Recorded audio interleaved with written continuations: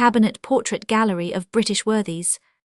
Henry II, among the histories of eminent kings, that of our Henry II, is one of the most remarkable both in its beginning and its end, both in the character of the man and in his fortunes, and mostly tragic as the annals of human ambition are.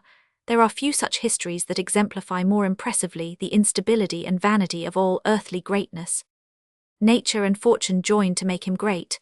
The son of Matilda, daughter of the English King Henry I, he was through that descent, after the death of his grandfather, the undoubted male representative of William VI the Conqueror, the founder of the reigning English dynasty, and as such the legitimate heir, at least after his mother, both of the crown of England and of the dukedom of Normandy, the older acquisition of his heroic race. His grandmother, the wife of Henry I, was Matilda, daughter of Queen Margaret of Scotland, herself the daughter of Edward the Outlaw, in the veins of whose descendants now flowed the main stream of the blood of Egbert and Alfred and the old Saxon royal line. His father, whom his mother had married in 1127, 2 years after the death of her first husband, the Emperor Henry V, by whom she had no issue, was Geoffrey, Earl of Anjou, surnamed Plantagenet, from his assuming as his ensign, and wearing on the crest of his helmet a sprig of broom, in French plant genet, whose father Earl Fulk had immediately before this marriage resigned to him all his French possessions and honours, upon being himself elected to the throne of Jerusalem, in which he was succeeded on his death in 1143 by Baldwin III, his son by a second marriage. Henry was the eldest son of Geoffrey and the Empress, and was born at Le Mans, the capital of his father's county of Maine, in March 1133, about 2 years and 9 months before the death of his grandfather King Henry. Yet it is remarkable that each of these several advantages of descent, which were thus united in his person, was accompanied by some defect or drawback, as if in order that there might remain as much for him to do for himself as had been done for him by the accident of his birth. His Saxon lineage gave him no claim to call himself the heir of the old race of English kings, while there existed male descendants of his great-grandmother, Queen Margaret of Scotland, whose son David I was now seated on the throne of that country, and was undoubtedly the true representative of King Edmund Ironside and the Saxon royal line. Even between him and his legal right by inheritance to the English sceptre of the Conqueror, there stood his mother, to whom and not to her son it was that Henry I had made his barons swear fealty as his successor, nor did he on the death PG7 of his father obtain more than a qualified right to the earldom of Anjou, Geoffrey having directed in his will that he should resign it to his next brother Geoffrey, if he should ever come into the possession of the English crown, and having also made his bishops and barons take an oath that they would not suffer his body to be buried till Henry should have sworn to perform whatever the will might be found to enjoin, which accordingly, though with much reluctance, he 999. Geoffrey died on the 10th of September 1151, in his 41st year, being younger than his wife the Empress, who had long ceased to be an object of his affections, by 7 or 8 years. Ere this, however, his son, styled by the French Henry Fitz-Empress, that is, son of the Empress, had passed through other changes of position and fortune. On the death of his grandfather in December 1135, the English throne had been usurped by Stephen of Blois, whose mother Adela was a daughter of the Conqueror. She had been married to the Earl of Blois, by whom she had 4 sons, of whom Stephen was the third. In the course of the contest that ensued between Stephen and Matilda, young Henry was in the latter part of the year 1142 entrusted by his father to Robert, Earl of Gloucester, his mother's illegitimate brother and faithful partisan, and was by him brought over to England. They landed, the boy and his uncle, about the middle of November, at Wareham in Dorsetshire, a town and castle belonging to the Earl, but now held by the king's troops. The garrison, however, agreed to surrender to Gloucester, who had brought with him from the continent a force of 300 or 400 knights, if they should not be relieved within 3 weeks. And soon after, upon being informed from Stephen that he had no intention of relieving them, they gave up the place. Matilda had never, since she landed in England 3 years before, been in such peril as she was in at this moment, not even when, in the summer of the preceding year, she was surprised in London by Stephen's queen, and only saved herself by springing into her saddle from the table at which she was dining, nor a few weeks after when flying from Winchester, PG8 early on a Sunday morning, she and her escort were overtaken by the enemy at Stourbridge, and while the Earl of Gloucester and all the rest were either taken prisoners or slain, she made her way, attended by a single follower, to Ludgershall, and thence, after a rest of a few hours, by getting again upon horseback and continuing her rapid flight, to the castle of Devizes. She was now shut up in the castle of Oxford, which Stephen besieged with his whole army, disregarding in the meantime every other object, and determined to effect its reduction either by force or famine. All hope seemed to be gone, but after she had endured the greatest privations, on the night of the 20th of December, she left the castle by a postern gate with 4 knights crossed the Thames, which was frozen over, and reached Abingdon on foot, having walked all the way through a deep snow, and having been enabled to escape the notice of the enemy, some accounts say, in part by herself and her attendants having clothed themselves in white linen. At Abingdon she took horse and rode to Wallingford Castle. Hither a few days after the Earl of Gloucester, having started as soon as he heard the news, brought her son. The sight of the boy, says an old chronicler, made her forget all her toils and dangers, and think all she had suffered nothing. Matilda, with all her haughtiness of temper, was not without other good qualities, besides her share in the intrepidity and tough invincible spirit of her race. If prosperity made her insolent and tyrannical, she bore adversity admirably.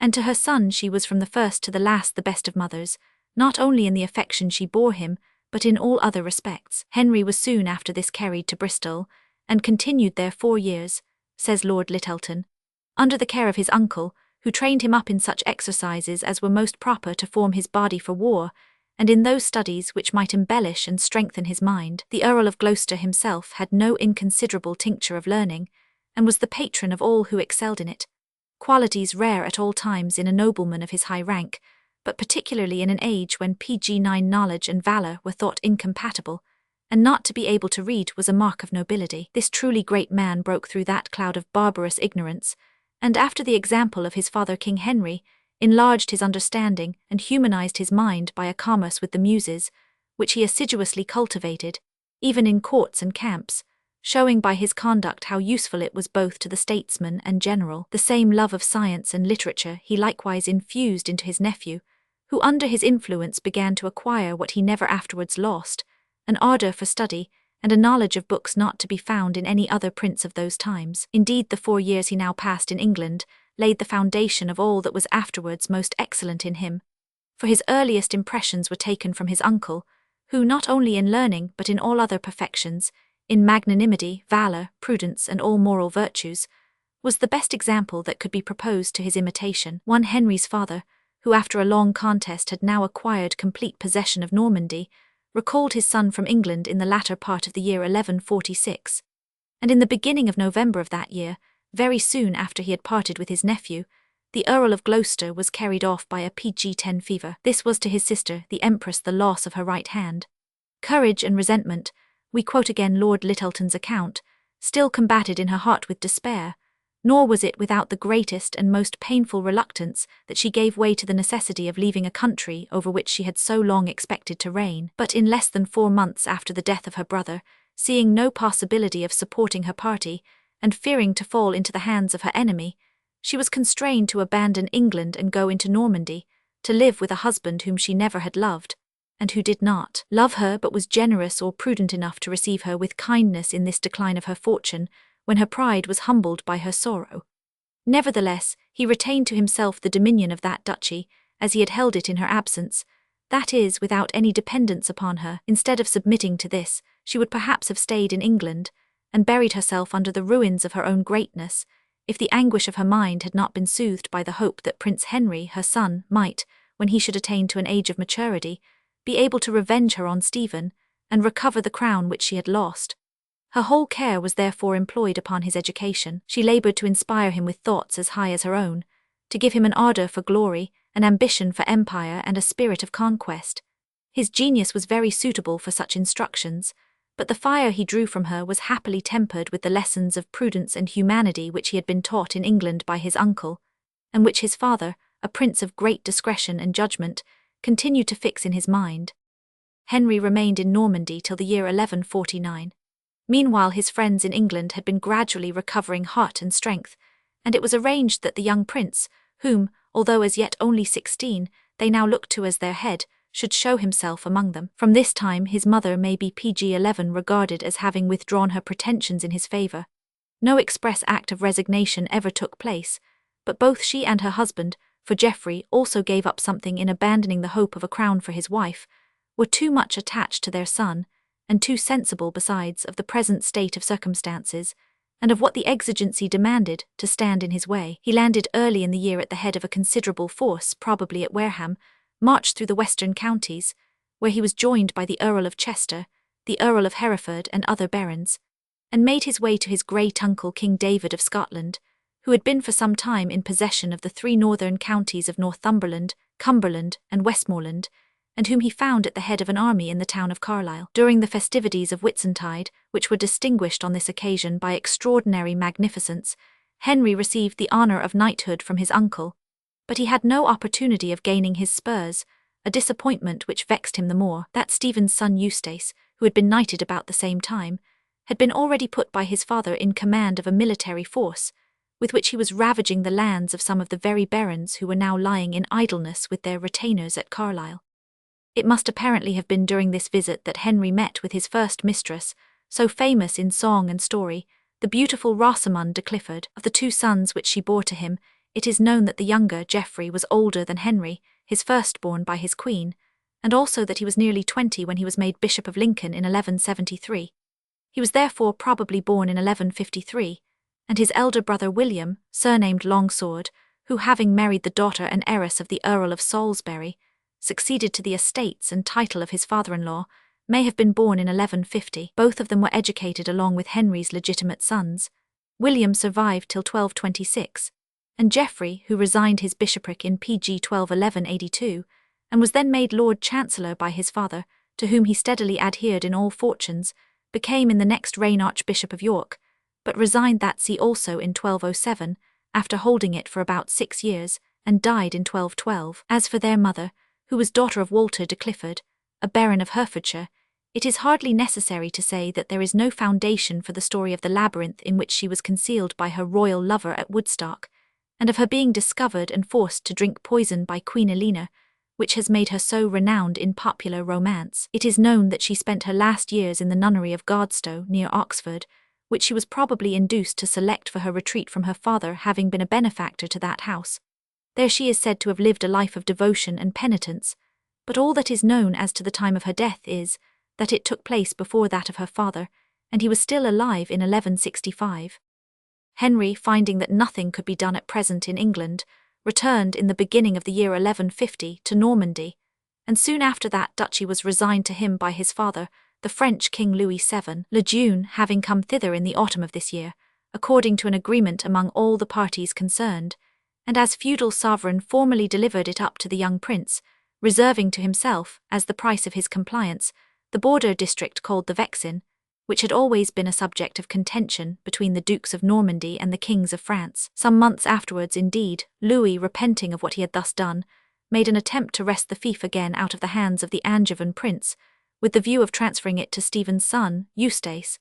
But upon Henry showing a bold front and a determination to defend his own, he soon desisted, and the quarrel was settled by his abandoning Eustace, and by Henry coming to Paris and renewing his homage there.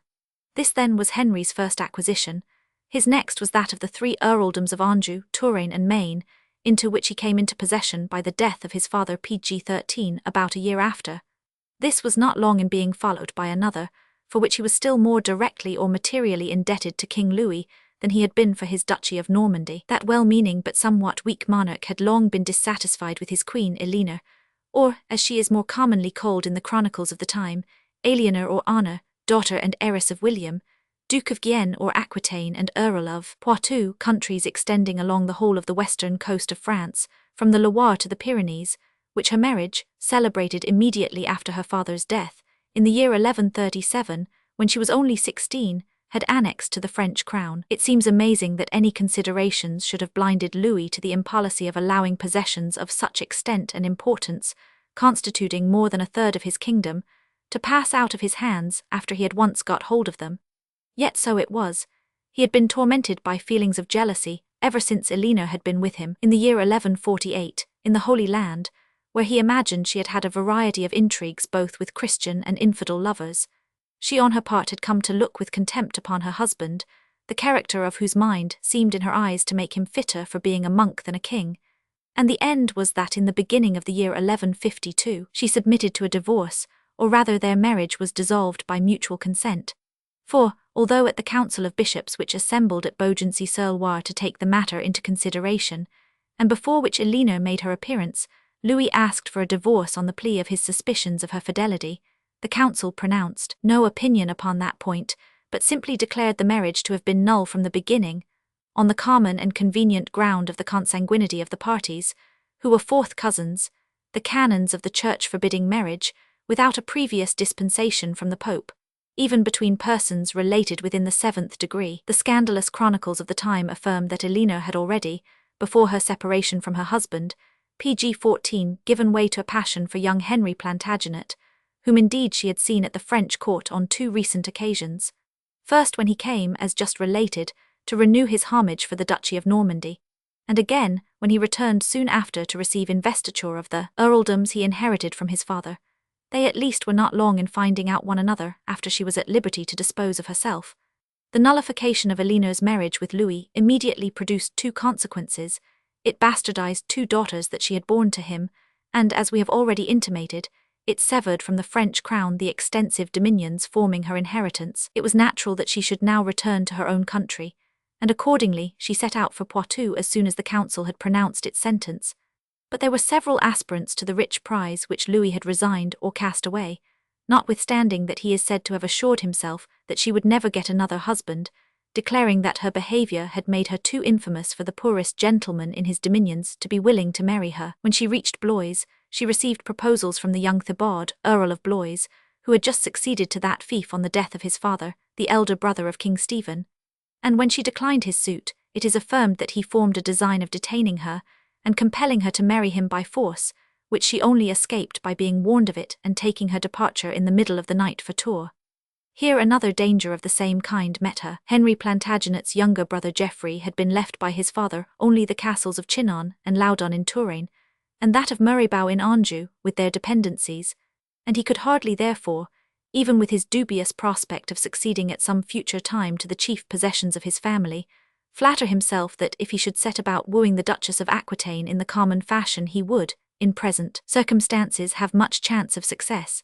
But either not being aware of or disregarding his brother's pretensions, and thinking that such an opportunity pg 15 of making his fortune was not likely again to present itself, he also, like Thibaud of Blois, resolved to try force, and posted himself at a port on the Loire, called Le Port de Piles, by which he supposed that Eleanor would pass, for the purpose of waylaying her and carrying her off. She received intelligence of his scheme, however, and changing her route got safe to her own town of Poitiers. From this she sent to Henry, then in Normandy, to tell him of her arrival, and of the perils through which she had made her way.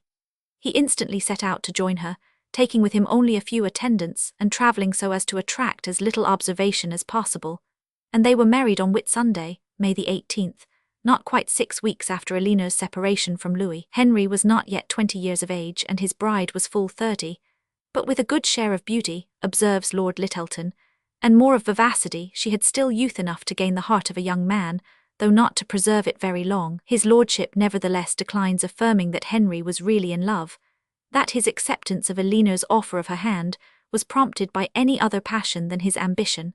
There were certainly some strong considerations to be got over, apart altogether from their difference in age. Thus was Henry already lord of nearly the half of France.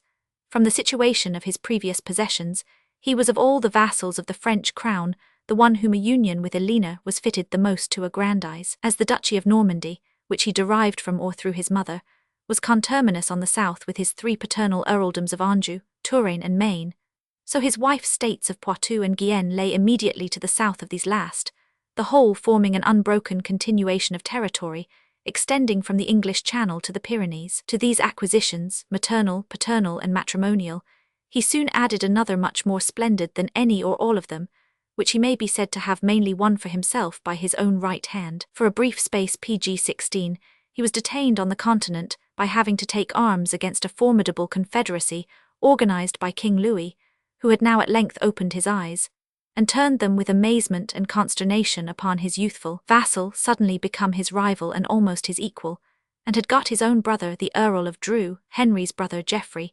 Eleanor's other disappointed suitor the Earl of Blois, and King Stephen's son Eustace, to join him in an invasion of Normandy. But this attack was repulsed in a campaign of less than 6 weeks' duration.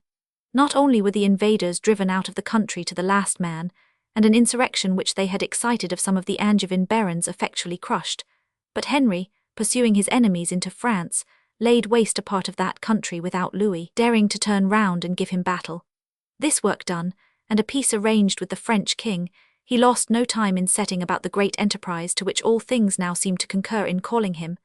He landed in England on the 6th of January, 1153, at the head of a force of 3,000 foot and 140 knights. There was some fighting, but no considerable action.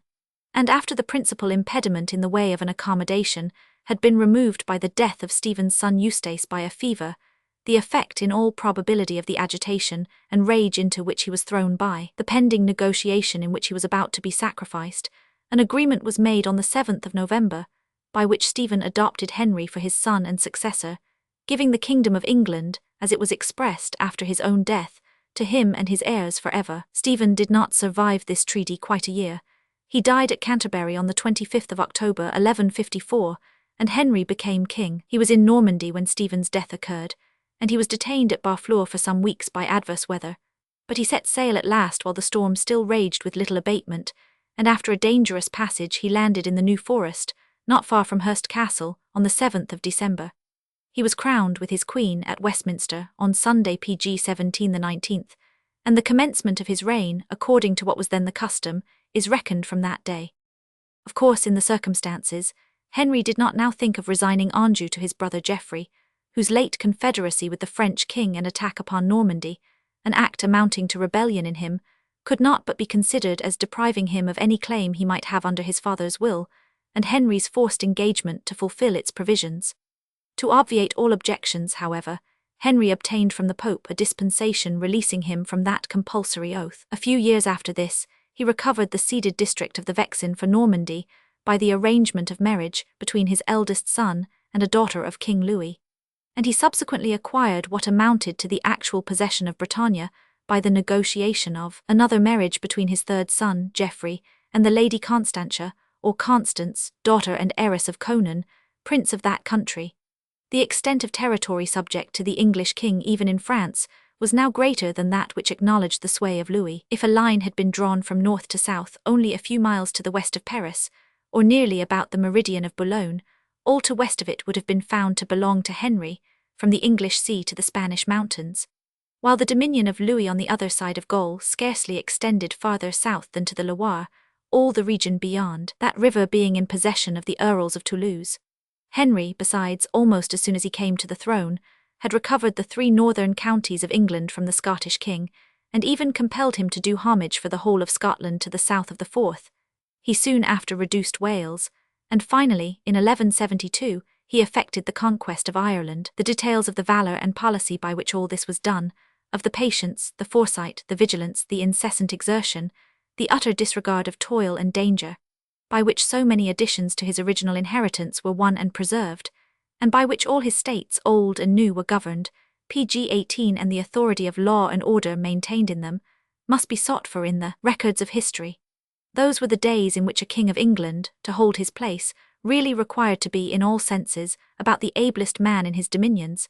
If he was not of such heroic mould, he was almost sure to be thrown down, in that convulsive and stormy condition of things which had not yet subsided, since the breaking up of the Roman Empire had thrown Europe into a state of social chaos. Nothing, in fact, was fixed and stable. Nowhere was the ground firm beneath men's feet. Hardly any political arrangement or part of the mechanism of government was brought to such working order as to go on in any degree of itself, or as a matter of course. All rights and claims were disputed and in conflict with one another. The boundaries of states, public and private inheritances, the provinces of the civil and ecclesiastical powers, the positions and privileges of the different classes of the community, all remained as yet in many respects unsettled, and the subject of fierce contention both by argument and occasionally by force. Of all this confusion the king had to be, as far as possible, the ruler or moderator, and to hold his own besides, often in harness and the battlefield, and when nothing would stand him in much stead if he had not a strong arm and a stout heart. Let us now see how Henry was furnished in body and mind, in capacity and moral disposition, for this post in the front and at the head of the community, according to the testimony of those who knew him best, and were the best qualified to understand and describe him. He has been drawn at full length, and with much elaboration, by the famous letter writer of the 12th century, Peter of Blois, so styled from the place of his birth, who appears to have come over to England about 1169 or 1170, and was afterwards for many years in habits of daily and intimate intercourse with the king as his private secretary. The account occurs in a letter from Peter to his friend Walter, Archbishop of Palermo, who had requested from him a complete and exact picture of the great English king, both in his outer and pg-19 inner man, a theme which his correspondent declares would, in his opinion, overtask the powers of the Mantuan, that is, Virgil himself, or, as he afterwards still more strongly puts it, would be too much for either Marrow or Tully. So far, however, he adds, as the subject is within his capacity, he will speak without envy or detraction. The letter has no date, but appears to have been written about the year 1180. He begins by remarking that, as it is related to the commendation of David that he was ruddy, so it might still be seen that King Henry had in earlier life been in a moderate degree of that complexion, although his colour was now somewhat gone, and his hair also touched with grey from his advanced years. 3. His head was compact and pg-20 round-shaped. Spherical is the rhetorical secretary's term, of fitting form and dimensions, according to the craniological philosophy of that day, to be the seat of great wisdom and the special sanctuary of deep counsel. Yet its size was perfectly proportioned to that of the sustaining neck and the general frame. The eyes also were round and of soft expression, dove-like and simple or single in the scriptural sense, are the terms employed, while he was unexcited, but under the emotion of anger or any other disturbing passion they flashed fire and, as it were, lightened. His hair as yet showed no signs of becoming bald, but he prevented it from growing long by clipping.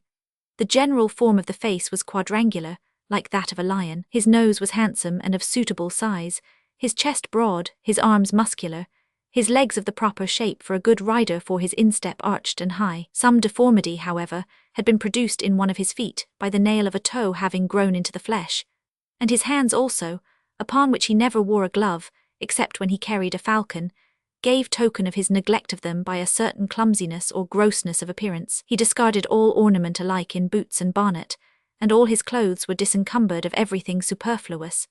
5. pg-21, a characteristic of his mother's race that he inherited, was a strong tendency to corpulency, but he appears to have succeeded in keeping it down much more than his great-grandfather, the Conqueror, both by frequent fastings and by a life of movement and activity almost without example. His habit was scarcely ever to sit down, except while he was upon horseback or at his meals.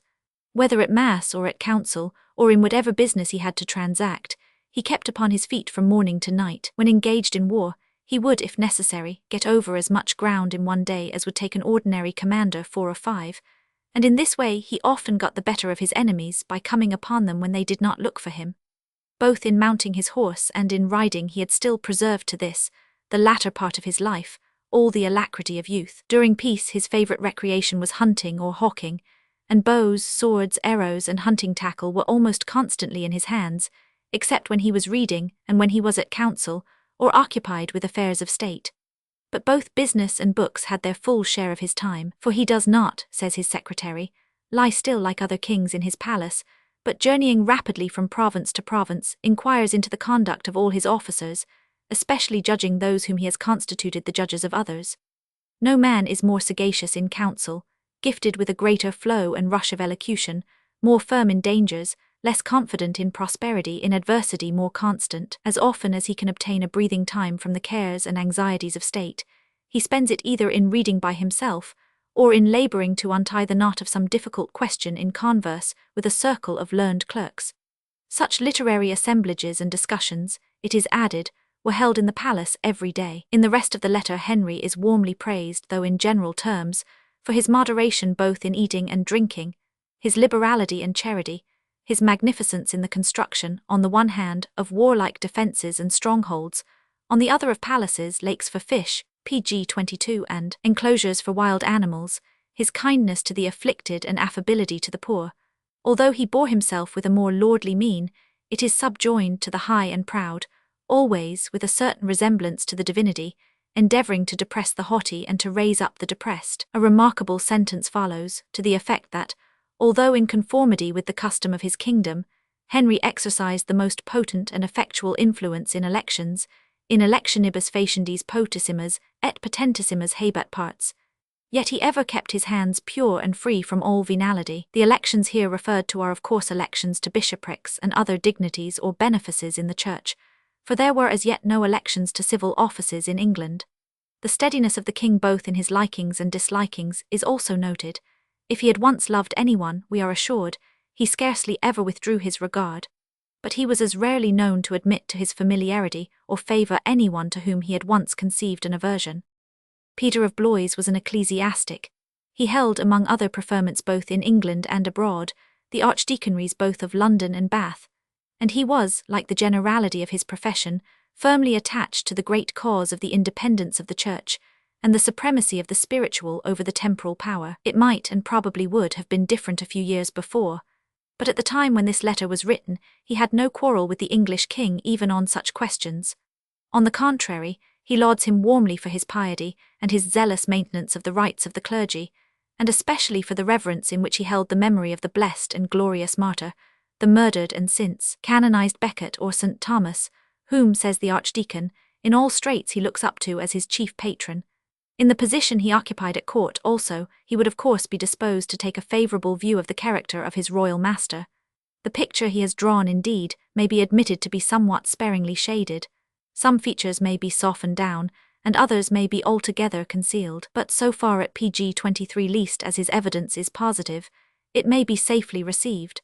And in fact, it is confirmed in all the main particulars by other contemporary testimony, or by what Henry's history and conduct throughout his life show him to have been. It is true that other writers of his own age, Geraldus Cambrensis, for instance, and Radulphus Niger, have delineated him in much darker colours, but their animosity is at least as evident and as strong as Peter of Blois's partiality, and they, and others who joined them in the same strain, had individually as much reason to dislike Henry, as the archdeacon had to feel grateful and attached to him. His chief habitual defect appears to have been a tendency to violent explosions of rage. It is several times alluded to in the letters of Peter of Blois, from whose notices we learn that there were times when his majesty was not to be spoken to without considerable risk or great caution, but some of the exhibitions of his fury, as reported by other authorities, almost go beyond credibility. When his wrath is fairly kindled, says Peter in one place, he is a lion or something yet more truculent. Geraldus Cambrensis tells us that in the paroxysms of his passion, to quote his description as translated by Lingard, his eyes were spotted with blood, his countenance seemed a flame, his tongue poured a torrent of abuse and imprecation, and his hands were employed to inflict vengeance on whatever came within his reach. On one occasion, we are told, the learned modern historian proceeds, referring to a letter of Thomas of Becket's, when Humit, a favourite minister, had ventured to offer a plea in justification of the King of Scots, Henry, in a burst of passion, called Humit a traitor, threw down his cap, ungirt his sword, tore off his clothes, pulled the silk coverlet from his couch, and unable to do more mischief, sate down and gnawed the straw on the floor. Another time, it is added on the same authority, when a page presented a letter, the king attempted to tear out his eyes, nor did the boy escape without severe scars. These were doubtless demonstrations, supposing them not exaggerated in the recital, that had better have been pg 24 avoided. But Henry had often that to contend with which was enough to make the wisest mad. Such outbreaks do not appear to have been frequent, and if the storm was sufficiently terrific while it lasted, it never lasted long, nor were the rash and furious words usually followed by any corresponding ferocity of action. If Henry was passionate, he was certainly neither vindictive nor cruel. He may have put little restraint upon his passions in other respects as well as in giving way to excesses of rage, and he had probably his share in the general licentiousness of his time. But he nowhere revolts us by showing either want of heart, or anything of coarseness or baseness of nature. It is probable, from all that history and tradition tell us of him, that there was always as much of sentiment as of sensuality in his licentiousness. His affection for his children, so long as they would suffer him to love them, seems to have been only too tender and indulgent, and even after their repeated ingratitude, he was always to the last ready to forgive them and to take them again to his heart. Ambitious he was, indisputably, and fond of power, and as such he was necessarily unscrupulous, and in pursuing his great and aspiring schemes, would at times break his way in a somewhat reckless and startling fashion through restraints that checked more timid spirits, having also frequently to act by policy as well as by force, and to contend with the one as much as with the other, for it was an age of overreaching and trickery. He may have sometimes gone farther in the way of artifice and deception than would now be thought correct, but a fair consideration of his conduct as recorded does not at all bear out the charge made against him by some hostile declaimers, principally or exclusively ecclesiastics, during his contest with the Church, that he was a shameless and systematic liar, that he never pledged his word, except with the intention of breaking it at the first opportunity. This is the mere extravagance of party malice or passion. When Cardinal Viviani, after conversing with Henry, declared that he had never known his equal in lying, we can only conclude that the churchman found PG 25 himself no match in diplomatic subtlety and stratagem for the king. Henry's course of prosperity and success encountered no check, scarcely anything to disturb for a moment its even and onward flow, till after he had been between 7 and 8 years King of England. The portion of his reign from the middle of the year 1162 till the end of 1170 was mostly spent in a contest with one of his own subjects. The famous Thomas A. Becket is said to have been born in London in 1117, and his legendary history, which may have some foundation in fact, makes him to have been the son of a citizen of English race, Gilbert Becky or Becket, by the daughter of a Saracen chief, who, when he had been taken prisoner in the East whither he had followed his Norman lord to the Holy Wars, had fallen in love with him, contrived to release him from his captivity, and afterwards followed him to England, and found him out by inquiring wherever she went for London and Gilbert, the only two English words she knew. Thomas A. Becket, like his father, attached himself to the Norman conquerors of his native land. His accomplishments and his obsequiousness had before the end of the reign of Stephen raised him to high favour with Theobald, the Archbishop of Canterbury, who induced him to take deacon's orders and made him archdeacon of his metropolitan church. He was presented to Henry soon after his accession, and he was almost immediately appointed to the high office of Chancellor of the Kingdom, to which was speedily added the custody of the castle of Berkhampstead, the government of the Tower of London, and other preferments. He was now the most powerful subject in England, the man whom the king most delighted to honour, the familiar friend of his sovereign, and his constant and intimate associate in his private life, in his amusements and pleasures, as well as in the government of the realm. One of Becket's biographers tells us that after they had finished their serious affairs, they would often play together like two boys of the same age. This continued till Henry crowned his long unvarying favour by making PG 26 Becket Archbishop of Canterbury, in May, 1162. From that moment his former friend, who had been indebted to him for so much, for all that he had and all that he was, became his rival and his enemy. Becket, indeed, was now in every respect a changed man, the gay, careless, luxurious layman, for as such he had been hitherto considered, notwithstanding his deacon's orders, the man of gallantry in every sense of the term, for he had also borne arms with distinguished reputation, was transformed at once into a cold, rigid, ascetic priest, hard and unimpressible as a man of stone. All that he had hitherto appeared, all that had seemed his nature and very self, was thrown off as if it had been a mask or disguise. It is unnecessary, however, to assume that Becket was insincere or dishonest, either in the part he had made a show of sustaining till now, or in this sudden metamorphosis. It is rather proof of his inherent honesty, as well as of his force of character, that he would not seem to be what he was not, that he would not become a churchman in name without becoming one in reality. But with this spirit, his new position brought him immediately into collision with Henry.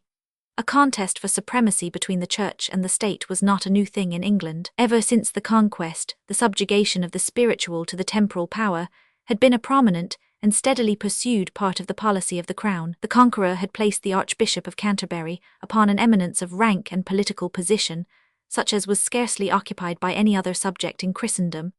But in doing this, he had strenuously aimed at the same time at making the Church part and parcel of the State, so that the primate, with all the splendour, his station and the other bishops, should in fact form rather a baronage or nobility, the supporters and servants of the Crown, than a separate power. This system, however, was entirely opposed to the pretensions and aims of the court of Rome, and to the notions generally entertained by all orders of ecclesiastics in that age. The papal power, professing to consider all legitimate royalty and other civil authority PG 27 to be derived from itself, and even to be resumable at its will and pleasure, and maintaining the state to be everywhere thus the creation of the Church, always resolutely refused to acquiesce, except occasionally in the way of compromise, in any arrangements which seemed to proceed upon an opposite idea or principle. Hence in the time of Rufus and Henry I, the contest between these kings and Archbishop Anselm about investitures, or the right of nominating to offices in the Church, which the Archbishop and the clergy held to be in the Pope, but which the crown insisted upon retaining in its own hands. The first Henry had made good his claims in regard to this matter, and the other subjects of difference between the two interests had not since occasioned any serious disagreement. It is probable, however, that during the weak irregular government of Stephen, the spiritual power had made some encroachments, if not in regard to investitures, in another direction. It was a still more important question upon which Henry now found himself opposed by Becket. This king was as little likely as any one of his predecessors to tolerate such of the pretensions of the clergy as would have either allied them as a body with a foreign power, or withdrawn them as individuals from subjection to the ordinary laws of the realm. It can hardly be doubted that so long as Becket held the office of chancellor, which he threw up as soon as he obtained the primacy, he had gone vigorously along with his royal master in discountenancing, and, where necessary, resisting all such pretensions. Now, however, when Henry insisted that clerks or ecclesiastical persons, when charged criminally, should be tried in the king's courts, and punished, if found guilty, in the same way with other subjects, the archbishop declared this to be a violation of the rights of the Church and set himself to oppose what he denounced as a sacrilegious innovation with all the powers of his office. Whether the system which Henry wished to enforce was in conformity with the ancient customs of the kingdom, as he maintained that it was, may indeed be disputed. It was manifestly, at any PG-28 rate, the only system compatible with the good government of the kingdom. The highest punishments that the ecclesiastical courts could inflict were flagellation, fine, imprisonment, and degradation, and the crime of murder itself, when committed by a clergyman, was usually expiated by a whipping when the case was left in their hands. On the other hand, the archbishop probably also conceived himself to be bound in duty to make the stand he did for the claims set up by the Church. There is no difficulty in understanding how the two parties should see the question differently from their opposite points of view, and they both gave by the whole course of their conduct all possible evidence of their sincerity. After other proceedings, Henry assembled a great council at Clarendon, in Wiltshire, at Christmas, 1163, and there demanded the assent of Becket and the other prelates to 16 constitutions or articles, embodying what he maintained to be the ancient law or custom of the realm upon the matters in dispute. Becket, who had before refused to promise obedience to a much less comprehensive enactment, was now prevailed upon by the entreaties of his brethren to sign these constitutions, but he would not affix his seal to them. Even his signature, which had been wrung from him by importunity, was no sooner given than it was bitterly repented of, and he made no scruple openly to accuse himself of the most criminal weakness in doing what he had done. The contest was now renewed with greater animosity on both sides than ever, and before the end of the year Becket had clandestinely withdrawn himself from England and taken refuge in France under the protection of King Louis. He remained abroad, firmly refusing to make any concession. But at last, in July 1170, he and Henry held a conference in a meadow near Fretteville, or Fretteville on the borders of Touraine, when the form of a reconciliation was gone through, and the archbishop soon after set out on his return to England. He reached Canterbury on the 3rd of December, and with the exception of making a visit to London, remained there in quiet for the next 3 PG-29 weeks. Meanwhile, however, accounts had been brought to Henry in Normandy that before he had embarked at Wissant, he had sent forward letters of excommunication or suspension against the Archbishop of York, the Bishop of London, and others of the prelates who had stood by the king in the late controversy. Several of these prelates instantly came themselves over to Rouen and informed the king of this extraordinary proceeding. Furious with indignation, Henry hastily exclaimed, "Of the dastards who eat my bread, is there no one who will deliver me from this ungrateful, turbulent, incorrigible priest?" 4 knights who heard the words, soon after suddenly and secretly started for England. On that same day, Saturday the 25th, the archbishop was present in his cathedral at the performance of the solemnities of Christmas, and preached to a crowded auditory from the words, "I am come unto you to die in the midst of you." After his sermon he excommunicated some individuals who, he said, had for the last 7 years been busy in wronging and insulting himself and the Church. On the Tuesday following, being the 28th, the 4 knights arrived from Normandy. On the afternoon of the next day, accompanied by 12 others, they made their way into the archbishop's house. He was prevailed upon by his friends to proceed to the church. Thither, however, the conspirators followed him. They demanded that he should absolve the excommunicated bishops, but unbending to the last, he bid defiance to their menaces, upon which he was struck down by repeated blows at the foot of the altar. Henry was still keeping his Christmas festival at Bure in Normandy when tidings of the event were brought to him. There can be no reasonable doubt that he was profoundly affected with horror at the crime that had been committed almost in his name, as well as alarmed for the consequences. He shut himself up in his closet for 3 days, admitting no one and refusing all nourishment. It was not till after a negotiation of 2 years that he obtained from the court of Rome a full absolution on his appearing in the Cathedral of Avranches, and there publicly pg-30 taking his solemn oath on the Gospels, that he was innocent of the murder of the Archbishop both in word and deed. Meanwhile he had acquired new power and glory by the conquest of Ireland. Circumstances were also changed in other respects. New objects had in part withdrawn him from the controversy with the Church which had occupied him almost to the exclusion of everything else for the preceding 6 or 7 years. And now that Becket was removed, the pretensions of the clergy, although they may have remained the same in words, had actually become something very different and much less formidable. Henry therefore now also engaged that if any customs hostile to the liberties of the ecclesiastical order had been introduced into his kingdom since his accession, they should be abolished. And 4 years after, in a great council held at Northampton, the constitutions of Clarendon were so far repealed as that, among other concessions of less moment, clergymen were exempted from being personally arraigned before a secular judge for any crime, unless it were against the forest laws, or regarded a lay fee for which they owed service to a lay lord. But, although we learn this from a letter written by the king to the Pope, Alexander III, which is preserved by the contemporary Latin annalist Ralph de Disto, himself a churchman, it may be doubted if the satisfaction thus given to the clergy proved, after all, much more than a form of words. Before this, however, Henry had become involved in new troubles, and had encountered the first gust of the storm that was to wrap the afternoon of his reign and his life in darkness and ruin.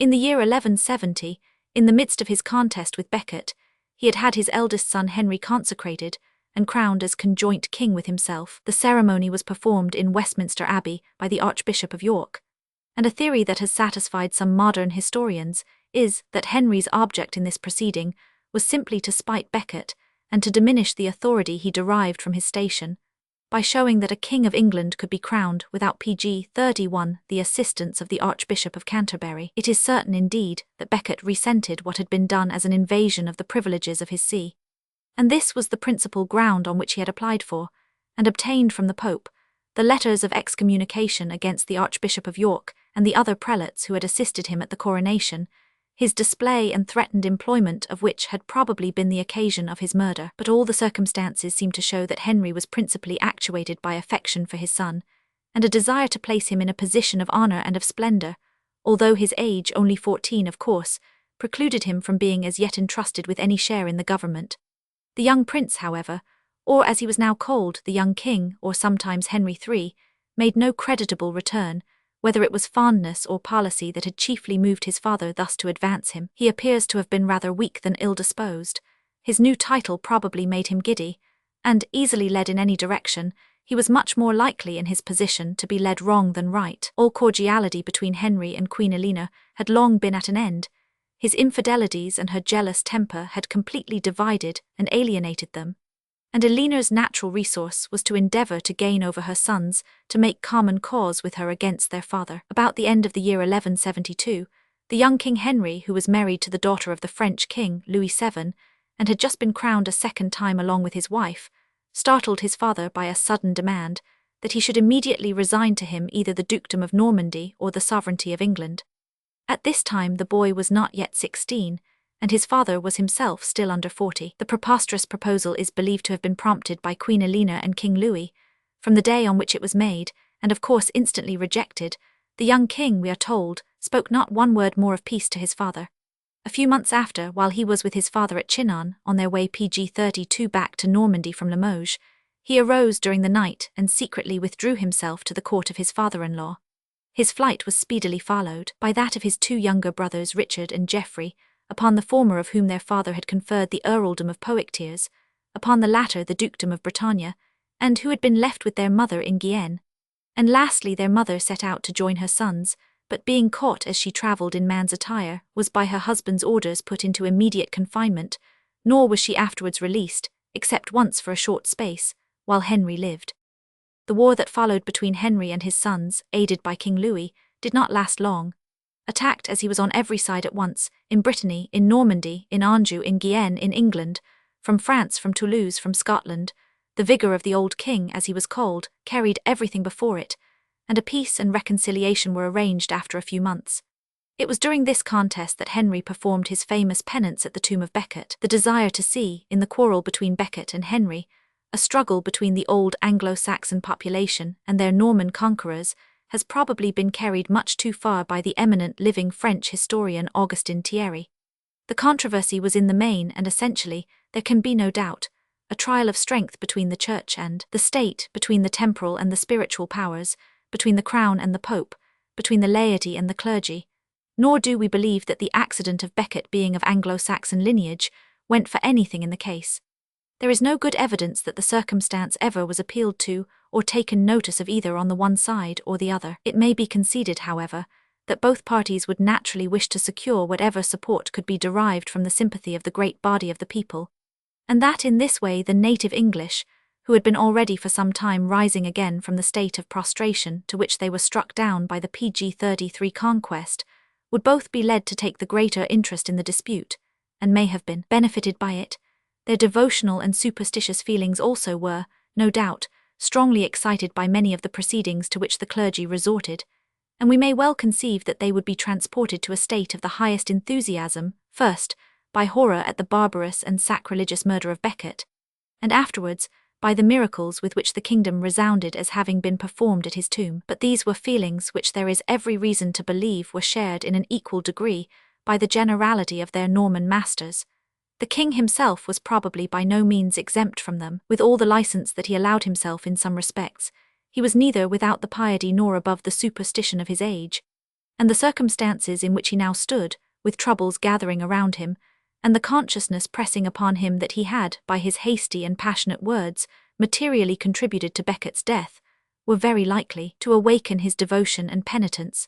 It seems impossible to regard him as merely acting a part, assuming the outward appearance of a reverence and contrition which he did not feel, in this penitential pilgrimage, when the whole proceeding and his demeanour throughout are fairly considered.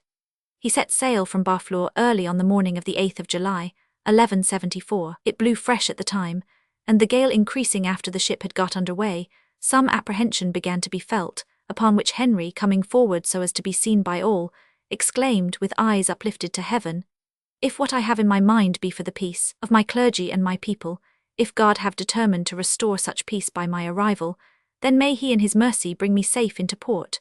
But if he have resolved still further to scourge my kingdom in his wrath, may it never be given me again to set my foot on land." He landed at Southampton on the morning of the 10th, and instantly getting on horseback, set out for Canterbury, pursuing his journey all night, and taking no other sustenance than a little bread and water. He PG-34 came within sight of the Metropolitan Church at the dawn of the next day, Friday the 11th, and then dismounting and throwing off both his silk apparel and his boots, he walked in the garb of a pilgrim, and barefoot, over the flinty road for the 3 remaining miles of the way.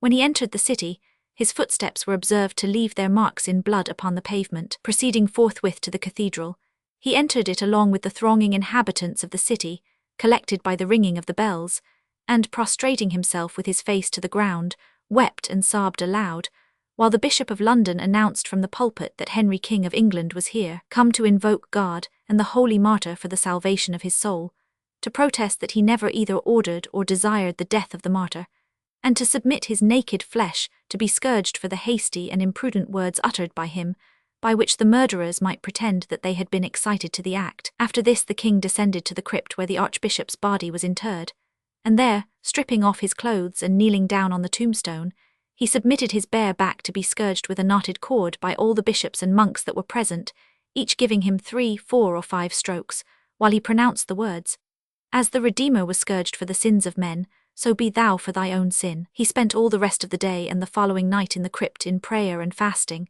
and the next morning, after hearing Mass, he left Canterbury without tasting anything save a draught of the holy water kept at the martyr's tomb. He rode to London, but when he had finished his journey he was taken ill, and he was confined for some days by fever. On the 5th night of his illness, a messenger arrived at the palace and insisted upon instant admission to the king.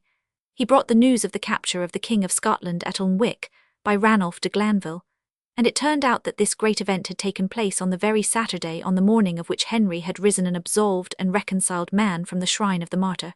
PG-35. For some years from this time Henry was left at peace, although in 1179 his two eldest sons, Henry and Richard, took arms against each other, and Poitou and Guienne were for a time disturbed and devastated by their dissension. But in 1183 war again broke out between the sons and the father. Sometimes he was opposed to one, sometimes to two of them, sometimes to Henry, Richard and Geoffrey all at once. Both the two elder were soon cut off, Henry by fever on the 11th of June at Château Martel near Limoges, Geoffrey early in 1185 by being thrown from his horse and trampled to death in a tournament at the court of the new French King Philip II. Augustus, whose aid he had sought against his father.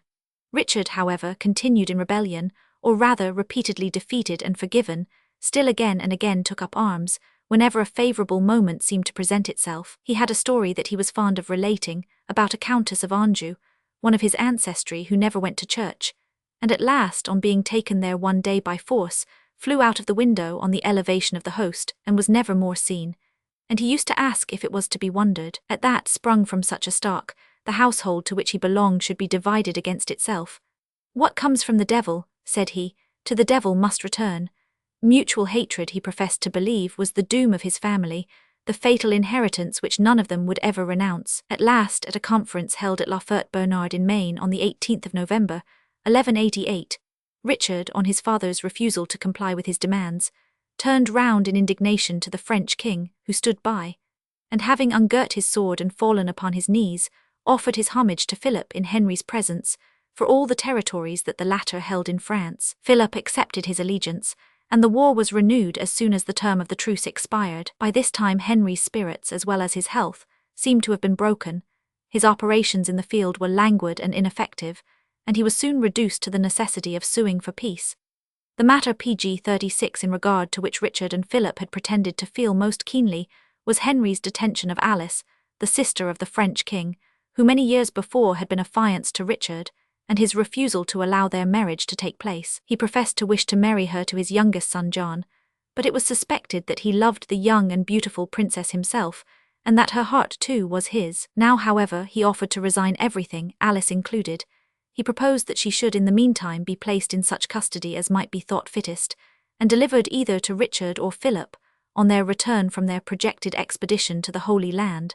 The French princess, we may mention, after all was not married to Richard, though he had demanded her so clamorously before. When he became king he refused to have her, and she eventually became the wife of William Earl of Aumale and Ponthieu, by whom she had a daughter, who married Ferdinand III, King of Castile, and was the mother of Elena, the queen of our Edward I. Henry and Philip met to arrange a peace on the 28th of June, 1189, on a plain between Tours and Azay-sur-Cher.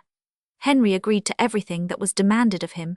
He became very ill before the conference closed, and was carried from the place in a litter to his quarters, where a few days after the articles of the treaty were sent to him for his ratification. They were read to him one by one as he lay on his bed, and when he had heard the one which secured from punishment all who had been engaged on the side of Richard in the late war, either openly or secretly, and allowed them, although they had hitherto been his own subjects, liberty to continue the vassals of his son, he asked how many and who were the persons whose faith and allegiance he would thus have to lose. The first that was named to him was his youngest son John, his favourite son, of whose affection and fidelity he had never had a doubt, for whose sake in great part it had been that he had resisted the demands of Richard, and brought himself to the state in which he was. When he heard it pronounced, he raised himself pg 37 convulsively half up in the bed, and with a wild look asked if it was true that this son, whom he had so loved and trusted, for whom he had done and suffered so much, had actually deserted him. He was assured that so it was. He then fell back and turning his face to the wall said, "Well then, henceforth let all things go as they may, I care nothing more about myself or the world."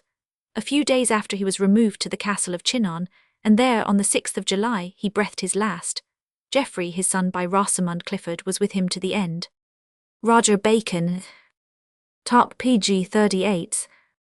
Some part of this biography will make the rest more intelligible if made a preliminary explanation. Before the appearance of Wood's History of Oxford, 1674, no one had added anything to the summaries of Leland, Bale and Pitts, which are little more than ill-understood lists of works. The name of Bacon was known far and wide as a magician, and the better informed could only judge from such fragments as had been published, and from the traditional reputation of what remained in manuscript, that he was a philosopher of the highest genius. These printed fragments are as follows, so far as we can collect them, being all that was published down to the appearance of Dr. Jebb's edition of the Opus Majus, which closes the list. De mirabili potstate artis et naturi et nullitate magri, Paris 1542 42, Basel 1593 8 vo, in English 6 Land, 1597 42, Ham, 1608 and 1618 8 vo, pg 39 in French par, 1612 8 vo, also in French by Gerard par 1557 and 1629, in Val, 5 of Zetzner's Theatrum Chemicum Argent, 1622 8 vo and 1659, in English by T. 1000, Land, 1659 12 mo. Perspectiva Specula Mathematica and De Speculis Ustorias Frankoff, 1614 42, whether as one book or three we do not know.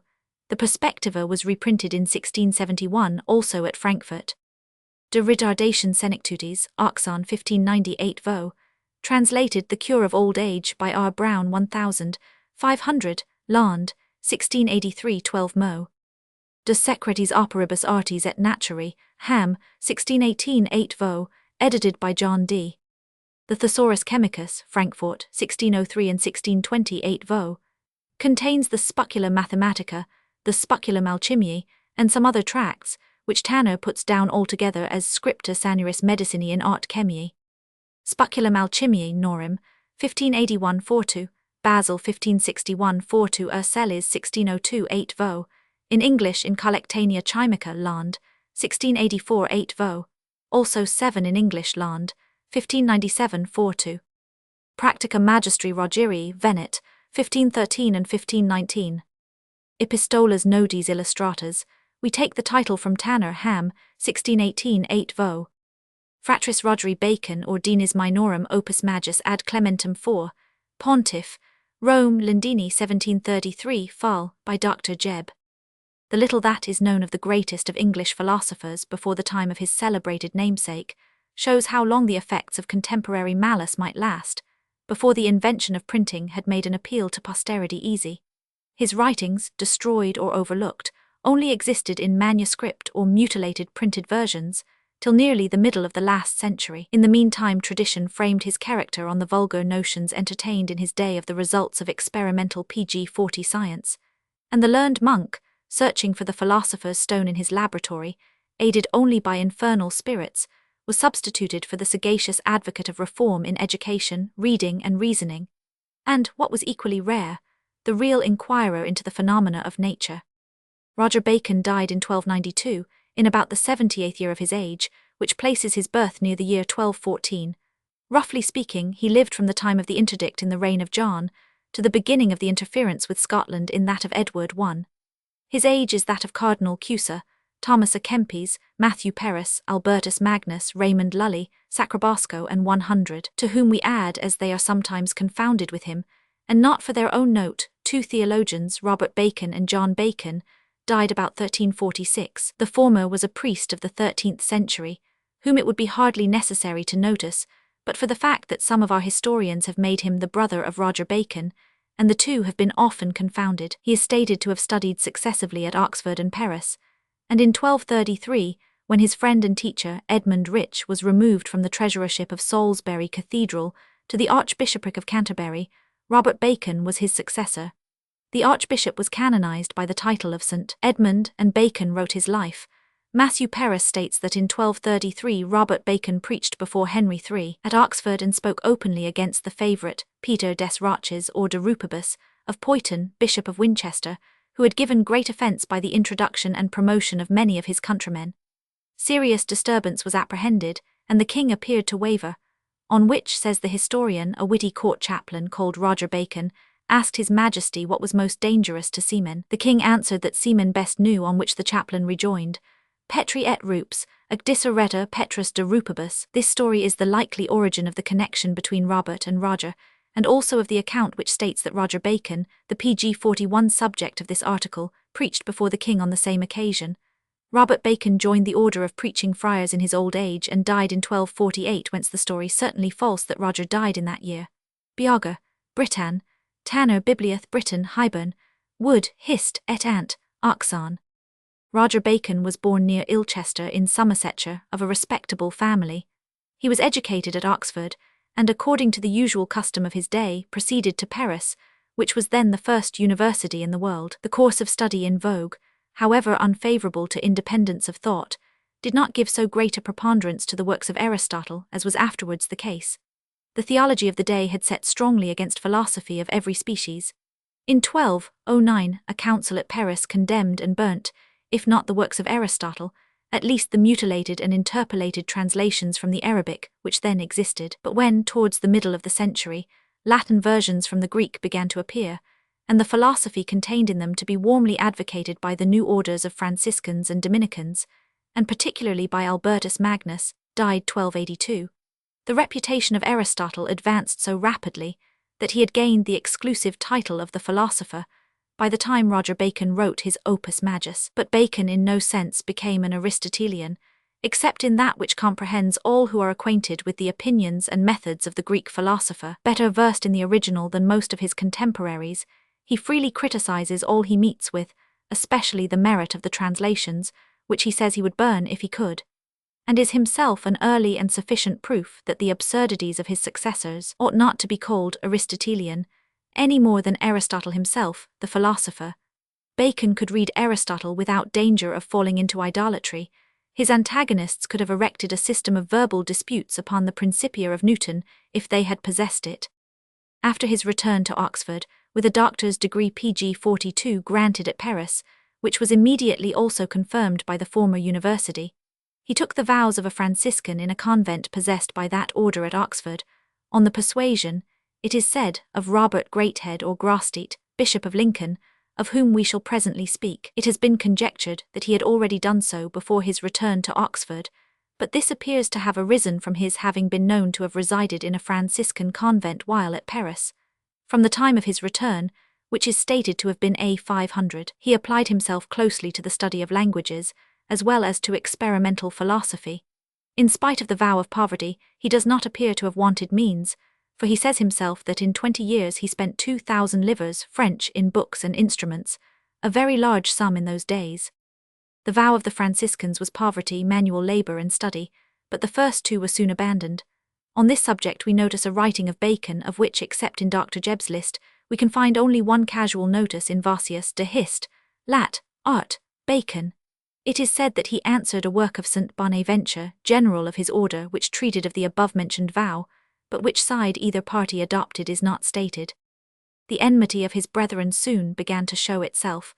The lectures which he gave in the university were prohibited, as well as the transmission of any of his writings beyond the walls of his convent. The charge made against him was that of magic, which was then frequently brought against those who studied the sciences, and particularly chemistry.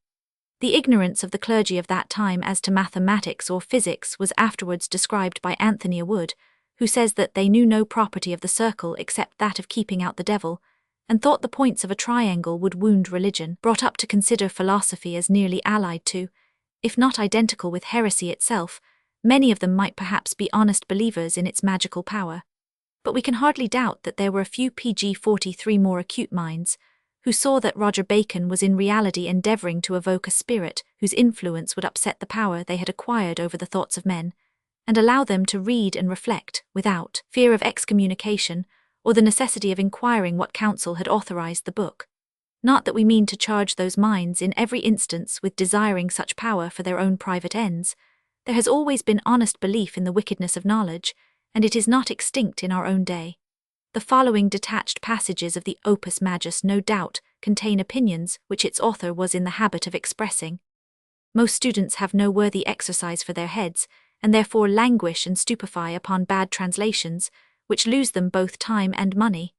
Appearances alone rule them, and they care not what they know, but what they are thought to know by a senseless multitude. There are 4 principal stumbling blocks in the way of arriving at knowledge: authority, habit, appearances as they present themselves to the vulgar eye, and concealment of ignorance combined with ostentation of knowledge.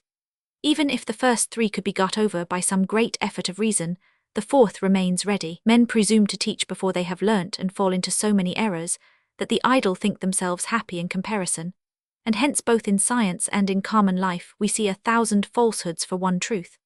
And this being the case, we must not stick to what we hear and read, but must examine most strictly the opinions of our ancestors, that we may add what is lacking, and correct what is erroneous, but with all modesty and allowance. We must with all our strength prefer reason to custom, and the opinions of the wise and good to the perceptions of the vulgar. And we must not use the triple argument, that is to say, this has been laid down, this has been usual, this has been common, therefore it is to be held by. For the very opposite conclusion does much better follow from the premises, and though the whole world be possessed by pg 40 for these causes of error, let us freely hear opinions contrary to established usage. As might be supposed, Roger Bacon cultivated the acquaintance of men who held sentiments similar to the above, which could not please his brethren. Among them we have mentioned Grosseteste, Bishop of Lincoln, who usually resided at Oxford. This prelate, who was a good mathematician, and a resolute opponent of undue interference on the part of the See of Rome, terrificus papi redarguta, says Camden, had opposed Innocent IV, who attempted to appoint his nephew a boy to a prebend at Lincoln.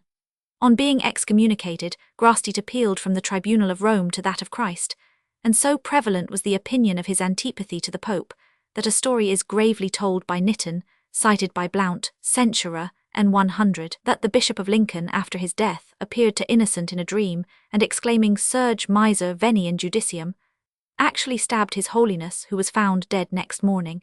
It is needless to say that Innocent IV died a natural death, and useless to speculate upon the means by which such a circumstance as the preceding, if true, could come to be known. But perhaps the memory of Grosseteste may have been one reason of the willingness with which succeeding popes continued Bacon's imprisonment, to which we shall soon come, for though they might hold his spirit guiltless of the death of Innocent, they long remembered what he had done in the flesh, and when Edward I, and the University of Oxford long after, applied to Clement V, for the canonization of Grosseteste, they received for answer that the Pope would rather his bones were thrown out of consecrated ground. In the meantime a Pope was elected, to whom we owe the production of the Opus Majus. This was Clement IV, elected 1265, who had previously, when Cardinal Bishop of Sabina, been legate in England.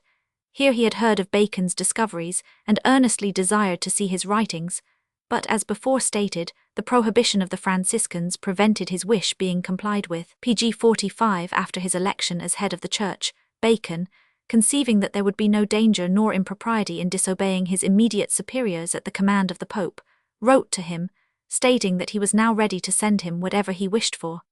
The answer was a repetition of the former request, and Bacon accordingly drew up the Opus Majus, of which it may be presumed he had the materials ready. It appears that he had mentioned the circumstances in which he stood, for Clement's answer requires him to send the work with haste, any command of his superiors or constitution of his order notwithstanding, and also to point out with all secrecy how the danger mentioned by him might be avoided. The book was sent in the year 1267 by the hands of John of London, a pupil of whom he speaks highly, and who has usually obtained some notice from the very great praise which Bacon in one place appears to give him, when he says that he only knows two good mathematicians, one of whom he calls John of London.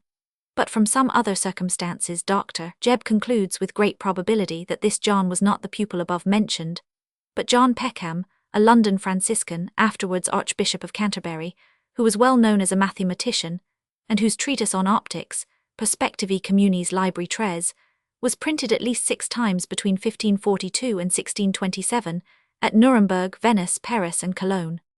Before the Opus Majus, Bacon, according to his own account, had written nothing except a few slight treatises, Capitula Quidem. Before he took the vows he wrote nothing whatever, and afterwards, as he says to Clement, he would have composed many books for his brother and his friends, but when he despaired of ever being able to communicate them, he neglected to write. With the Opus Majus he sent also 2 other works, the Opus Minus and the Opus Tertium, the second a sort of abstract of the first, and the third a supplement to it.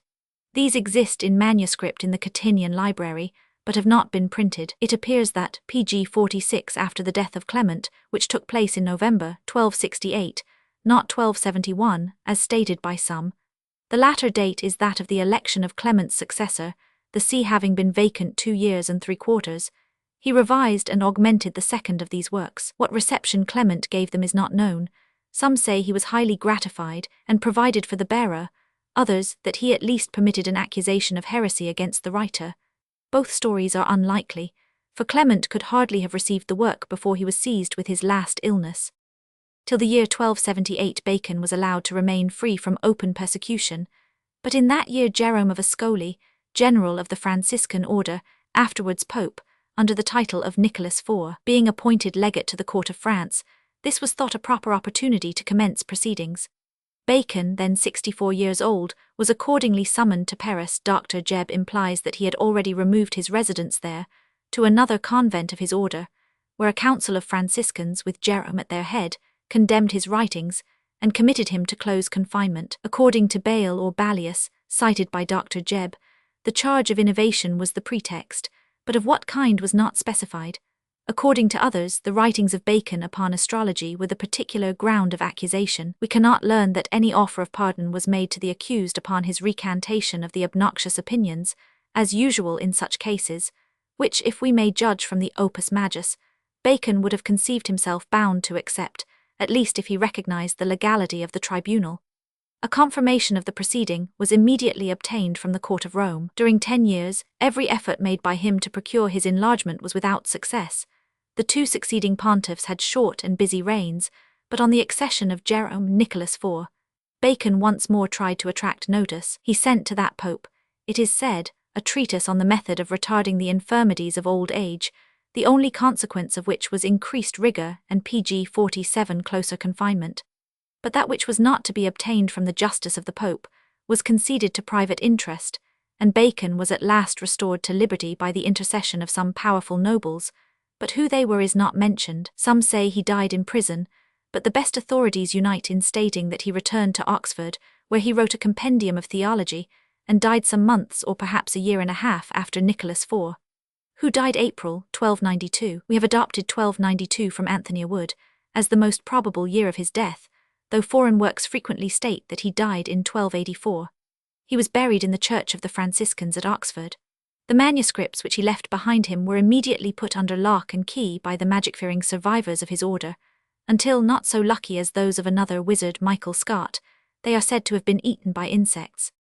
Of the asserted works of Bacon, there is a very large catalogue, cited mostly from Bale and Pitts, in the preface to Dr. Jebb's edition of the Opus Majus. They amount to 5 on grammar, 6 on pure mathematics, 17 on mechanics and general physics, 10 on optics, 6 on geography, 7 on astronomy, 1 on chronology, 9 on chemistry and alchemy, 5 on magic, 8 on logic and metaphysics, 9 on medicine, 6 on theology, 12 miscellaneous, 101 in all. But it is most likely that the greater part of these were extracts from the Opus Majus, and 100, with separate titles, that some are not genuine, and that others are more properly attributable to the 2 other Bacons already mentioned.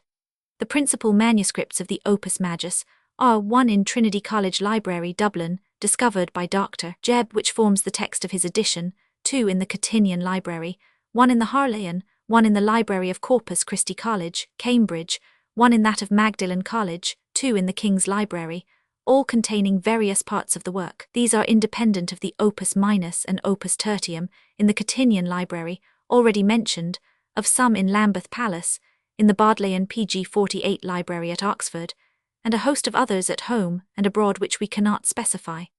The Dublin manuscript is the only entire one with which Dr. Jebb was acquainted. It is a folio of 249 leaves, beautifully written on thick paper with a good margin and in double columns. It is not dated, but from the character of the writing it is judged to be of the reign of Henry VIII, or perhaps the early part of that of Elizabeth.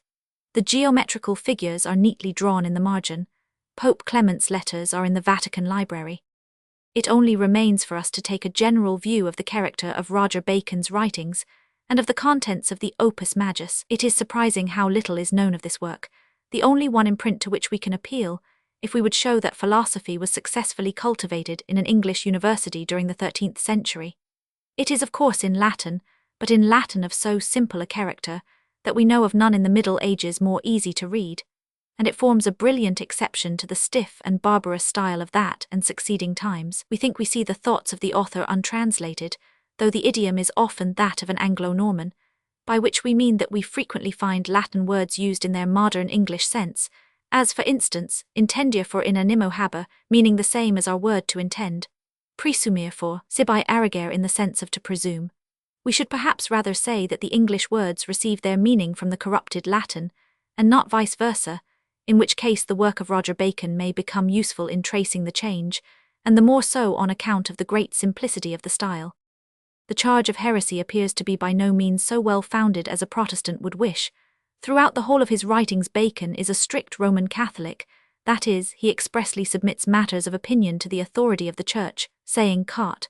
MSS, cited by Jebb, that if the respect due to the Vicar of the Saviour, Vicaria Salvatoris, alone, and the benefit of the world, could be consulted in any other way than by pg 49 the progress of philosophy, he would not, under such impediments as lay in his way, proceed with his undertaking for the whole Church of God, however much it might entreat or insist. His zeal for Christianity in its Latin or Western form breaks out in every page, and all science is considered with direct reference to theology, and not otherwise, but at the same time, to the credit of his principles, considering the book-burning, heretic-hunting age in which he lived, there is not a word of any other force except that of persuasion. He takes care to have both authority and reason for every proposition that he advances. Perhaps, indeed, he might have experienced forbearance at the hand of those who were his persecutors, had he not so clearly made out prophets, apostles, and fathers to have been partakers of his opinions. But let not your serenity imagine, he says, that I intend to excite the clemency of your holiness, in order that the papal majesty should employ force against weak authors and the multitude, or that my unworthy self should raise any stumbling block to study. Indeed, the whole scope of the first part of the work is to prove, from authority and from reason, that philosophy and Christianity cannot disagree. A sentiment altogether of his own revival, in an age in which all philosophers, and mathematicians in particular, were considered as at best of dubious orthodoxy. The reasoning of Bacon is generally directly dependent upon his premises, which, though often wrong, seldom lead him to the prevailing extreme of absurdity. Even his astrology and alchemy, those two great blots upon his character as they are usually called, are, when considered by the side of a later age, harmless modifications, irrational only because unproved, and neither impossible nor unworthy of the investigation of a philosopher, in the absence of preceding experiments. His astrology is physical. With regard to human affairs, true mathematicians do not presume to make certain, but consider how the body is altered by the heavens, and the body being altered, the mind is excited to public and private acts, free will existing all the same, and pg 50 age which is divided upon the question of the effect of the moon upon lunatics, and of which the philosophers have collected no facts decisive against many alleged effects of the same planet upon plants, can ask no more of a philosopher of the 13th century than that he should not be too positive. The fame of Leibniz has not suffered from the pre-established harmony, one half as much as that of Bacon from his astrology and alchemy, which were believed in to a much greater extent by many of the learned of his time, and the united effect of which would seem to us sense and logic, compared with the metaphysical folly, all his own, of the eminent philosopher just cited. This planetary influence appears to have been firmly believed in by Bacon, and in particular the effect of the constellations on the several parts of the human body. Perhaps he was rather prejudiced in favour of a doctrine which was condemned by the same men who thought mathematics and philosophy savoured of heresy. And it must be remembered that the pretended science was almost universally allowed existence, even by those who considered its use unlawful. Nor can we infer that the Church disbelieved it, because that body discouraged it, any more than that it rejected infernal spirits, because it anathematized magic. We must draw a wide distinction between the things which Bacon relates as upon credible authority, and the opinions which he professes himself to entertain from his own investigations. In almost every page we meet with something now considered extremely absurd, and with reason, but before the day of printing there was very little publishing. A book which was written in one country found its way but slowly into others, one copy at a time, and a man of learning seldom met those with whom he could discuss the probability of any narrative. The adoption of the principle that a story must be rejected because it is strange would then have amounted to a disbelief of all that had been written on physics, a state of mind to which we cannot conceive anyone of that age bringing himself, nor can we rightly decide pg 51 what opinion to form of Bacon as a philosopher, until we know how much he rejected, as well as how much he believed. These remarks apply particularly to his alchemy. He does not say he had made gold himself, but that others had asserted themselves to have made it. And his account of the drink by which men had lived hundreds of years is a relation taken from another. Voltaire in his Philosophical Dictionary has overlooked this distinction, and has much to say in consequence. It was, however, no very strange matter that Bacon, who, if the speculum alchemiae be really his, of which from the style we doubt, believed with many others that sulphur and mercury were the first principles of all bodies, should endeavour to compound gold, or should give credit to the assertions of those who professed to have done so. But there is not in Bacon's alchemy any direction for the use of prayers, fasting, or planetary hours. The great points by which Bacon is known are his reputed knowledge of gunpowder and of the telescope. With regard to the former, it is not at all clear that what we call gunpowder is intended, though some detonating mixture, of which saltpeter is an ingredient, is spoken of as commonly known. The passage is as follows. Some things disturb the ear so much, that if they were made to happen suddenly by night, and with sufficient skill, no city or army could bear them. No noise of thunder could compare with them. Some things strike terror on the sight, so that the flashes of the clouds are beyond comparison less disturbing, works similar to which Gideon is thought to have performed in the camp of the Midianites, and an instance we take from a childish amusement which exists in many parts of the world, to wit, that with an instrument as large as the human thumb, by the violence of the salt called saltpeter, so horrible a noise is made by the rupture of so slight a thing as a bit of parchment, that it is thought to exceed loud thunder, and the flash is stronger than the brightest lightning. Opus Majus, p. 474. There are passages in the work De Secretis Operibus, n. 100, cited by Hutton, Dictionary, article Gunpowder, pg 52, which expressly mentions sulphur, charcoal and saltpeter as ingredients, but independently of the claim of the Chinese and Indians, there is an author, Marcus Graecus, whose work, Liber Igneum, now existing only in Latin translations from the Greek, is cited by Dr. Jebb from a manuscript in the possession of Dr. Mead, and who appears to have been considered by both as older than Bacon. Dr. Hutton, into whose hands Dr. Mead's manuscripts passed, found this writer mentioned by an Arabic physician of the 9th century. Graecus gives the receipt for gunpowder, namely, 1 part of sulphur, 2 of willow charcoal, and 6 of saltpeter. 2 manuscript copies of Graecus were also found in the Royal Library of Paris, but it does not appear that Graecus was known for a long time after Bacon. Even Tartaglia knew nothing of him, for he says in his work on artillery that the oldest writers known to him use equal parts of the 3 ingredients. With regard to the telescope, it must be admitted that Bacon had conceived the instrument, though there is no proof that he carried his conception into practice, or invented it. His words are these: "We can so shape transparent substances, and so arrange them with respect to our sight and objects, that rays can be broken and bent as we please, so that objects may be seen far off or near, under whatever angle we please.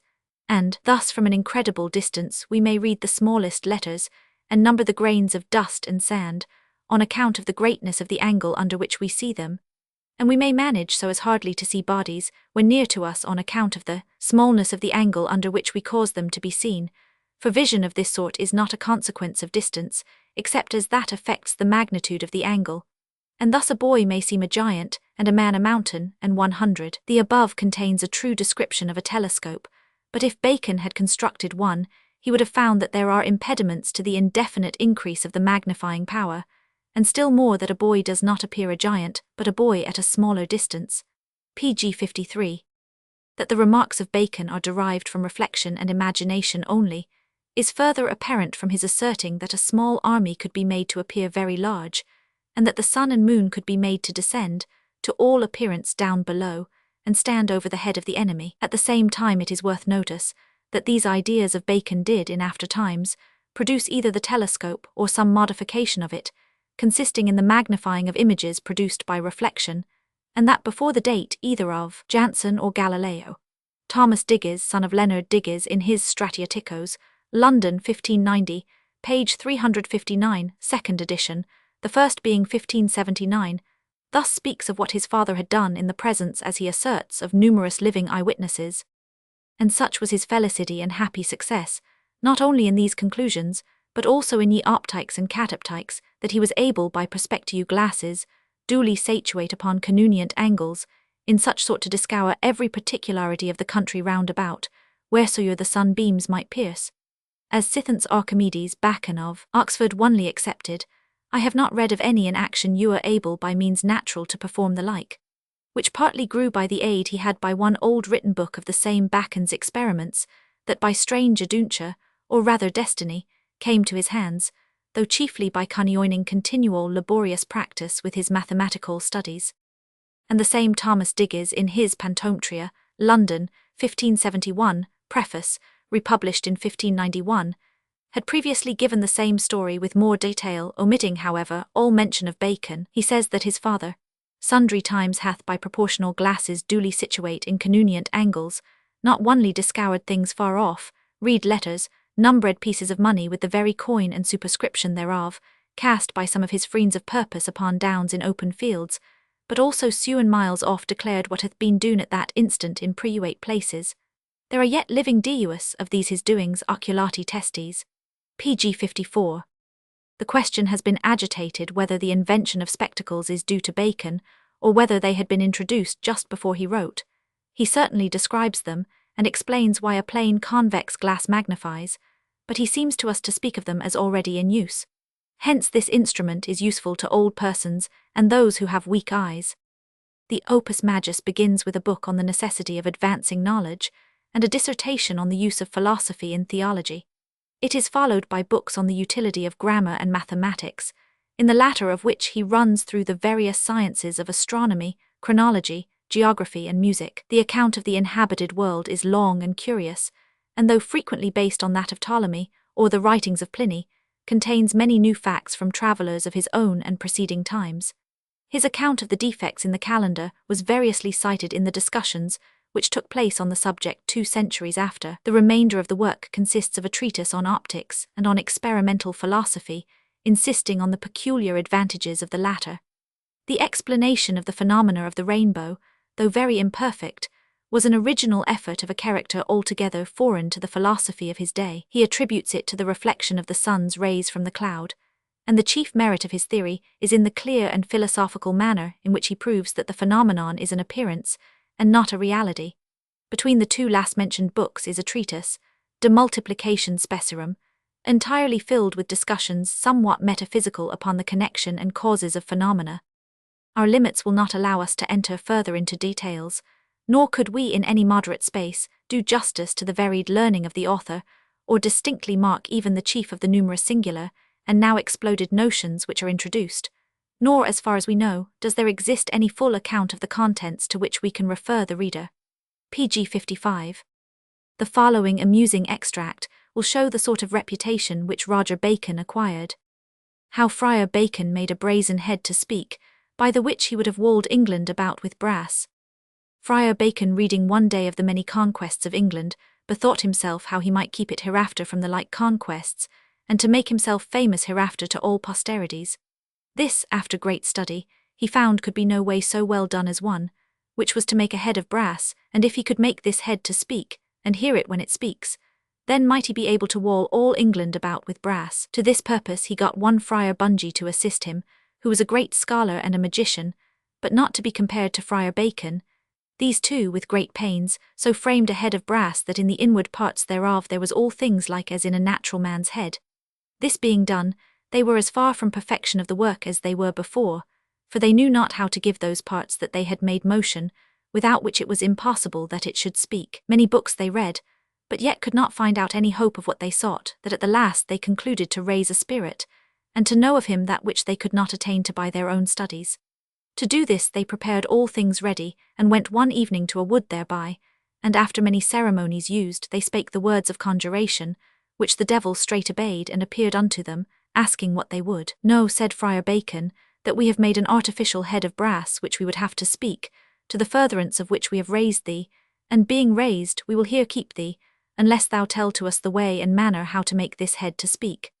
The devil told him that he had not that power of himself. Beginner of lies, said Friar Bacon, I know that thou dost dissemble, and therefore tell it us quickly, or else we will here bind thee to remain during our pleasures. At these threatenings the devil consented to do it, and told them that with a pg 56 continual fume of the 6 hottest simples it should have motion, and in 1 month's space speak, the time of the month or day he knew not.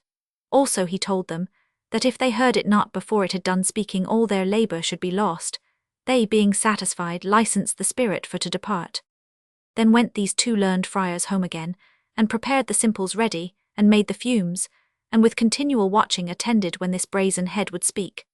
Thus watched they for 3 weeks without any rest, so that they were so weary and sleepy that they could not any longer refrain from rest. Then called Friar Bacon his man Miles, and told him that it was not unknown to him what pains Friar Bungay and himself had taken for 3 weeks' space, only to make and to hear the brazen head speak, which if they did not, then had they lost all their labour, and all England had a great loss thereby.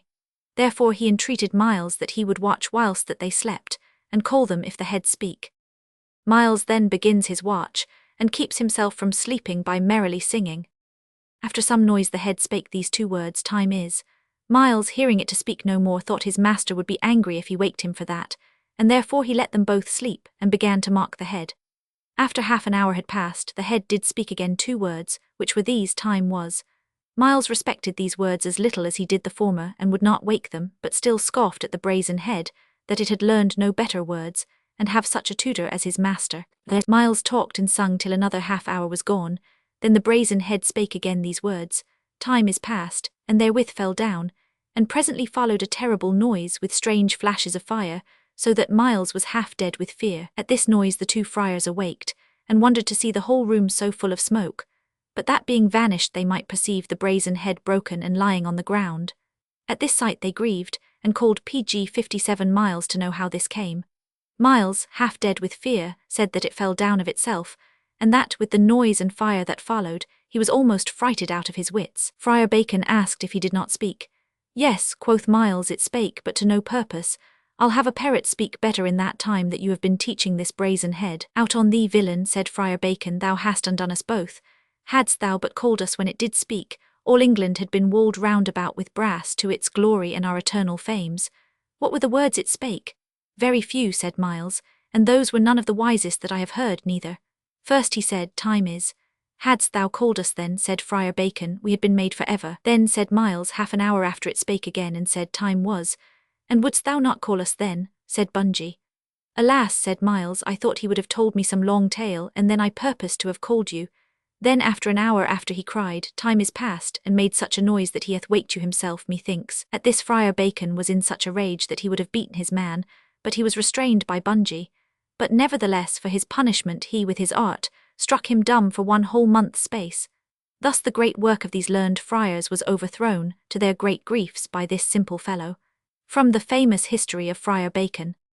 Edward Roman III. Top PG 58. Henry II. was succeeded on the English throne by his eldest surviving son, Richard I, he by his younger brother John, he by his son Henry III, he by his son the first and greatest of the Edwards. The reigns of these 4 kings fill the whole of the 13th century, with a few years of the end of the 12th, and a few of the beginning of the 14th.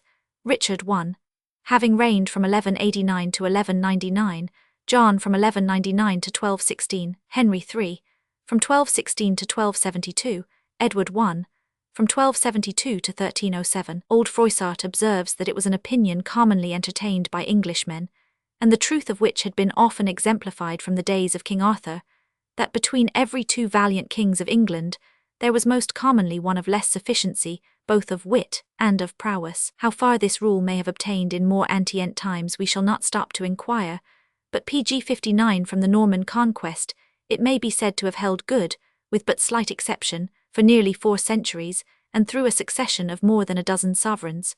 From the Conqueror to Henry IV, inclusive, the only interruption to such a regular alternation of the good and the bad, or at least of the strong and the weak, had been the coming together of Henry II, and his son Richard I, followed by that of John and his son Henry III.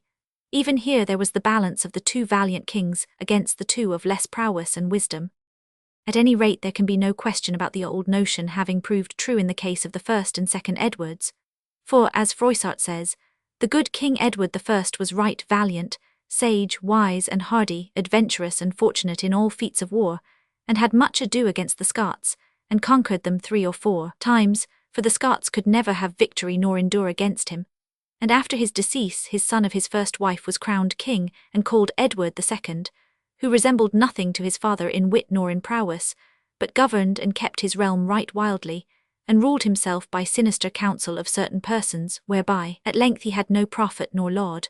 For anon after he was crowned, Robert Bruce, King of Scotland, who had often before given much ado to the said good King Edward I, conquered again all Scotland, and brent and wasted a great part of the realm of England, a 4 or 5 days' journey within the realm at 2 times, and discomfited the king and all the barons of England at a place in Scotland called Stirling, by battle arranged the day of St. John Baptist, in the year of our Lord 1314. And many other were the disasters and disgraces of Edward of Carnarvon's unhappy 20 years' reign, besides the loss of Scotland and the defeat and rout of Bannockburn. On the 24th of January, 1308, about 6 months after his accession, Edward II was married at Boulogne to Isabella, daughter of the French king Philip IV, surnamed La Belle or the Fair, 5 kings in all and 4 queens including the bride and bridegroom being PG 60 present at the ceremony. Edward was in his 24th year. The French princess was only in her 13th, but was already famous as the greatest beauty in Europe. One of the fairest ladies of the world, Froissart calls her. In tradition and history, however, she lives as little less than a beautiful demon. Never has beauty, never has a marriage been more fatal than hers was to herself, to her husband, to both their native lands. The radiant girl who now gave Edward her hand was in the end to deprive him of his crown and of his life. A long imprisonment of 28 years was to be the dower of her own widowhood. And from their union was to spring a quarrel between their 2 countries, which it was to take nearly a century of bloodshed and desolation to fight out. Mark the year and mark the night, when Severn shall re-echo with affright the shrieks of death through Berkeley's roofs that ring, shrieks of an agonizing king, she-wolf of France with unrelenting fangs, that tears te the bowels of thy mangled mate, from thee be born who o'er thy country hangs, the scourge of heaven. He who was thus to prove the scourge of heaven to his mother's land and race was her eldest son Edward, born at Windsor Castle on Monday the 13th of December, 1312. Young Edward appears to have been known till near the end of his father's reign as Earl of Chester. He was summoned to Parliament by that title in 1320, and in each of the 4 following years. In May 1325, Isabella proceeded to France on the pretence of negotiating a treaty of peace between her husband and her brother Charles IV, the new king of that country. And in September following she was joined there by her son Edward, who with his father's consent set sail, splendidly attended, to be invested by the French king with the Duchy of Guienne and the earldom of Ponthieu, which his father had consented to resign to him. He did homage for the 2 fiefs and received investiture, but although he had promised his father to hasten his return, PG 61, he remained abroad till the 24th of September of the next year, when he landed at Orwell in Suffolk with his mother, come with her paramour Mortimer, to make open war upon her husband. The last instrument issued in the name of Edward II was on the 20th of January, 1327. On the next day he is understood to have formally resigned his crown in the castle of Kenilworth to commissioners sent to him by the Parliament. His son was proclaimed as Edward III on Saturday the 24th. His reign, however, for some reason which is not known, was reckoned as having commenced on the 25th. His father is supposed to have been murdered in his dungeon in Berkeley Castle on the 21st of September. The new king, a boy of 14 when he was thus raised to the throne, was of course at first king only in name, and all power and authority were in the hands of his mother and Mortimer. He was marvellously alert, however, in assuming manhood in various ways. If he was not allowed any share in the government of the country, he was thought already old enough both to rule an army and to rule a wife. Within a few months after his accession, he put himself at the head of a great force, and went forth to fight the Scots. And in the beginning of the next year he was married at York to Philippa, the second daughter of William Count of Hainault, to whom he had been contracted by his mother shortly before their return from the continent. Edward's first campaign, however, must detain us for a little, for the incidents were both remarkable in themselves, and they have been recorded in much detail by the writer to whom we must be principally indebted throughout our sketch. Froissart, indeed, is not so much a great historian as a great historical painter, the greatest that ever painted in words. He is extremely inaccurate in dates and names, and other such prosaic matters, and even in his own proper line, he may be suspected of having sometimes intermixed a little fancy with his facts. Yet he may be always trusted, better than almost any other writer, for what is after all the most important truth, the characteristic spirit or inner life of what he PG 62 describes. And even in this part of his chronicle, which relates to events that happened before he was born, and in which therefore he writes to a greater extent than in the latter portions of it from report, he has thrown in much what he had actually seen along with what he had only heard, and if the sketching be in so far a copy, the colouring at least is his own, the account of the demonstration, for it was hardly more, which Edward made on the northern border, is a great deal too long to be extracted in full, but we will select some of the more striking incidents, or those in which the young English king figures the most conspicuously. As we abridge the narrative, we will retain as much as possible of our author's style and manner, adhering for the most part to the excellent Old English translation by Lord Berners. When Robert de Bruce, King of Scotland, we are told, heard how that the old king, Edward II, was taken and deposed down from his regality and his crown, and certain of his counsellors beheaded and put to destruction, then, although he was himself become very old and ancient, and sick, as it was said, of the great evil and malady, he bethought him that he would defy the young king, Edward III, because he was young, and that the barons of the realm were not all of one accord, as it was said. So about Easter, 1327, he sent his defiance to the young Edward and to all the realm, sending them word how that he would enter into the realm of England, and brenn before him, as he had done before time. When the King of England and his council perceived that they were defied, they caused it to be known all over the realm, and commanded that all the nobles and all other should be ready apparelled, every man after his estate, and that they should be by Ascension Day next after at the town of York, standing northward. An embassy was sent to Sir John of Hainault, Lord of Beamond, by which his assistance was obtained with a body of foreigners for the sum of £14,000. This was a brother of the Earl of Hainault, who had the preceding year accompanied Queen Isabella PG 63 on her expedition to England, and had only recently returned to his own country. He and his men of war now landed at Dover, whence they rode straight to the town of York, where the king and the queen his mother and all his lords with a great host were tarrying their coming. They arrived at York within 3 days of Pentecost. The English were lodged 2 or 3 leagues off, all about in the country, the foreigners in the suburbs of the city, an abbey of monks being assigned to Sir John for himself and his household. Then the narrative proceeds. The gentle King of England, the better to feast these strange lords and all their company, held a great court on Trinity Sunday in the Friars, where he and the Queen his mother were lodged, keeping their house each of them apart. All this feast the king had well 500 knights, and 15 were new made, and the Queen had well in her court 60 ladies and damosels, who were there ready to make feast and cheer to Sir John of Hainault and to his company. There might have been seen great nobles, plenty of all manner of strange victual. There were ladies and damosels, freshly apparelled, ready to have danced if they might have leave. But incontinent after dinner, there began a great fray between some of the grooms and pages of the strangers and of the archers of England, who were lodged among them in the same suburbs. And anon all the archers assembled them together with their bows, and drove the strangers home to their lodging. And the most part of the knights and masters of them were as yet in the king's court, but as soon as they heard tidings of the fray, each of them drew to their own lodging, in great haste. Such as might enter, and such as might not get in, were in great peril. For the archers, who were to the number of 3,000, shot fast their arrows, not sparing masters nor varlets. And the Englishmen that were hosts to these strangers shut fast their doors and windows, and would not suffer them to enter into their lodgings.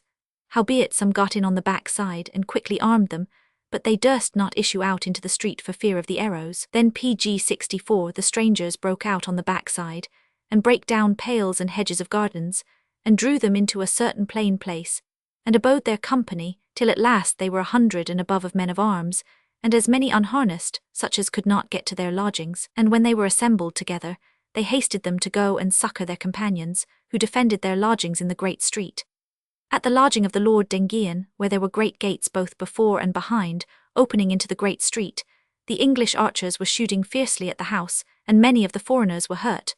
But 3 good knights whose names are given, although they could not get into their lodgings to arm them, yet did as valiantly as though they had been armed. They had great levers in their hands, the which they found in a carpenter's yard, with the which they gave such strokes that men durst not approach to them. They 3 beat down that day, with such few company as they had mo than 60, for they were great and mighty knights. In the end the English archers were discomfited and put to the rout, after about 300 men had been slain on both sides. I trow, concludes the hearty old chronicler, God did never give more grace and fortune to any people than he did as then to this gentle knight, Sir John of Hainault, and to his company. For these English archers intended to none other thing but to murder and to rob them, for all that they were come to serve the king in his business. These strangers were never in so great peril all the season that they lay, nor they were never after in surety till they were again at Wissant in their own country. For they were fallen in so great hate with all the archers of the host, that some of the barons and knights of England showed unto the lords of Hainault, giving them warning that the archers and other of the common people were allied together to the number of 6,000, to the intent to brenn or to kill them in their lodgings, either by night or by day, and so they lived at a hard adventure. But each of them promised to help and aid other, and to pg65 sell dearly their lives or they were slain. So they made many fair ordinances among themselves by good and great advice, whereby they were fain oftentimes to lie in their harness by night, and in the day to keep their lodgings, and to have all their harness ready and their horses saddled. Thus continually they were fain to make watch by their constables in the fields and highways about the court, and to send out scout watches a mile off, to see ever if any such people were coming to themward as they were informed of, to the intent that, if their scout watch heard any noise or moving of people drawing to the cityward, then incontinent they should give them knowledge, whereby they might the sooner gather together, each of them under their own banner, in a certain place, the which they had advised for the same intent. And in this tribulation they abode in the said suburbs by the space of 4 weeks, and in all that season they durst not go far fro their harness, nor fro their lodgings, saving a certain of the chief lords among them, who went to the court to see the king and his council, who made them right good cheer. For if the said evil adventure had not been, they had sojourned there in great case, for the city and the country about them was right plentiful. For all the time of 6 weeks that the king and the lords of England, and more than 60,000 men of war, lay there, the victuals were never the dearer. For ever they had a penny worth for a penny, as well as other had before they came there. And there was good wine, of Gascogne and of Anjou and of the Rhine and plenty thereof, with right good cheap, as well of parlin ate as of other victuals. And there was daily brought before their lodgings hay, oats, and litter, whereof they were well served for their horses, and at a meetly 9 price. How admirably in this way does the garrulous, graphic, picturesque old chronicler bring before us England, and the English 500 years ago. Immediately after we have an equally curious picture of the Scots, and how they went to war, no doubt drawn or at least filled up pg66 from Froissart's own observation, when he visited the northern part of the island some years later. About 4 weeks after the fray at York the army set out and marched forward to the city of Durham, a day's journey within the country called Northumberland, the which at that time was a savage and a wild country, full of deserts and mountains, and a right poor country of everything saving of beasts, through the which there runneth a river, full of flint and great stones, called the Water of Tyne. It was now found that the Scots had effected the passage of the Tyne without being noticed. They had passed at Haydon, about 15 miles above Newcastle. These Scottish men, says Froissart, are right hardy and sore travelling in harness and in wars, for when they will enter into England within a day and a night they will drive their whole host 24 mile, for they are all on horseback, without it be the trondles and laggers of the host, who follow after afoot. The knights and squires are well horsed, and the common people and other on little hackneys and geldings, and they carry with them no carts nor chariots, for the diversities of the mountains that they must pass through in the country of Northumberland. They take with them no purveyance of bread nor wine, for their usage and soberness is such in time of war that they will pass in the journey a great long time with flesh half sodden, without bread, and drink of the river water without wine. And they neither care for pots nor pans, for they seethe beasts in their own skins. They are ever sure to find plenty of beasts in the country that they will pass through. Therefore they carry with them none other purveyance, but on their horse between the saddle and the panel they truss a broad plate of metal, and behind the saddle they will have a little sack full of oatmeal, to the intent that when they have eaten of the sodden flesh, then they lay this plate on the fire and temper a little of the oatmeal. And when the plate is hot, they cast of the thin paste thereon, and so make a little cake, in manner of a cracknel or biscuit, and that they eat to comfort with all their stomachs. Wherefore it is no great marvel pg67, though they make greater journeys than other people do. And in this manner were the Scots entered into the said country, and wasted and brent all about as they went, and took great number of beasts. They were to the number of 4,000 men of arms, knights and squires, mounted on good horses, and other 10,000 men of war were armed after their guise, right hardy and fierce, mounted on little hackneys, the which were never tied nor kept at hard meat, but let go to pasture in the fields and bushes. The account that follows of the movements and counter-movements of the two hosts is one of the most curious and characteristic passages in Froissart, and a pretty full abstract of it will introduce the reader better than can be done in any other way, both to Edward and his historian, and to at least one leading department of life in England in the 14th century. The English, infuriated by what they saw and heard of the devastations of the invaders, followed them for 2 whole days by the guidance of the smoke that marked their destructive course. But although they were wasting, burning and pillaging only 5 miles ahead, they could not be overtaken. It was then determined to make for the Tyne, and crossing that river, to wait on its northern bank for the return of the Scots. The march or ride is described as in the highest degree toilsome and dangerous, many men and horses being lost among the mountains, rocks and marshes, and through the continual alarms that were occasioned by the shouting of those that were foremost at the harts, hinds, and other savage beasts, they were continually starting, when those in the rear thought they had got engaged with the enemy, upon which they hastened to their assistance over all impediments, with helm and shield ready apparelled to fight, with spear and sword ready in hand, without tarrying for father, brother, or companion.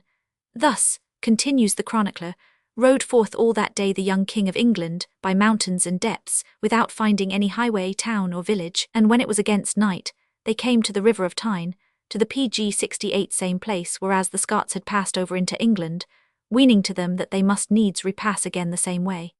Then the King of England and his host passed over the same river, with such guides as he had with much pain and travail, for the passage was full of great stones. And when they were over, they lodged them that night by the river side, and by that time the sun was gone to rest, and there was but few among them that had either axe or hook, or any instrument to cut down any wood to make their lodgings withal. And there were many that had lost their own company, and wist not where they were. Some of the footmen were far behind, and wist not well what way to take.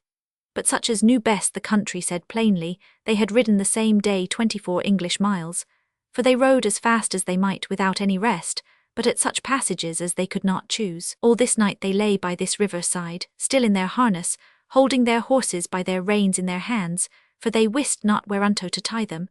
Thus their horses did eat no meat of all that night nor day before, they had neither oats nor forage for them, nor the people of the host had no sustenance of all that day nor night, but every man his loaf that he had carried behind him, the which was sore wet with the sweat of the horses.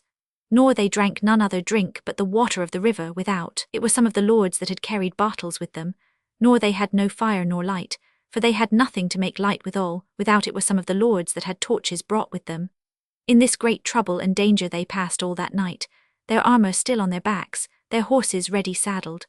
All the next day it rained so that neither sustenance nor forage could be procured, so that they themselves were forced to fast, and their horses had nothing but leaves of trees and herbs. About noon they learned from some country people that they were 14 miles from Newcastle and 11 from Carlisle, and that these were the nearest towns. Upon this it was determined to send to Newcastle, and there was a cry, we are told, in the King's PG 69 name made in that town, that whosoever would bring bread, or wine, or any other victual, should be paid for it forthwith at a good price. It being at the same time proclaimed that the king and his host would not depart from the place where they were, till they had heard some tidings of the enemy's whereabout. By the next day at noon the purveyors returned with what they had been able to procure in this way. It was not over much, but with them, it is added, came other folks of the country, with little nags, charged with bread, evil bacon in panniers and small pear wine in barrels, and other victual to sell in the host, whereby great part of the host were well refreshed and eased. In this state they remained for 8 days, including the 3 in which they had been in a manner without bread, wine, candle, or other light, fodder, forage, or any manner of purveyance. The scarcity even after this being still so great that a penny loaf of bread was sold for 6pence, and a gallon of wine, that was worth but 6pence, for 6 groats. And yet for all that, there was such rage of famine, that each took victuals out of others' hands, whereby there rose divers battles and strifes between sundry companions. And yet beside all these mischiefs, it never ceased to rain all the whole week, whereby their saddles, panels, and countersingles were all rotten and broken, and most part of their horses hurt on their backs, nor they had naught wherewith to shoe them that were unshod, nor they had nothing to cover themselves withal from the rain and cold, but green bushes and their armour, nor they had nothing to make fire withal but green boughs, the which would not burn because of the rain. All this while they had heard nothing of the enemy. Discontent began to spread in the camp. It was determined to repass the river, and proclamation was made that whosoever should first bring to the king certain information of where the Scots were should be made a knight, and have land to the value of £100 a year, settled upon him and his heirs for ever. On the 4th day about 3 in the afternoon, a squire, one of 15 or 16 who had set forth in the hope of winning this reward, PG 70 came riding at a quick pace up to the king, and beginning, "An it like your grace, I have brought you perfect tidings of the Scots your enemies," stated that he had actually been taken prisoner by them, and brought before the lords of their host, who, when he told them his object, had dismissed him without ransom, that he might inform Edward that they were only 3 miles off, stationed on a great mountain, and as desirous to find and fight with the English as the English could be to meet with them.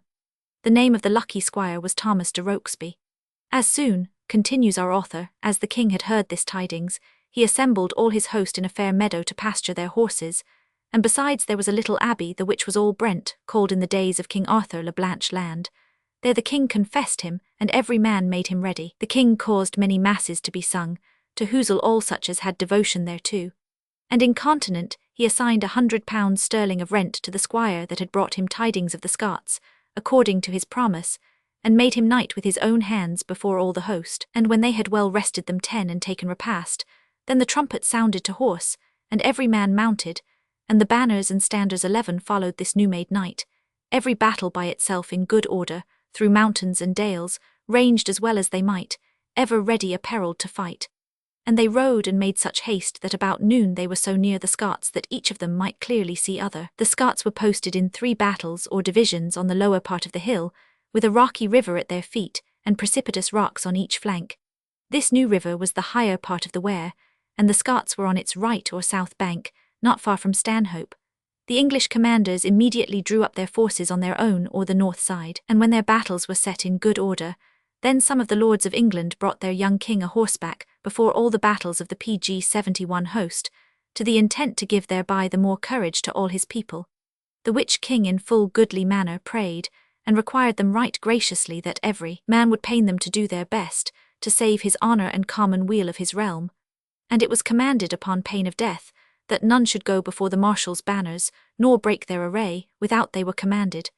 And then the king commanded that they should advance toward their enemies fair and easily. The Scots, however, though formally invited by a deputation of heralds at arms to come down from their vantage ground, and have the battle fought fairly in the plain, either that or the following day, as they might themselves choose, wisely refused to stir. Sirs, they answered, your king and his lords see well how we be here in this realm, and have brent and wasted the country as we have passed through.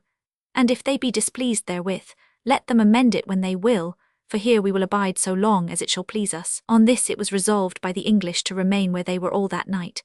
It was the night of St. Peter's Day in the beginning of August. They lay in their arms on the hard and stony ground. They had no stakes nor rods, continues Froissart, to tie with all their horses, nor forage, nor bush withal to make any fire. And when they were thus lodged, then the Scots caused some of their people to keep still the field whereas they had ordained their battles, and the remnant went to their lodgings, and they made such fires that it was marvel to behold. And between the day and the night they made a marvellous great bruit with blowing of horns all at once, that it seemed properly that all the devils of hell had been there. This mere show and bravado was repeated on both sides for 3 days, all the fighting being a little skirmishing between small parties that occasionally came forth from either army, and crossed the stream, some on horseback, some on foot. And the English, who learned from their prisoners that the Scots, though they had plenty of beef, were run short of meal, had made up their minds to remain till PG 72 famine should force their cautious and unassailable enemy either to fight or surrender. But behold, on the morning of the 4th day when they looked at the mountain, no Scots were to be seen. They had quietly made off in the middle of the night. About noon, however, they were discovered not far off, upon another mountain in a still stronger position, by the same river side, having now a great wood on one of their flanks, enabling them to go and come secretly whenever they chose. The English immediately took their station on an eminence over against them, in Stanhope Park, according to the common account. The enemy were again repeatedly invited to come over and fight fairly in the intermediate plain, but they were deaf to all such proposals, and thus the 2 hosts remained looking at one another for the long space of 18 more days. The first night, however, the Lord William Douglas, taking with him about 200 men of arms, crossed the river at a distant point, and suddenly breaking into the English host about midnight, with the cry of a Douglas, ye shall all die, thieves of England, slew or carried off no fewer than 300 men. The gallant leader spurring on and still alarming the night with his family battle cry, had even advanced to the king's tent, 2 or 3 of the cords of which he struck asunder before he was driven off.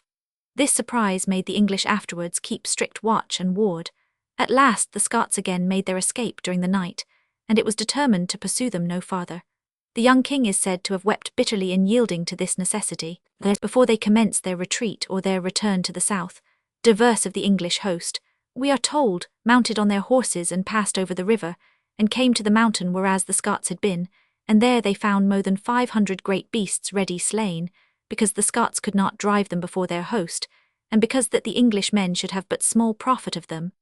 Also there they found 300 cauldrons made of beast skins with the hair still on them, strained on stakes over pg-73 the fire, full of water and full of flesh to be sodden, and more than 1,000 spits 12 full of flesh to be roasted, and more than 10,000 old shoes made of raw leather with the hair still on them, the which the Scots had left behind them. Also there they found 5 poor Englishmen prisoners bound fast to certain trees, and some of their legs broken. On the second day about noon the English army, well nigh worn out with fatigue, reached a great abbey 2 miles from Durham.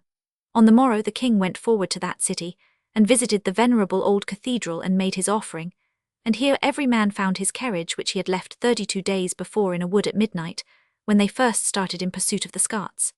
The burgesses and people of Durham had found and brought them into their town at their own costs and charges, and all these carriages were set in void granges and barns in safeguard, and on every man's carriage his own cognizance or arms, whereby every man might know his own. And the lords and gentlemen were glad when they had thus found their carriages. Thus they abode 2 days in the city of Durham, and the host round about, for they could not all lodge within the city, and there their horses were new shod. And then they took their way to the city of York, and so within 3 days they came thither, and there the king found the queen his mother, who received him with great joy, and so did all other ladies, damoiselles, burgesses, and commons of the city. Before the end of the year a peace was made with Scotland, and in a parliament assembled at York in March following, Edward renounced for himself and his successors all claims of superiority over the crown of that country. And shortly after, his sister the Princess Jane or Joanna, called de la Tour, from having been born in the Tower of London, was carried to Berwick by her mother and their affianced to David, the Prince of Scotland, as yet only in his 5th year. The great Bruce died within a year after, on the 7th of July, 1329, pg-74, and was succeeded by his infant son as David II. About 2 years after whose accession, Edward Balliol made a sudden inroad into the country, and got himself crowned at Scone, but was driven out again in a few weeks. In a second invasion, however, in the following year, 1333, in which he was assisted by the English king, the Scots were defeated by Edward, on the 19th of July, in the great battle of Halidon Hill, near Berwick, upon which that town was forced to surrender. Nearly every other stronghold in the kingdom immediately followed its example, and the young King David took refuge in France. Balliol, however, whom these events had again seated on the throne, was again driven out within a year. The war was carried on for some years, in the course of which Edward once in the summer of 1336 proceeded as far north as to Inverness, carrying fire and sword wherever he appeared. But no permanent occupation or subjugation could be effected. As soon as the English army disappeared, the Scots were again in arms. In May 1341, David and his queen returned from France, and at last, in the beginning of 1343, a truce was concluded which left the two countries at peace for nearly 4 years. But long before this time, a great domestic revolution had changed everything at the court of England. The arrogance of Isabella and Mortimer, who had early in the new reign been created Earl of March, and the general conviction of their criminal intimacy, had very soon begun to disgust the nation, and the alarm of a powerful party had been excited by the condemnation and execution, in the beginning of 1330, of Edmund Earl of Kent, one of the king's uncles, on pretence of high treason, his real crime being, as was universally believed, that he was hated and dreaded by the favourite. Even Edward himself, now 18, was staggered by after-reflection upon this act, though he had been induced, in the persuasion of the Earl's guilt, to give his consent to it at the time. Already married to and a father for his son Edward, afterwards so famous as the Black Prince, had been born at Woodstock on the 15th of June, pg 75 1330, he no doubt felt the state of tutelage, or at least of exclusion from all share in the government, in which he was kept by his mother and Mortimer, every day more galling. It is said that the king confided his feelings to the Lord Montacute, and by his advice it was resolved to make an attempt to seize Mortimer at a parliament which was to be held at Nottingham in October. At this parliament the favourite appeared in such glory and honour, says Stowe, that it was without all comparison. No man durst name him any other than Earl of March. A greater rout of men followed at his heels than on the king's person. He would suffer the king to rise to him, and would walk with the king equally, step by step and cheek by cheek, never preferring the king, but would go foremost himself with his officers. While he took up his own lodgings with the queen and her son in Nottingham Castle, he directed that the highest of the other nobility, including the king's cousin, the Earl of Lancaster, should be lodged in the most distant parts of the town, or without it. The conspirators, however, opened their design to Sir William Eland, who had long been keeper of the castle, and he engaged to admit them during the night by a subterraneous passage, leading from a point at a considerable distance on the west side of the rock, of the existence of which Mortimer was not aware. On the night of the 19th of October, accordingly, having concerted their plans with the king, Montacute and his associates entered by this passage. They were joined by Edward on the principal staircase. Advancing in silence and with their naked swords in their hands, they soon came to a room where the voice of Mortimer was heard conversing. Leaving the king without, they rushed in, and slaying 2 knights, who endeavoured to oppose them, laid hold of the earl. The queen, who was in bed in the adjoining chamber, the door of which was open, cried out, Belfils, I as pity to gentle Mortimer. Fair son, have pity upon gentle Mortimer. She then rose and, rushing into the room, passionately exclaimed that he was a worthy knight, her well-beloved cousin, PG 76, her dearest friend, but he was quickly secured and hurried off. At a parliament held at Westminster about a month after, he was condemned, with little form of trial, to die the death of a traitor, and he and one of his confederates were hanged together at the Elms at Tyburn, on the 29th of November. He hung, Stowe tells us, 2 days and 2 nights by the king's commandment, and then was buried in the Grey Friars Church, now Christ's Hospital in Newgate Street. Yet Mortimer's attainder was reversed in 1352, and his honours restored to his grandson. His great-granddaughter married Lionel, Duke of Clarence, the 3rd son of Edward III. His great-great-granddaughter and ultimately sole heir, Anne Mortimer, by her marriage with Richard Plantagenet, Earl of Cambridge, conveyed her right to the crown thence derived to the House of York. Her grandson mounted the throne as Edward IV, and it has been occupied ever since the death of Henry VII, by her descendants. As for Queen Isabella, she was, upon her fall from power, reduced to an income of 3,000 a year, which was afterwards increased to 4,000 and ordered to confine herself in what some authorities call her manor of Risings near London, others Rising Castle, on the coast of Norfolk, where once a year her son paid her a visit of ceremony, and where she survived almost forgotten by the world for nearly 28 years. She died on the 22nd of August, 1358, and was then buried in the choir of the same church of the Grey Friars where the body of Mortimer had been laid. In 1328, an event occurred which suddenly gave a new direction to the exertions and ambition of the English king, and changed altogether the policy of the remainder of his reign. Hitherto, the object that may be said to have mainly occupied him had been that inherited from his father and his grandfather, the subjugation of Scotland. His efforts were now to be withdrawn to a much more extraordinary, daring, and magnificent scheme, that of the conquest of France. Upon this attempt he had ventured on the strength of a right which he professed to derive through his mother. Isabella, it will be recollected, PG 77, was the daughter of the French King Philip IV. Philip died in 1314 and was succeeded by his eldest son Louis X. Styled Le Hutin, or the Quarrelsome, Louis died in 1316 and was in the first instance succeeded by a posthumous son, named John, who, however, as he lived only a few days, is not usually reckoned among the kings of France. It was then determined for the first time that the French crown, by what was called the Salic law, did not descend to females, and to the exclusion of the daughter of Louis, Joanna, Countess of Evreux, afterwards Queen of Navarre, his brother became king as Philip V. Surnamed the Long. In like manner, when Philip died in 1322, although he left 4 daughters, he was succeeded by his next brother, Charles IV.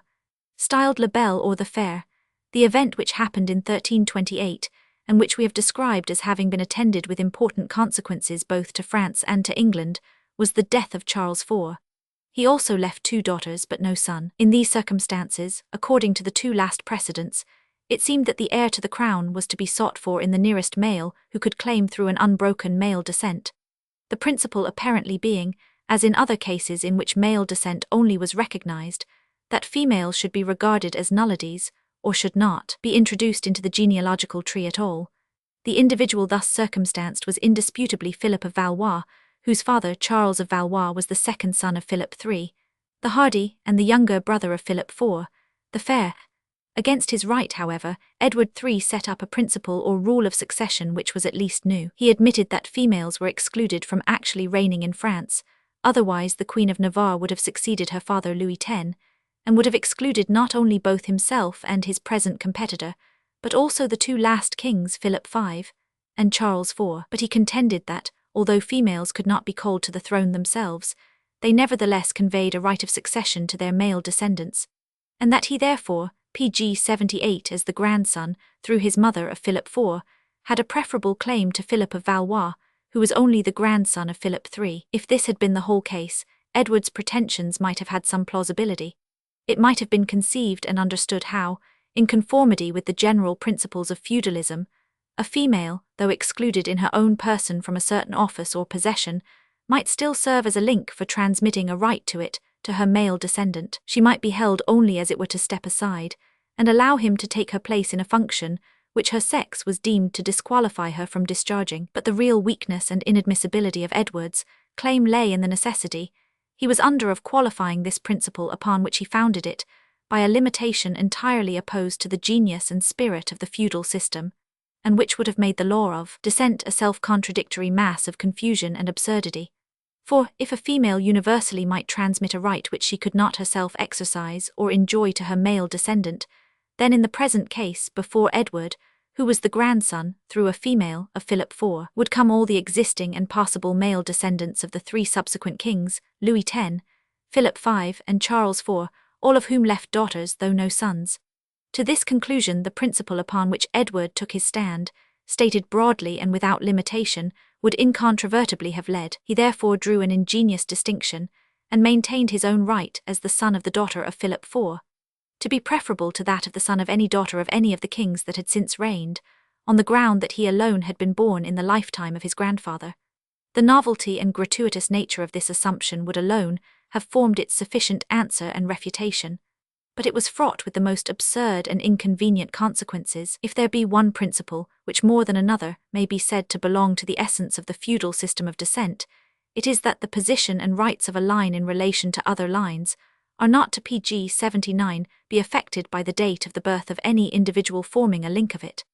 Thus, no priority of birth can enable a nephew to come in before a son. So absolutely does this principle operate, that, even if there be no son in existence at the time of the death of a married man, his next relation does not inherit, or only inherits conditionally, till the time has passed within which it is possible that his widow should bring him a son.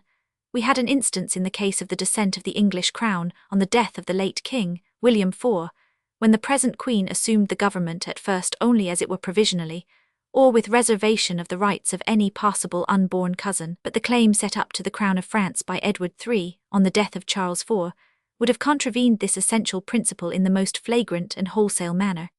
It would have excluded in his favour more than half a dozen lines, all otherwise entitled to come in before that to which he belonged, those, namely, of the descendants, actual or possible, of the two daughters of Charles IV, of the four daughters of Philip V, and of the daughter of Louis X, all of which kings had reigned since his ancestor Philip IV, and this transposition it would have made permanently.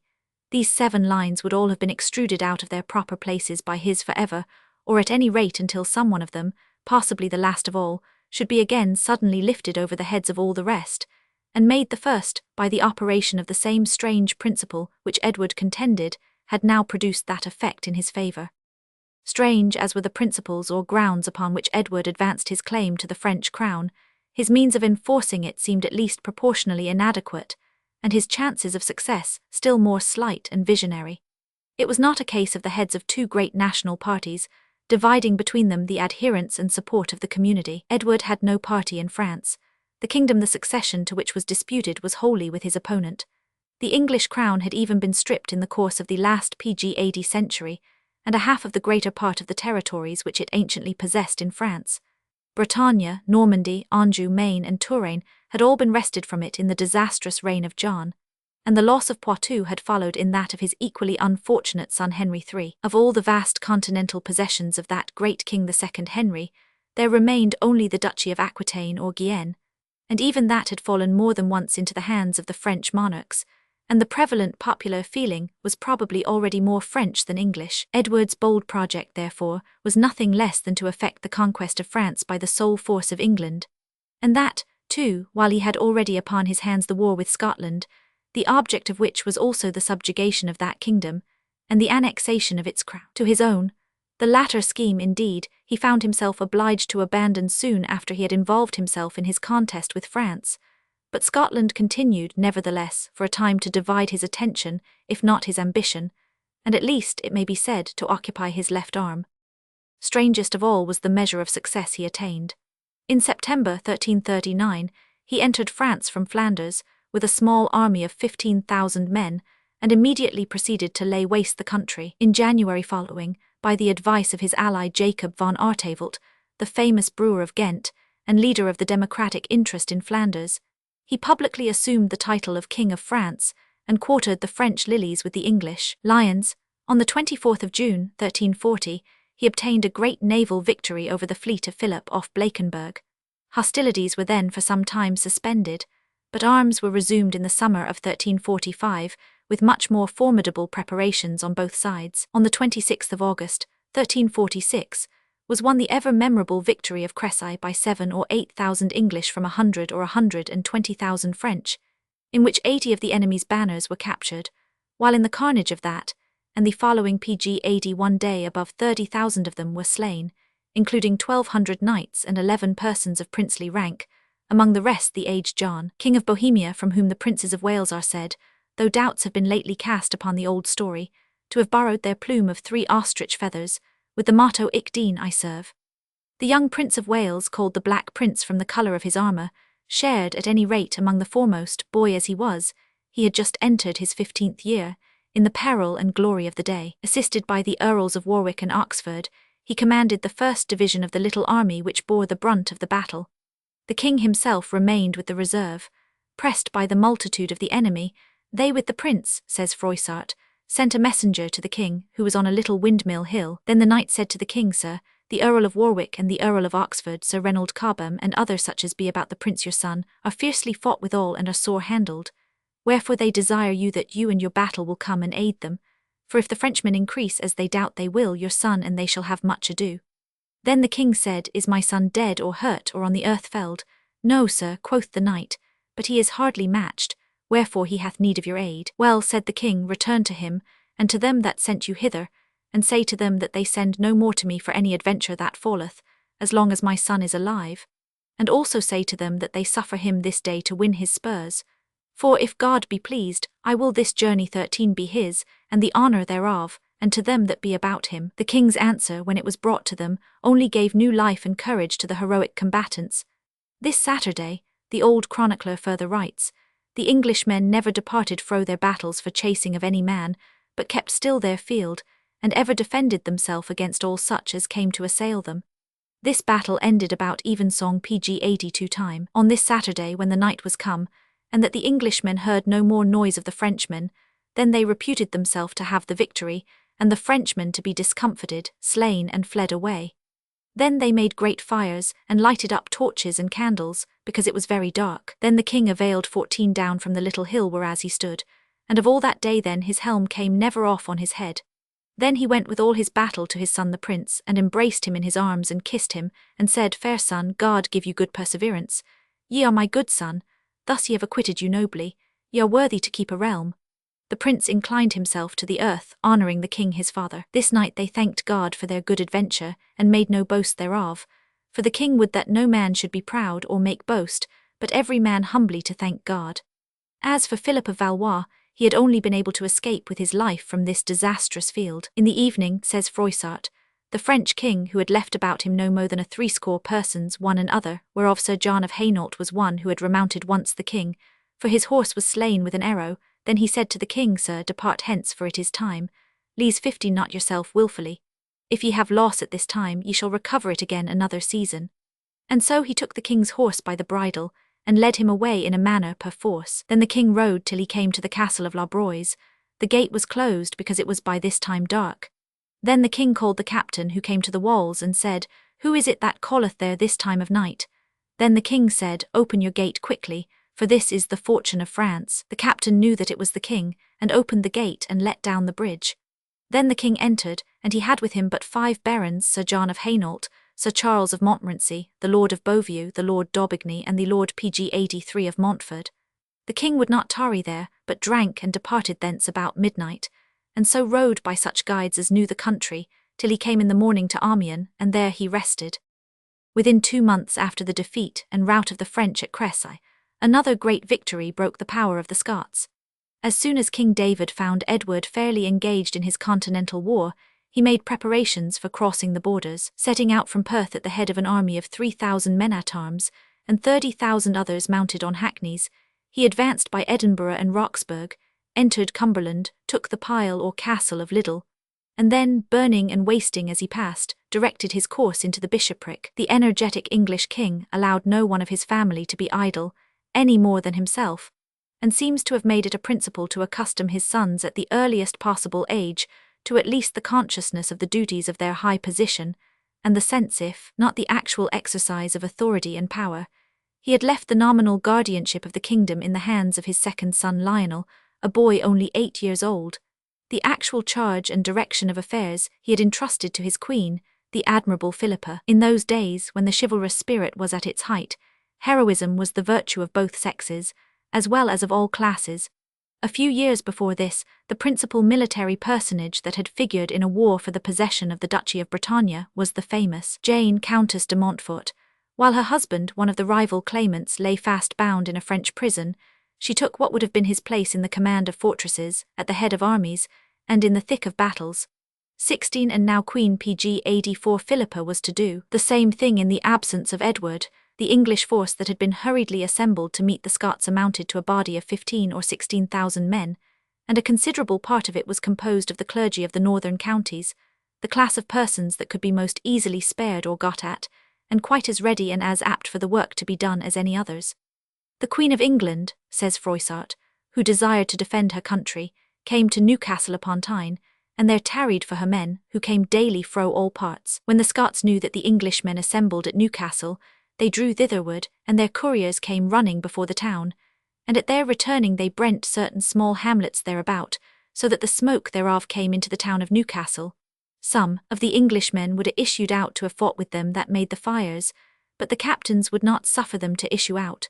The two armies, however, at last encountered on the 17th of October at Neville's Cross, in the neighbourhood of the city of Durham, on the English side, after the divisions were all drawn up in array, the first under the command of the Bishop of Durham, the second under that of the Archbishop of York, the third under that of the Bishop of London, the fourth under that of the Archbishop PG AD 5 of Canterbury, each warlike prelate, however, having a lay lord as his coadjutor. The Queen, Froissart informs us, went fro battle to battle, desiring them to do their devoir 17 to defend the honour of her lord the King of England, and in the name of God, every man to be of good heart and courage, promising them that to her power she would remember them as well, or better, as though her lord the king were there personally. Then the Queen departed fro them, recommending them to God and to St. George. Then anon after, the battles of the Scots began to set forward, and in like wise so did the Englishmen. Then the archers began to shoot on both parties. The shots of the Scots endured but a short space, but the archers of England shot fiercely, so that when the battles approached there was a hard battle. They began at 9 and endured till noon. The Scots had great axes, sharp and hard, and gave with them many great strokes. Howbeit, finally the Englishmen obtained the place and victory. The slaughter was considerable on both sides, but far the greatest on that of the Scots, 15,000 of whom, including many of their chief nobility, were left dead on the field. The greatest loss of all, however, was the capture of their young and gallant king. Refusing to fly, he had, after receiving 2 dangerous wounds from arrows, one of which pierced his head, been dragged or fallen from his horse, but still he fought on, till at last, overpowered by numbers, he was disarmed and carried off by John Copeland, a gentleman of Northumberland, who did not, however, secure his prize without a violent struggle, in which the king, deprived of his sword, wounded him with his gauntlet. David Bruce remained in captivity in England for more than 10 years. Meanwhile Edward was engaged abroad in the memorable siege of Calais, the garrison of which, after a blockade of nearly a year, was forced to surrender by famine, on the 4th of August, 1347. All our readers are no doubt familiar with the scene of the appearance in the English camp of Eustace de St. Pierre and his 5 fellow townsmen, PG 86, come to offer themselves, barefoot and bareheaded, and with halters about their necks, as sacrifices to appease the anger of their long-baffled conqueror, in which Queen Philippa again shines forth so nobly. The story rests upon the authority of Froissart, but has no air of improbability or even of much fanciful embellishment. When Sir Walter Manny, we are told, presented these burgesses to the king, they kneeled down, and held up their hands and said, "Gentle king, behold here we 6 who were burgesses of Calais and great merchants, we have brought to you the keys of the town and of the castle, and we submit ourselves clearly into your will and pleasure, to save the residue of the people of Calais, who have suffered great pain. Sir, we beseech your grace to have mercy and pity on us through your high noblesse." Then all the earls and barons and other that were there wept for pity. The king looked felly on them, for greatly he hated the people of Calais for the great damages and displeasures they had done him on the sea before. Then he commanded their heads to be stricken off.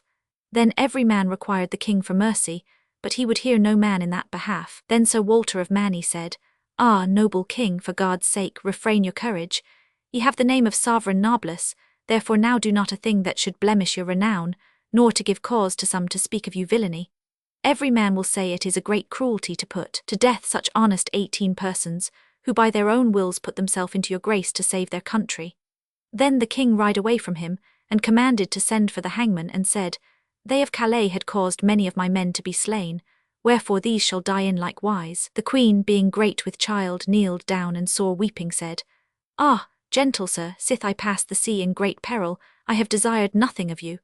Therefore now I humbly require 19 you, in the honour of the Son of the Virgin Mary, and for the love of me, that ye will take mercy of these 6 burgesses. The king beheld the queen, and stood still in a study a pg 87 space, and then said, Ah, dame, I would ye had been as now in some other place.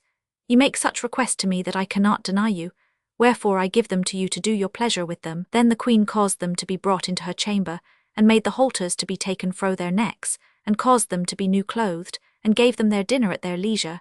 And then she gave each of them 6 nobles, and made them to be brought out of the host in safeguard, and set at their liberty. Calais, thus won, remained an English town for more than 2 centuries, till it was lost in the reign of Mary, in the year 1558. The remaining course of the war with France may be very summarily sketched. After the fall of Calais, a succession of armistices or truces suspended hostilities for about 6 years. Meanwhile King Philip had died in 1350, and been succeeded by his eldest son John. By this time Edward had come to perceive how little impression his brilliant but insulated successes had made upon the real strength of his adversary, how little away, or rather no way at all, he had advanced towards the conquest of France by the mere winning of a great battle or two, and the capture and retention of a single town. In the end of the year 1353, therefore, he renewed more formally an offer which he had already made to Philip, of renouncing his claim to the French crown on condition of being acknowledged as sovereign of Guienne, Poitou, and the other territories in France, which the English kings had hitherto held as vassals. The negotiations consumed some time but ended in nothing.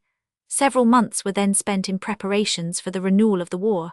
At last, in October 1355, the Black Prince, who had been for some years entrusted with the government of Guienne, took the field at the head of an army of 60,000 men, with which, advancing from his capital of Bordeaux, he made a circuit through Armagnac and Languedoc, spreading devastation wherever he went, and laying, it is affirmed, more than 500 towns and villages in ashes in the space of 7 weeks. In the summer of the next year, he proceeded pg 88 to repeat the same experiment in a different direction.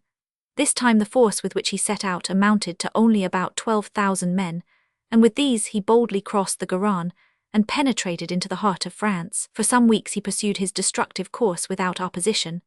But at last, when making for Poitiers, and within a short distance of that city, he suddenly found himself enveloped by a French army, commanded by King John, more than 4 times as numerous as his own. Then, on the 19th of September, was fought the Battle of Poitiers, making that other name worthy to be associated for ever in story and in song with Crécy, of which both the extremity of peril and the glorious deliverance were now more than renewed. The French host was beaten back at all points, and in the end utterly routed, scattered, and annihilated by Prince Edward and his handful of English.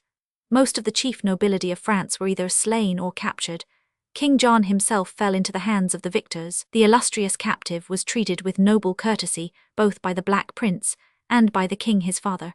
But, although the extraordinary fortune of Edward had now placed in his power the persons of the kings of both the countries which he had so long been endeavouring to subdue, it soon appeared that he was still as far from the conquest of either as ever. King David was liberated by a treaty concluded in 1357, and in 1360 peace was made with France by the Treaty of Bretigny, in which Edward renounced his claim both to the French crown and to the possession of Normandy, Anjou, Touraine and Maine, on condition of being acknowledged the full sovereign of Guienne, Poitou and Ponthieu. This treaty set King John at liberty, but 3 years after, on finding himself unable to pay the instalments due upon the sum that had been agreed upon for his ransom, 3,000,000 gold crowns, he honourably returned to his imprisonment, and he died in England in the Palace of the Savoy, London, in the beginning of April, 1364.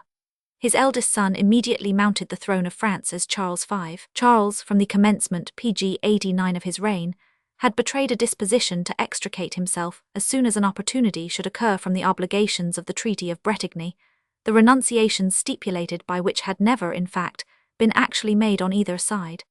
Meanwhile, the course of circumstances favoured his views. The King of England was no longer the man he had been either in ardour or in energy. His heroic son had also fallen into ill health, the effect of exposure in an expedition, to be lamented on every account, which he had made in the winter of 1366-7 into Spain, to assist Pedro the Cruel in his contest for the throne of Castile with his illegitimate brother Enrique, and much disaffection had been excited both in Poitou and Guienne by the severe exactions of the English government, rendered necessary by the expenses of this expedition and by the debts incurred in the late war.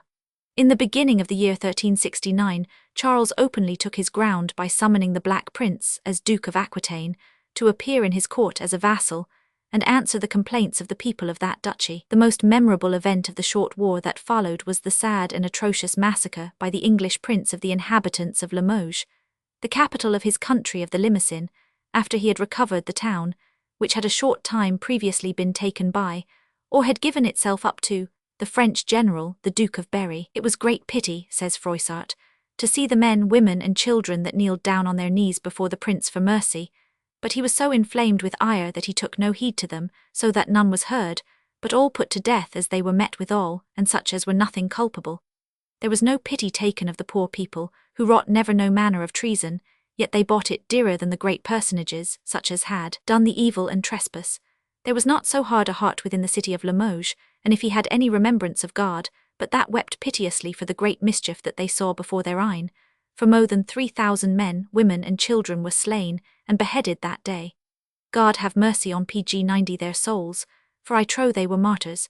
Disease by this time seems to have debilitated and perverted the very moral nature of the prince. He was soon after obliged to sheath his sword, and come home to England, where he lingered, in such debility and suffering as allowed him to take very little actual share in public affairs, although his name remained influential, till his death on the 8th of June, 1376. The war in France, meanwhile, had prospered so ill, that by the year 1374 Edward, who had retained and still used the title of king of that country, had lost all the territory he had ever possessed there, with the exception only of Calais, Bordeaux, and Bayonne, and a few detached localities between those two last-named towns. No peace, however, was ever made while Edward lived. After the death of the Black Prince, the chief ascendancy in the government was acquired by his younger brother John of Gaunt, that is, Ghent, the place of his birth, Duke of Lancaster.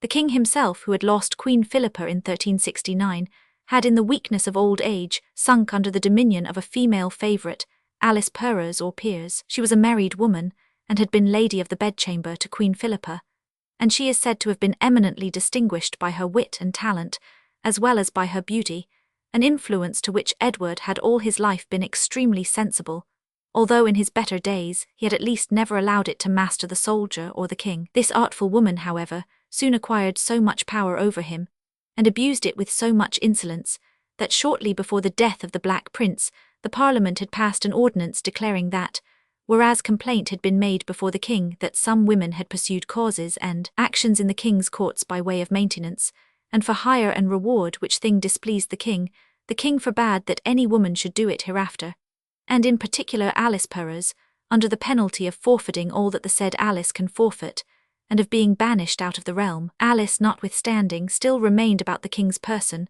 pg 91, while Edward, wasting with disease, lay, to quote the words of Stowe, neglecting the benefit of time that God had given him, like as he should never have died, trusting the fond fables of the oft-named Alice when she affirmed he should recover his health, so that at that time he talked rather of hawking and hunting than of anything that pertained to the saving of his soul. Only he granted pardon of death for offences throughout his kingdom to the inhabitants, being now, continues this old chronicler, suddenly taken with the day of his death, he began to have manifest signs thereof. What Alice Peers then did any man may judge, although we set them not down in writing, for as soon as she saw the king had set foot within death's door she bethought her of flight, yet before she went, that all men might perceive that she loved not the king for himself, but for that which was his, she took the rings from his fingers which for the royalty of his majesty he was wont to wear. Thus yielding him such thanks for his benefits, she bade him adieu, and so withdrew herself from him.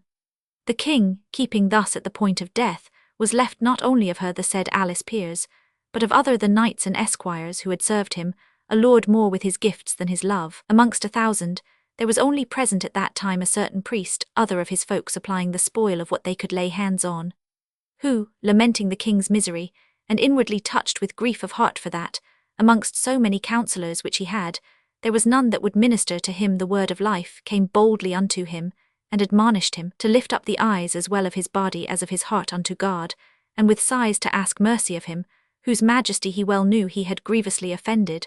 Whereupon the king, listening to the words of the priest, although he had a little before wanted the use of his tongue, yet then taking strength to him, seemed to speak what was in his mind.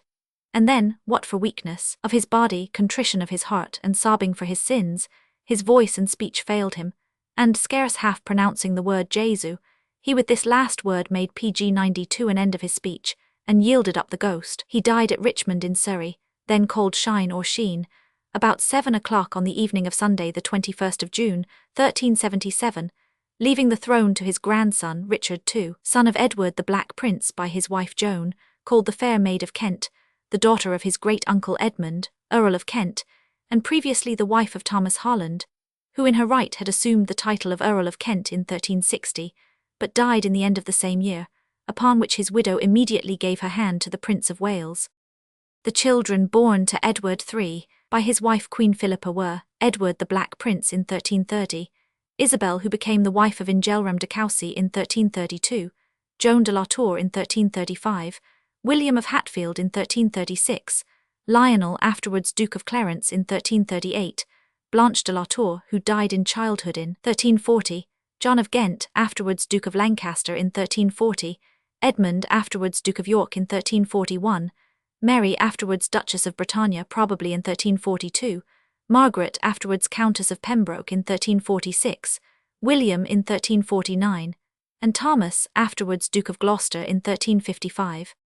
It has been observed in regard to Edward III, by Sir James Mackintosh, that though his victories left few lasting acquisitions, yet they surrounded the name of his country with a lustre which produced strength and safety, which perhaps also gave a loftier tone to the feelings of England, and a more vigorous activity to her faculties. During a reign of 50 years, it is added, Edward III issued writs of summons which are extant to this day to assemble 70 parliaments or great councils. He thus engaged the pride and passions of the Parliament and the people so deeply in support of his projects of aggrandizement that they became his zealous and enthusiastic followers. His ambition was caught by the nation, and men of the humblest station became proud of his brilliant victories. To form and keep up this state of public temper was the mainspring of his domestic administration, and satisfactorily explains the pg 93 internal tranquillity of England during the 40 years of his effective reign. It was the natural consequence of so long and watchful a pursuit of popularity that most grievances were redressed as soon as felt, that parliamentary authority was yearly strengthened by exercise, and that the minds of the turbulent barons were exclusively turned towards a share in their sovereign's glory. Quiet at home was partly the fruit of fame abroad. Wycliffe. Top pg 94. Beyond that of most of our great men, has the fame of Wycliffe undergone fierce dispute within the last few years. From regarding him with reverence as the morning star of the Reformation, it has come to be more than questioned whether he was a reformer at all, or whether a certain superior craft was not the motive that incited him throughout his career. It will be convenient to leave the consideration of this matter till we have looked at the leading events of his life, when we shall be better prepared to estimate his character. To assume a controversial tone, as it would be scarcely possible to avoid doing if we entered into the discussion of the various views and statements that have been put forth respecting him, is not at all our intention. We pg 95 have examined the several statements. We shall be content with expressing our own opinions. There is some uncertainty about both the year and the place of John Wycliffe's birth. The place which seems most probable, however, is a little village pleasantly situated near the junction of the rivers Greta and Tees, about 6 miles from Richmond in Yorkshire. The year 1324. What is known of his life commences with the year 1340, when he entered as a commoner at Queen's College, Oxford, then newly founded. His name is in the list of the first scholars.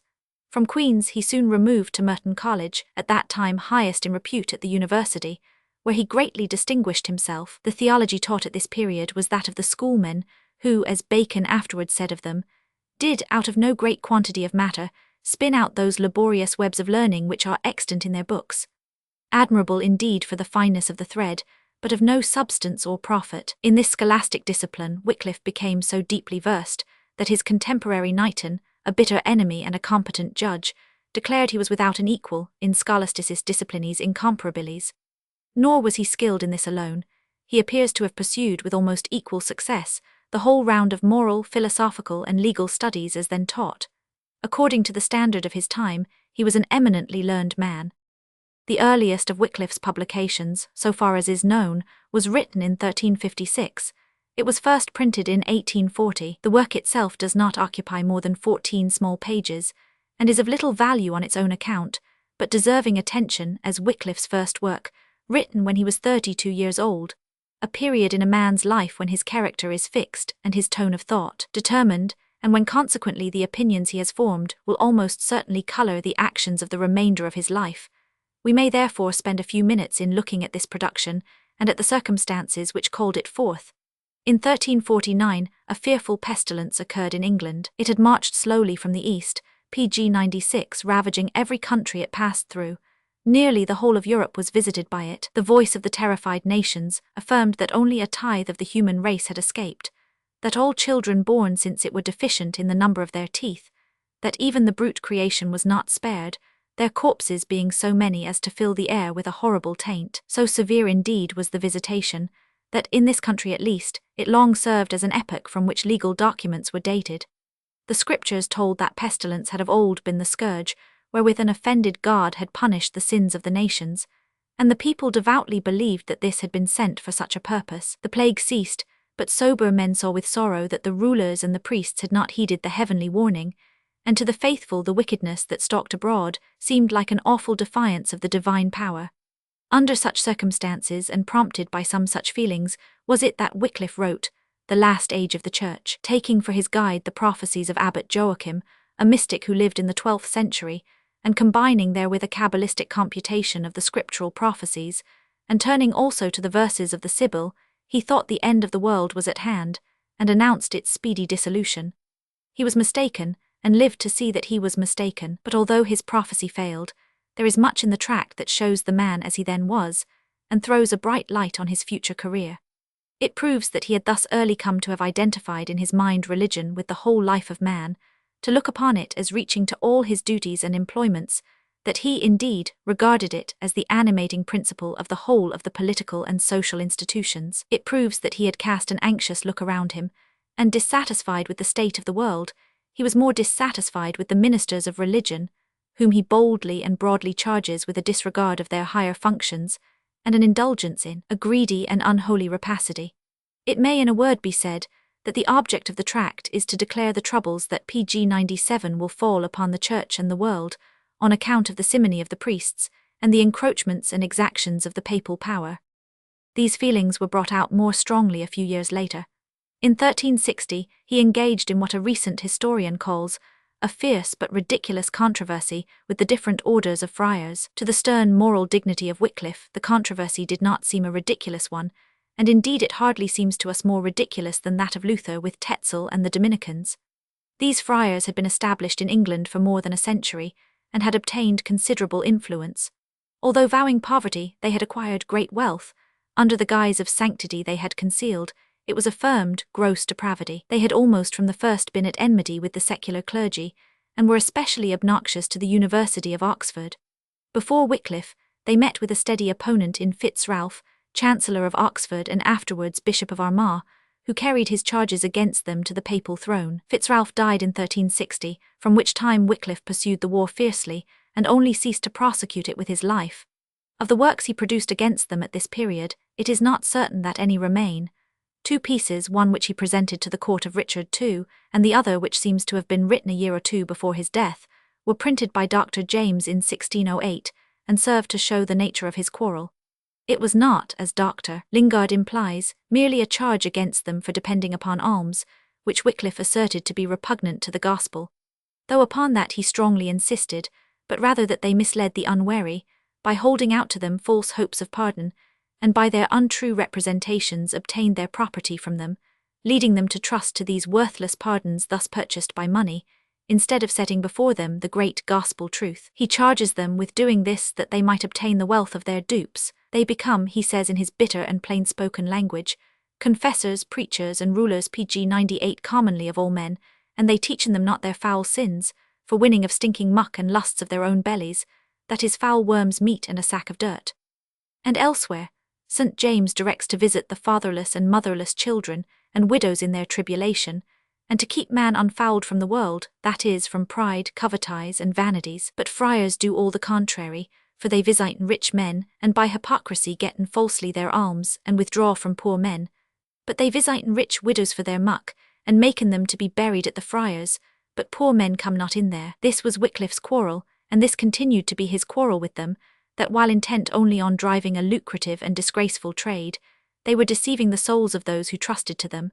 No ridiculous controversy that, to a man of Wycliffe's mind, as he said, so doubtless he thought, friars be worse enemies and slayers of man's soul than is the cruel fiend of hell by himself, for they under the habit of holiness lead men and nourish them in sin, and be special helpers of the fiend to strangle men's souls. It is not our business to palliate the violence of Wycliffe's language, but only to represent his feelings, and a cold statement in the calm phraseology of our day would poorly express the vehemence of his indignation. These words were not probably written till long afterwards, but these were no doubt his sentiments then. His controversy with the friars marks the commencement of his career as a reformer.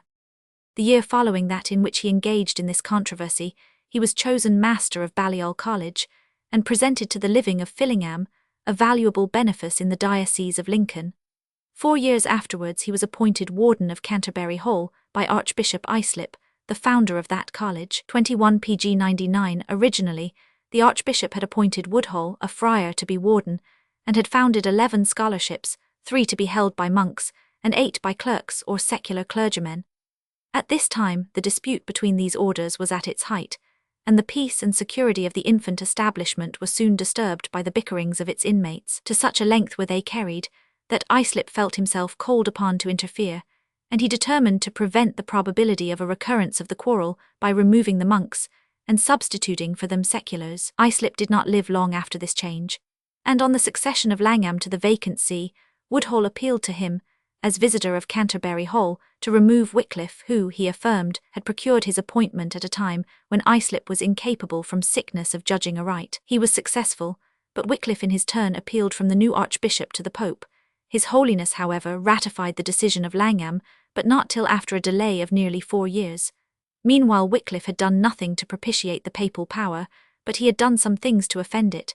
In 1365 Urban V renewed the papal claim to a domination over the sovereignty of England, which had been conceded to the Holy See by John, and he demanded the payment of an annual tribute of 1,000 marks, together with the arrears of the last 30 years. Edward III was little disposed either to acknowledge his subjection or to pay the money. He submitted the claim of the pontiff to his parliament, which on the next day, and without dissent from laymen or clergy, declared his submission to the Pope to be beyond the power of any sovereign to render, and engaged, pg 100 if the demand were persisted in, to oppose it with the whole power of the nation. Urban was intimidated by an opposition so much more resolute than he expected. A monk, however, published a tract, in which he reasserted the right of the pontiff to the tribute, and ventured to declare that England was justly forfeit on account of the non-payment of it, and hence he presumed to assert that the clergy were absolved from their subjection to the English king. To controvert his argument, he challenged Wycliffe by name. The reformer was not the man to submit quietly to such a challenge. He speedily replied to it, though, as he declared, he was not ignorant that the object of his antagonist was to involve him in difficulties with the Pope, and to obtain for himself and his order the papal favour. Wycliffe gives a statement of the debate in Parliament, and of the reasons there adduced against the grant, and then in his own name shows that the papal claim and the grant on which it was founded were dishonest, and that therefore, as the conditions were bad, the consequences that were asserted to result logically from them were bad also. Wycliffe in this tract calls himself the king's chaplain, and it is a proof of the eminence to which he had attained that he should be singled out for this encounter, unless it arose from his prior controversy. In 1368, before the dispute respecting the wardenship of Canterbury Hall was determined, Wycliffe exchanged the rectory of Fillingham for that of Ludgershall, also in the Diocese of Lincoln. After the award of the pontiff was received, Woodhull remained 2 years before he could obtain the king's confirmation, which was, it is said, then only procured by a bribe of 200 marks. But another and more important dignity was at this time conferred upon Wycliffe by the university. In 1372 he was elected professor of theology, and at the same time he took the degree of 500. This is a most important period in his life. It is evident that he had already attained a high position in the esteem of those who were most competent to judge of his abilities. But it is probable that his election to this office may have arisen from their pg 101 gratitude for his services in opposition to the growing influence and power of the monks, and his fervid declaration against the continuous encroachment of the Pope. But if it were for these less immediately religious services that he received the appointment of Professor of Divinity, it is not to be doubted, but, in accordance with his repeatedly declared sentiments of the responsibility of the ministers of religion, he would address himself devoutly to the important duties of the office he had undertaken. He appears, indeed, from this time to have more earnestly and more rigorously set himself to the study of the Scriptures. In those days the Scriptures were not unknown to the teachers of religion, as has been sometimes asserted, but the knowledge of them does not appear to have been general or exact. Wycliffe's quotations from them were now more frequent. His expositions of them always exhibited them as the ultimate rule. It is probable that from this time we may date the establishment of his main doctrinal views, and also his departure from the received theology. It is not possible in our brief space to extract from the works that appear to belong to this period, but we may say that, if they have been correctly dated, he now distinctly set forth those truths which caused him to be branded as a heretic. His lectures on the Decalogue afford striking proofs of the clearness and vigor of his powers, and exhibit his leading views of religion with much distinctness. These views were very different from those generally received, and must have excited much surprise, much enmity, and much deep attachment. As we shall have to speak of his opinions more hereafter, we may conveniently leave any further remarks upon them for the present. The papal claims occupied much of the attention of Edward III, especially in the latter part of his reign. An embassy had been sent to the Pope, Gregory XI, in 1373, respecting the appointment of bishops, the reservation of benefices, and other matters in which Edward and his parliament declared that the pontiff had largely encroached on the ancient customs. Some partial concessions were made, but the English king was far pg 102 from being satisfied with the extent of them, and it was resolved in 1374 to send another embassy. The name of Wycliffe stands second on the list of commissioners, the first name being that of the Bishop of Bangor, who had been employed in the previous negotiation. With them were united 5 other persons. The conference was held at Bruges, where the papal nuncios met them. Wycliffe appears to have stayed in this city from August 1374 till July 1376. What results were obtained are not exactly known. For Wycliffe himself the consequences were probably of much importance. At this time, it will be remembered, the Pope's residence was at Avignon, and the papal court had attained to a rather bad eminence. It is not probable that, with his strong feelings of the responsibility of the office of a minister of religion, Wycliffe would become more attached to the dignitaries of the Church from the closer intercourse he would now have with them. His visit to Bruges may have produced as strong an impression on his mind as was wrought on that of Luther by his journey to Rome. In fact, according to Dr. Vaughan, his rebukes, which had hitherto been directed toward the head of the Church but distantly and by implication, are applied in that quarter, soon after this time, with unsparing severity. During his absence at Bruges, the king marked his satisfaction with his conduct by conferring on him the rectory of Lutterworth in Leicestershire and a prebendal stall in the collegiate church of Westbury, in the Diocese of Worcester. The principal commissioner, on the other hand, received his reward from the Pope, who translated him to the See of Hereford, and a few years after to that of St. David's. A few months only elapsed after the return of Wycliffe, when he was summoned to appear before a convocation to answer the charge of holding heretical doctrines. What was the exact nature of the heresies does not appear. They were probably not definitely stated, owing to a strange scene that occurred. The convocation was held at St. Paul's, February 19, 1377, and that edifice was crowded by the populace, as well as by the clergy, long before the reformer made his appearance. pg 103 When he arrived it was between 2 of the most powerful nobles in the land, one the king's eldest surviving son, the celebrated John of Gaunt, the other Lord Percy, the Lord Marshal of England. With Gaunt Wycliffe had probably become acquainted at Bruges, for during his stay there, the Duke had visited that city as ambassador to conduct some negotiations with the minister of the French monarch. And no doubt Wycliffe, from his official position, would have some intercourse with him. The support of the Duke and of Lord Percy arose most likely from political rather than religious motives. The dignity of these nobles scarcely sufficed to procure an approach through the crowd to Courtenay, Bishop of London, who presided on the occasion. Some slight tumult occurred in making their way, which, being perceived by the bishop, he called out, "Lord Percy, if I had known beforehand what masteries you would have kept in the church, I would have stopped you out from coming hither." To this rough salutation the Duke of Lancaster replied, "He shall keep such masteries here, though you say nay."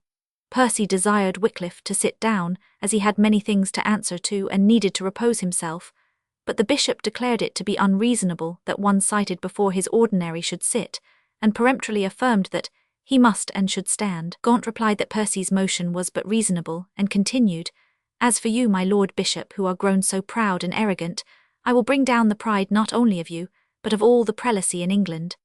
The bishop told him to do his worst, and after some further bickering, the Duke vowed that sooner than submit to such words he would pluck the bishop by the hair out of the church. The bystanders had been growing excited by these outrageous proceedings, and now, fancying the Duke would proceed to violent acts, they rose in a body for their bishop, and the Duke and his followers were compelled to a speedy flight. The Londoners, not content with driving the Duke and his friends from the church, assembled in a tumultuous mob and proceeded to his palace, but he had made his escape, and they contented Pg 100 for themselves with reversing his arms. They then proceeded to the house of Lord Percy, which they damaged, but they did not succeed in finding its owner. An unlucky priest, however, whom they found, and imagined to be Percy in an assumed habit, they hung. The mayor and aldermen were afterwards removed from their offices for not suppressing the riot, but none of the rioters appear to have been punished. It does not seem that Wycliffe took any part in these discreditable proceedings, nor that the mob attempted to injure him. Of course, he would be far more obnoxious than ever to his opponents, and from this period they appear to have pursued him with more determined hate. After this meeting, Wycliffe devoted himself to his parochial duties, but in a few months he was summoned from them to answer new charges. Probably some of his more inveterate enemies had forwarded to Rome statements of his heterodox notions, for on the 22nd of May, 1377, the Pope issued 4 bulls against him, addressed respectively to the Archbishop of Canterbury, the Bishop of London, and the University of Oxford, and with these was sent a letter to the king, stating that information had been received from creditable persons that John Wycliffe, rector of Lutterworth and professor of theology, had been actively engaged in propagating certain detestable and erroneous notions utterly subversive of the Church. These bulls authorized the incarceration of Wycliffe, and his examination upon the various matters stated. The results of the examination were to be transmitted to the Pope for his determination. The charges preferred are probably nearly similar to those that would have been brought forward at the convocation, but for the unexpected disturbances. These charges, or conclusions as they are called, show that the pontiff was most moved by their appearing to question his preeminence. They state that Wycliffe denied the political supremacy of the Pope, and asserted that the whole race of men agreeing had not power to ordain such supremacy, that it was beyond the power of God himself to confer it, that he denied the efficacy alike of benediction and of excommunication Pg 105 assumed by priests, that absolutions are valueless except as they agree with the law of God, and that the spiritual power of the ministers of religion does not differ in degree. These bulls vary only in trifling particulars. They impress alike on all to whom they are sent the urgent necessity of extirpating such detestable heresies, which they liken to those of Ganjuno and Marcellus, condemned 50 years before by Pope John XXII. These men opposed the papal see on political grounds, and it is plain from the tone of the bulls that it was the attack on his temporal authority that disconcerted Gregory. Before these documents could arrive, Edward III had ceased to live, and his decease afforded Wycliffe a little breathing time. The other parties to whom they were addressed did not take any public proceedings in connection with them till several months had elapsed. The University of Oxford seriously demurred at receiving the bull, and when they had received it, took no steps for furthering the object of it. The Archbishop of Canterbury, however, had no such scruples. He addressed a letter to the Chancellor of Oxford, directing him to make inquiries respecting the errors referred to in the papal mandate, and to forward to him the result of his investigations, with his own judgment thereon, sealed with the university seal. He also directs him to cite Wycliffe to appear at St. Paul's to answer the charges on the 30th court day from the 18th of December, 1377. Wycliffe appeared not at St. Paul's but at Lambeth, but the result was not more hurtful to him than on the previous occasion. Gaunt was no longer supreme in the court, but the reformer had now another friend there. The Dowager Princess of Wales, the king's mother at this time, possessed much influence, and she used it on this occasion on Wycliffe's behalf. The Londoners, too, appear to have been now as much opposed to the bishops as they had before been to Wycliffe's friends. They attended and, by their clamours against the proceedings, created much confusion, and before the tumult could be appeased, a messenger from the princess commanded the bishops to abstain from any decision injurious to PG 106 Wycliffe. They, as Walsingham indignantly says, became soft as oil in their speech, so were they stricken with fear you would think them as a man who hears not, or one in whose mouth are no reproofs. Before this convocation was held, Wycliffe had circulated an answer to the papal conclusions, which, somewhat altered or corrected, he put in at his trial. These modifications, and his answers or explanations to the conclusions, have been declared to be quibbles and evasions unworthy of a sensible or of an honest man. But the proofs adduced by the reverend historian, especially as coming from one so learned in the theology of the schools, are strangely inadequate to sustain so grave a charge. The explanations are undoubtedly strained, but the conclusions are strained too, and the whole bears the appearance of a scholastic wrangle. It would not be worthwhile to examine these answers here, could we afford the space, but we must repeat that to us they appear anything but evasive, although not consistent with our modes of reasoning. It does not appear that Wycliffe had really expressed his opinions in anything like the form they bear in the Pope's mandate. They were conclusions gathered out of his writings. In judging Wycliffe in this matter, it should not be forgotten either that the only authority for the paper ascribed to him is Walsingham, who was most unfriendly to him, and it may be not literally exact. Wycliffe concludes his paper by assuring his judges that he is a true son of the Church, that he has not advanced any opinions without warrant from Scripture and the writings of holy doctors, as he is ready to show, but that he is most willing to retract whatever can be proved to be erroneous. The answers were admitted as sufficient by the bishops, and he was dismissed with a warning to avoid in future such questionable matters. By Wycliffe the result was considered as a triumph, and the warning disregarded. He was immediately afterwards attacked on the subject of the papal infallibility by an anonymous writer whom he calls a motley divine, Mixtus Theologus, who appears to have been not a little startled by Wycliffe's daring, and in PG 107, consequence to have thought it necessary to reassert the authority and infallibility of the pontiff in the strongest terms. Among other things he declared, according to Wycliffe, that as the Pope could not commit mortal sin, whatever he ordained must be just, to which Wycliffe replied, that if so, he might remove any book from the Scripture and introduce any novelty in its place, and thus, making the very Scripture heresy, establish heresy in its stead. From this Wycliffe advances to more direct and stronger attacks on a power so enormous and so capable of abuse, and urges the more influential classes to cast off so intolerable a thraldom. He attacks with equal vigour his other positions, but the full swell of his indignation is reserved for the impious declaration that the Pope and clergy could as fully absolve from sin as the Almighty himself. It is evident that he had now arrived at the point when he was prepared to oppose to the utmost the papal power. That this power would soon have been brought to bear upon him if Gregory had lived is not to be doubted, but he was saved by the breaking out of the great schism of the West. Pope Gregory XI died on the 27th of March, 1378, and while the Italian cardinals elected and obeyed Urban VI, those attached to the interests of France chose Clement VII. Urban was acknowledged in England, but he had too much employment at home to prosecute an English heretic. For the next 3 years, therefore, Wycliffe was left undisturbed.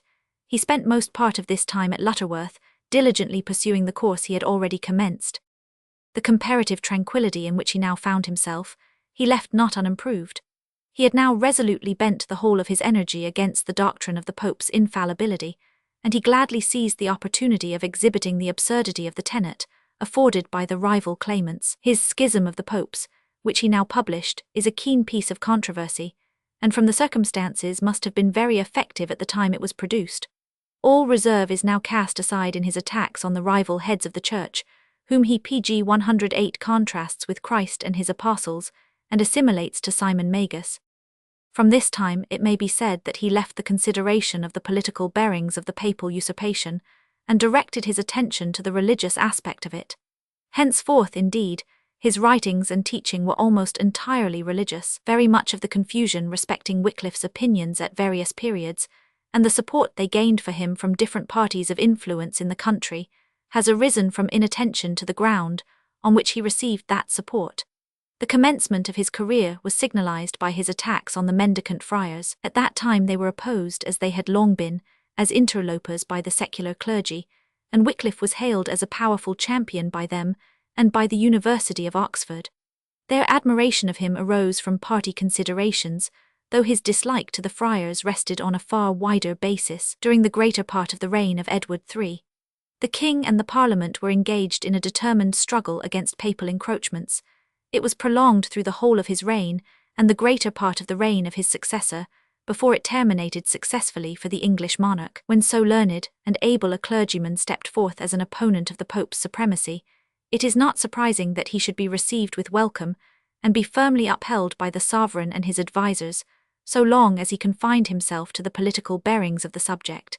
And if he exceeded those limits a little, it would not in such an age be taken much heed of. Again, when with a more earnest zeal he set his face against the corruptions of the clergy of all ranks, when he denounced as hirelings such as sought after filthy lucre, and neglected the spiritual advancement of their charges, and pronounced them the most desperate of sinners, backed as his animadversions were by the purity and even austerity of his own life, he would be sure to obtain the suffrages of serious men of all classes, who would bitterly regret the contradiction between the lives and the profession of pg 109 such priests.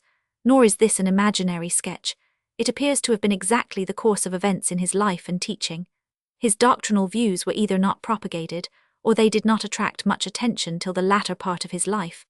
Then a devoted band rallied round him, and when those who had used him for temporary purposes had cast him off, they clung to him with an ever-growing intensity of affection. Nothing is more manifest in tracing his opinions than the increasing attention he gave to the Scriptures.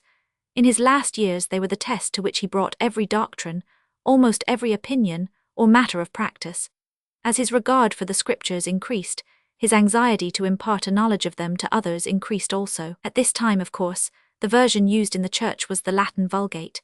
There had been at various times portions of the Old and New Testament translated into the Saxon and English languages, but no complete translation had, it is probable, been made. Wycliffe resolved to enable his countrymen to read the Word of God in their own tongue, a noble resolution nobly performed. Aided no doubt by some of the learned disciples who now surrounded him, he diligently commenced his undertaking, and in due time completed it. Before the invention of printing, the publication of a book was a very different matter to what it now is. The only mode of making known the contents of a work then was by transcribing and circulating many copies, and this was the way in which Wycliffe published his Bible. That it was diligently circulated, there can be no question, from the number of copies of it remaining, and from the certainty that he would be anxious to diffuse as widely as possible the authority to which he so constantly appealed, and on the acknowledgment of which the acceptance of his views depended. 22. Wycliffe's version was not made from the original Greek, but from the Vulgate, of which it is a faithful representation. pg 110, the language is firm and nervous, and was no doubt perfectly intelligible at the time it was written. But nearly 5 centuries have passed since then, and many changes have taken place in our English. There is, however, even now little difficulty in understanding it, if the uncouth spelling be disregarded, and it is read with the pronunciation of the northern counties, as we have ascertained in several trials with different listeners. The New Testament has been 3 times printed, by the Rev. J. Lewis, the author of his life, in 1731, by the Rev. H. H. Baber in 1810, and again and more carefully in Bagster's Hexapla, 1841. This last work contains the 6 principal English translations, from that of Wycliffe to the authorized version, and it is interesting to trace the influence of Wycliffe's on all the succeeding versions. Most who examine them in this work, as they stand side by side, will agree with Professor Blunt that, on comparing it with the authorized version of King James, it will be found that the latter was hammered on Wycliffe's anvil. Besides its vast importance in a higher point of view, there can be no doubt that Wycliffe's translation of the Scriptures did very much to fix our language. Except Mandeville's Travels, it was the first English prose work of any importance. Wycliffe's Old Testament has never been printed. It has been spoken of for some years as in preparation for printing at the Clarendon Press. But the translation and publication of the Scriptures was not the only object that occupied his thoughts. Among the plans he had devised for spreading abroad his views of truth was the formation of a band of what he termed his poor priests. Wycliffe had assumed a plain coarse garb, and they were clad like him. Their PG 111 duty was to go about instructing the poor in the truths of the gospel. They were to be unencumbered by worldly goods themselves, and they were not to acquire wealth for their order. They had no benefices, and the reasons for it he explained in a tract he promulgated, entitled Why Poor Priests Have No Benefices. His principal reasons are the fear of simony, 2. The danger of misspending the money of the poor, 3. The hope of doing more good by moving from place to place.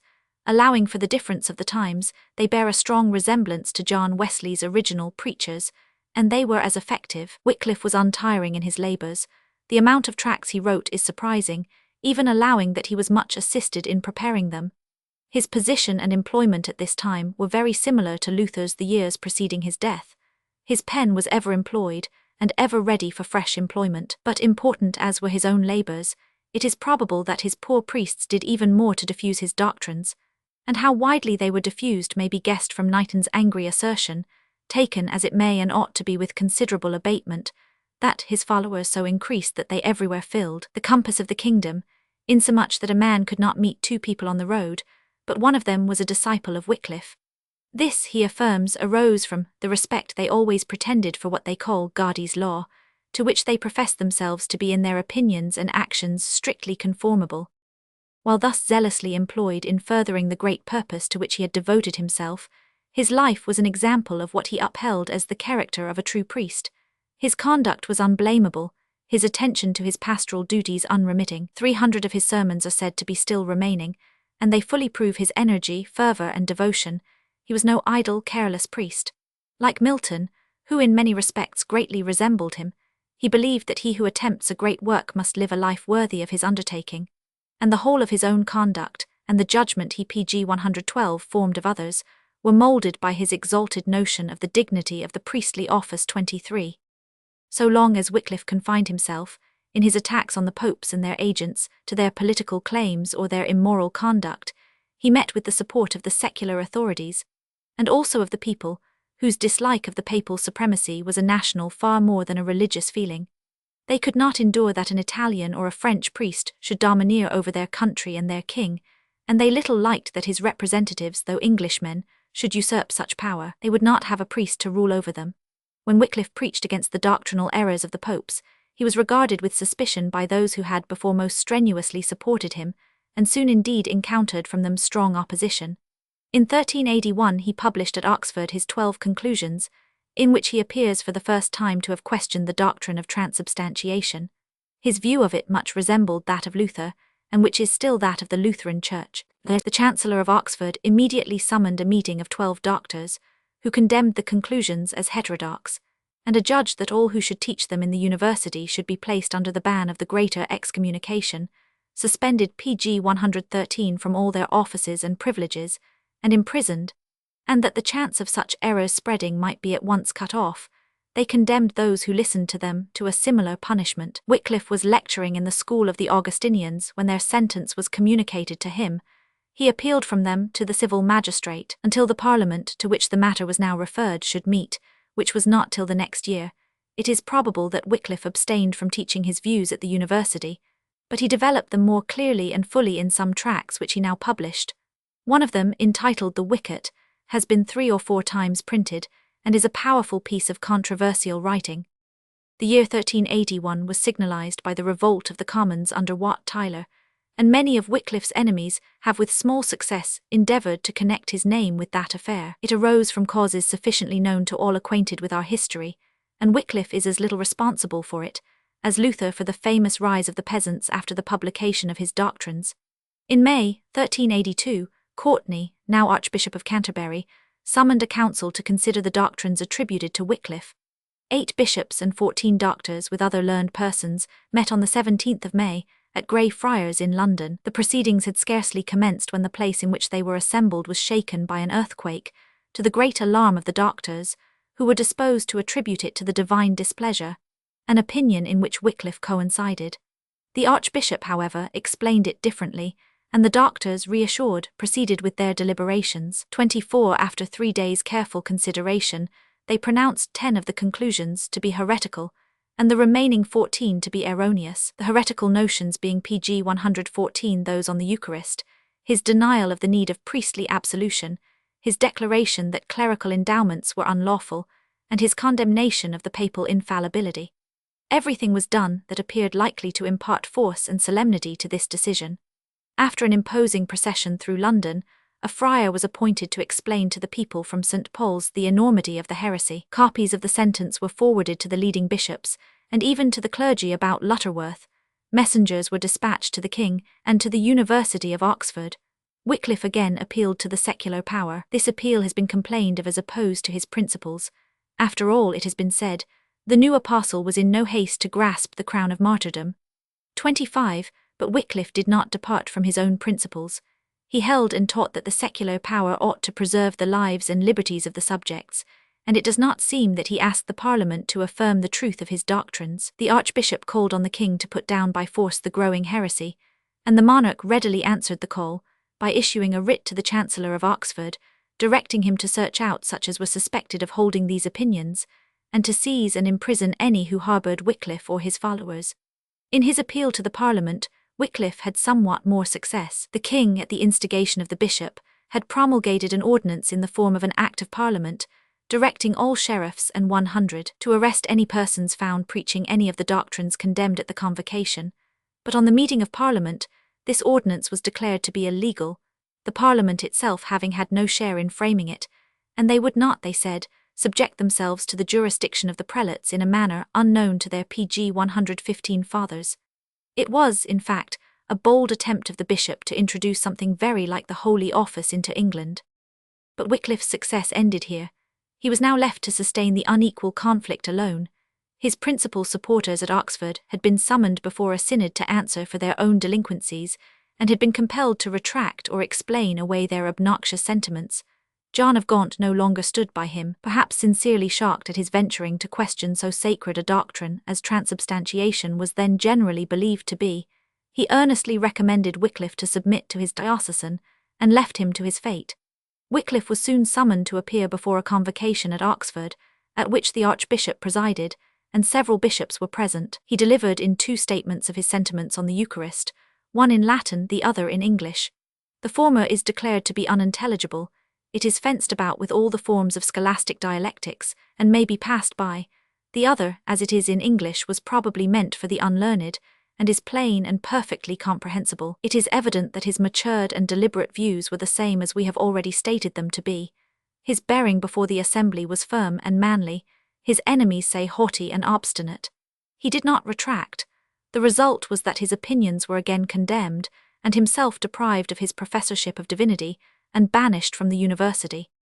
He was not further molested, at least for the next 2 years. This interval was busily employed. A host of opponents sprung up against him after the adjudication at Oxford, and he was not of a temper to let them pass unanswered. His intense energy was little impaired by age or anxiety, and his opponents still found him a ready antagonist. Bowed down by persecution, his life by illness made a living death, he wavered not nor ceased from his labours. During his last years, Wycliffe suffered much from paralysis, the effect, no doubt, of his anxious and stormy life. His first attack was in 1379, perhaps PG 116. The knowledge of his weak state prevented his enemies from pressing for the infliction of physical punishment. But a few months before his death, he was cited by Urban II to appear before him at Rome to answer for his heresies. Wycliffe was unable from illness to go, but he addressed a letter to His Holiness in which he tells his belief. The main points of it are his declaration of his entire dependence on Christ as the Son of God, and of his assurance of the supreme authority of Scripture. He acknowledges the Pope to be Christ's chief vicar on earth, but adds that he ought to follow the example of his Master, who was the poorest of men when in this world. This I take as wholesome counsel, that the Pope leave his worldly lordship to worldly lords, as Christ charged him, and move speedily all his clergy to do so. For thus did Christ, and taught thus his disciples, till the fiend had blinded this world. He declares that if he were able he would go to the Pope, but as he cannot, he supposes the Pope will not show himself open Antichrist, by commanding him again to do that which God had rendered him unable to do. If his opinions can be prayed to be wrong, he is ready to recant. If it be necessary to die for them, he is willing, for that I hope were good for me. As he was assisting at the celebration of Mass by his curate in his parish church of Lutterworth, on the 29th of December, 1384, another and more fatal stroke of paralysis deprived him of the use of speech and of motion. He lingered 2 days, when his spirit ascended to that world, where misapprehension and strife are alike unknown. His corpse was buried in the church, and there it rested till 40 years afterwards the Council of Constance, at the same time that it crowned itself with eternal infamy by its treacherous murder of John Huss and of Jerome, condemned Wycliffe's doctrines, and directed that his corpse should be exhumed and burnt, if it could be discerned from those of the faithful. The order was obeyed. Richard Fleming, Bishop of Lincoln, in whose diocese Lutterworth was situated, directed the process. The reformers' remains were pg 117 taken up, burnt, and the ashes cast into the Swift, a little stream that runs at the foot of the hill on which the town is built. Thus this brook, says Fuller, hath conveyed his ashes into Avon, Avon into Severn, Severn into the narrow seas, they into the main ocean. And thus the ashes of Wycliffe are the emblem of his doctrine, which now is dispersed all the world over. We have endeavoured, as far as our limits would allow us, to exhibit Wycliffe according to his own principles. It remains for us to add a few words on his sentiments, and express our own impression of his character. His opinions have been the subject of much disputation, and it is often said that they are so enwrapped in explanations and mystifications that it is difficult to make out what they really were. But to one desirous to understand them, the difficulty soon disappears. The contemporary notices of him do not imply that there was any obscurity. The charges brought against him, his own defences, the references his followers make to him, do not suggest it. That his opinions will appear contradictory to one who extracts from his different writings, without regard to the circumstances and the time in which each was written, there can be no doubt. But if it be borne in mind that his creed, like that of every reformer, and especially of every religious reformer, was progressive, that his opinions were slowly formed, often forced upon his conviction after a long struggle against them, so that he would more than any other lament the necessity imposed upon him to admit, and especially to diffuse them. If this gradual formation of his creed be remembered, the difficulty of reconciling the articles of it with the statements and reasonings to be found in others of his writings will not surprise any candid inquirer, whether he admit the truth of the opinions or not. To us it appears he might truly be called the first Protestant, the first who boldly and firmly protested against the papal domination, both in relation to society and to individual man. His doctrinal views were in the main those afterwards adopted by Luther and the Reformed churches. In others, he went far beyond them, pg 118 verging closely upon Puritanism, while to the last he held many things now only retained by the Romish Church. His moral character was unimpeached. His sincerity has been questioned, but to us it seems to stand firm and unshaken. His faults, however, are manifest. Living up to the lofty character he set before him, he stooped not to one who was unable to attain to the same elevation. A fierce polemic, he is unmeasured in the expression of his wrath against all whom he opposed. But we must not let our dislike of such violence lead us too far. A wise man has told us not to condemn bitter and earnest writing. In truth, a man cannot beat down idols with a feather broom, and Wycliffe's task was not merely to sweep the dust off those about the holy place. After all, Wycliffe was abundantly repaid in his own coin. For every handful of mud he flung, a cartload was thrown back upon him. Let him not be condemned for a fault common to every one who has undertaken so apparently hopeless a task as the destruction of a mighty system of evil. It is a fault that seems to spring out of the vehemence of temper natural and almost necessary to the character of a reformer. The vehemence of his language in some instances and its cautiousness at other times appear to have arisen from the fact that, seeing palpably the evil practices of the religious orders about him, and the consequences that resulted from them, he attacked them with an overflowing asperity, while in matters of doctrine he formed his opinions deliberately, was conscious of all the difficulties of the question, and spoke cautiously, moderately, and with an honest desire not to obtrude extreme opinions. This, at least, appears to us the true explanation. We regard Wycliffe as one of the noblest of our worthies, and as long as true manly earnestness and Christian worth are honoured by his countrymen, his name will live in their remembrance, and be cherished with devout gratitude. A true, honest, noble-hearted man, he recognized the divinity within him, and followed its bidding through evil and through good report. With him worldly honours were naught, the fear of man he knew not. He had a work to accomplish, and he turned pg 119 not aside from it. As long as he had a hand or a tongue to labour with, he ceased not to labour. Wycliffe was the pioneer in the great struggle to release man from spiritual thraldom. He stood forth and proclaimed the forgotten truth, that the soul of man is responsible alone to its creator, that no man can stand between his fellowman and his divine master. The welcome with which his doctrine was met showed that the hollowness of the ground upon which men stood was felt. He died, but his work survived him. In this country a goodly band remained, and carried on what he had begun, and when they were silenced, his opinions were cherished in private, till on the introduction of the reformed doctrines they were lost in the broader stream. It is probable indeed that these secret dissensions within the English Church largely contributed to the easy introduction of the reformed opinions here. On the continent, too, his views found a home and a welcome. Carried into Bohemia immediately after his death, they there spread widely, nor did the martyrdom of John Huss stop their progress. The result was their accomplishment in the Great Reformation. The number of writings attributed to Wycliffe, from tracts of a page up to large and elaborate works, which remain in Ms. scattered through public libraries, is very great. Few of them have been printed, and it is not creditable to our literature that while the various societies established for the republication of the works of our earlier writers are loading their shelves with much worthless rubbish, only one work attributed to Wycliffe and that not known to be his should have been printed. The Religious Tract Society, a few years back, published a volume of selections from his writings, but the language is modernized with very little judgment, and the work is of course of no value.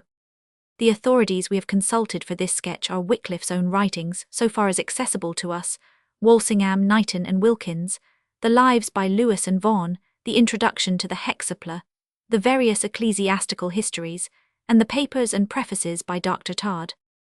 Chaucer. Top pg 120. Two undertakings of more than ordinary importance mark the second half of the 14th century, and suggest on various grounds an interesting and useful parallel. Pursuing one of these undertakings, the chief actor in it collected vast sums of treasure by the taxation of the people of England, drew from the peaceful and profitable avocations of industry the materials for army after army of English citizens, and poured them upon the soil of a neighbouring country, which he was determined at all costs to conquer. To found for England a new empire on the continent was the undertaking on which the brave, able, accomplished, but grasping and unscrupulous Edward III concentrated the energies of a life. About the very same time that Edward began in earnest to prosecute this undertaking, there was a youth, buried in the seclusion of study, not less actively engaged in the promotion of another undertaking, that, too gigantic in its character probably to be determined upon, or even rightly estimated then, was doubtless dawning pg 121 little by little upon his mind. For this undertaking he too drew supplies from all quarters, but his levies were of books, his treasure the accumulated stores of thought that time had bequeathed to the world. And when he had mastered all that could thus be obtained, he went forth into the world to study men, as well as man, before he attempted the conquest of the empire he meditated, over the hearts and minds of his fellows. And how fared these respective undertakings? Failures of course affected the ambitious student as well as the ambitious warrior, but we have not in the one case as in the other a record of them. Let us therefore look simply at the successes of both, and the results. The Battle of Crecy, the first great encounter between the two nations, was won in 1346, and in the same year the first important poem of the first great English poet is understood to have been produced. 10 years later Crecy had been followed by Poitiers, the Court of Love by the noble Troilus and Cressida, and by an announcement contained in the concluding lines of that work, which showed the poet had essayed and was satisfied as to his powers, and was preparing to give to England a work that should rival the Divine Comedy of the illustrious Italian Dante, lately deceased. Go, little book, wrote the poet. Go, little tragedy. Were God my maker, yet ere that I die, so send me might to make some comedy. 16 or 17 years more elapse, and the iron-willed sovereign bends beneath a fiat even more potent than his own, and in deep humiliation feels that he is utterly defeated. About the same time the poet is receiving from the lips of an illustrious contemporary an addition to the materials for the work that is to form the culminating point of his life and fame, the last of a long series of productions destined to be as permanent as the language itself which they have done so much to create, the comedy, in short, of which he has so long dreamed. He is hearing from Petrarch the exquisitely pathetic story of Griselda. Edward dies in 1377, a broken-hearted pg 122 man, deserted even on his palace hearth at the last hour by those he had fed and clothed and honoured. He who would have conquered France cannot even now command the presence of a single lackey.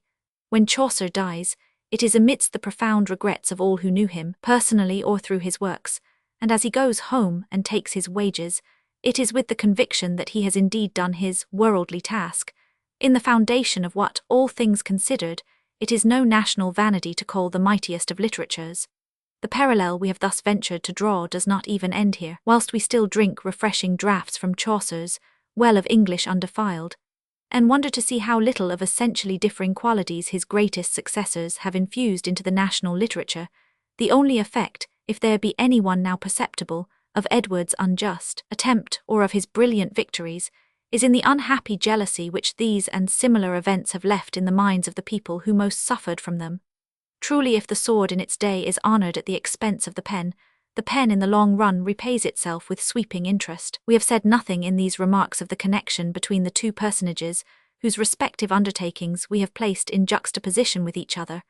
But that connection is not the least interesting or least important portion of the biography of either. We do not know whether Edward intentionally forwarded Chaucer's poetical undertakings, but it is clear that by his patronage they were forwarded, and greatly. Whilst Chaucer, on the other hand, was one of the most trusted and valued of the king's servants, promoting Edward's views by his personal services in the field as a soldier, and still more influentially by his experience and wisdom in the cabinet as a diplomatist.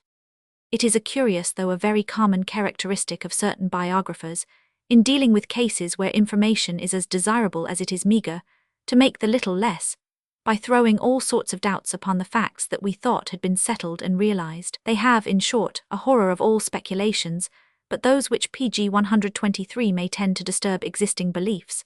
Unable to build themselves, they would deny to others the use of the necessary foundations. Why, for instance, must there be a doubt excited as to the date of Chaucer's birth?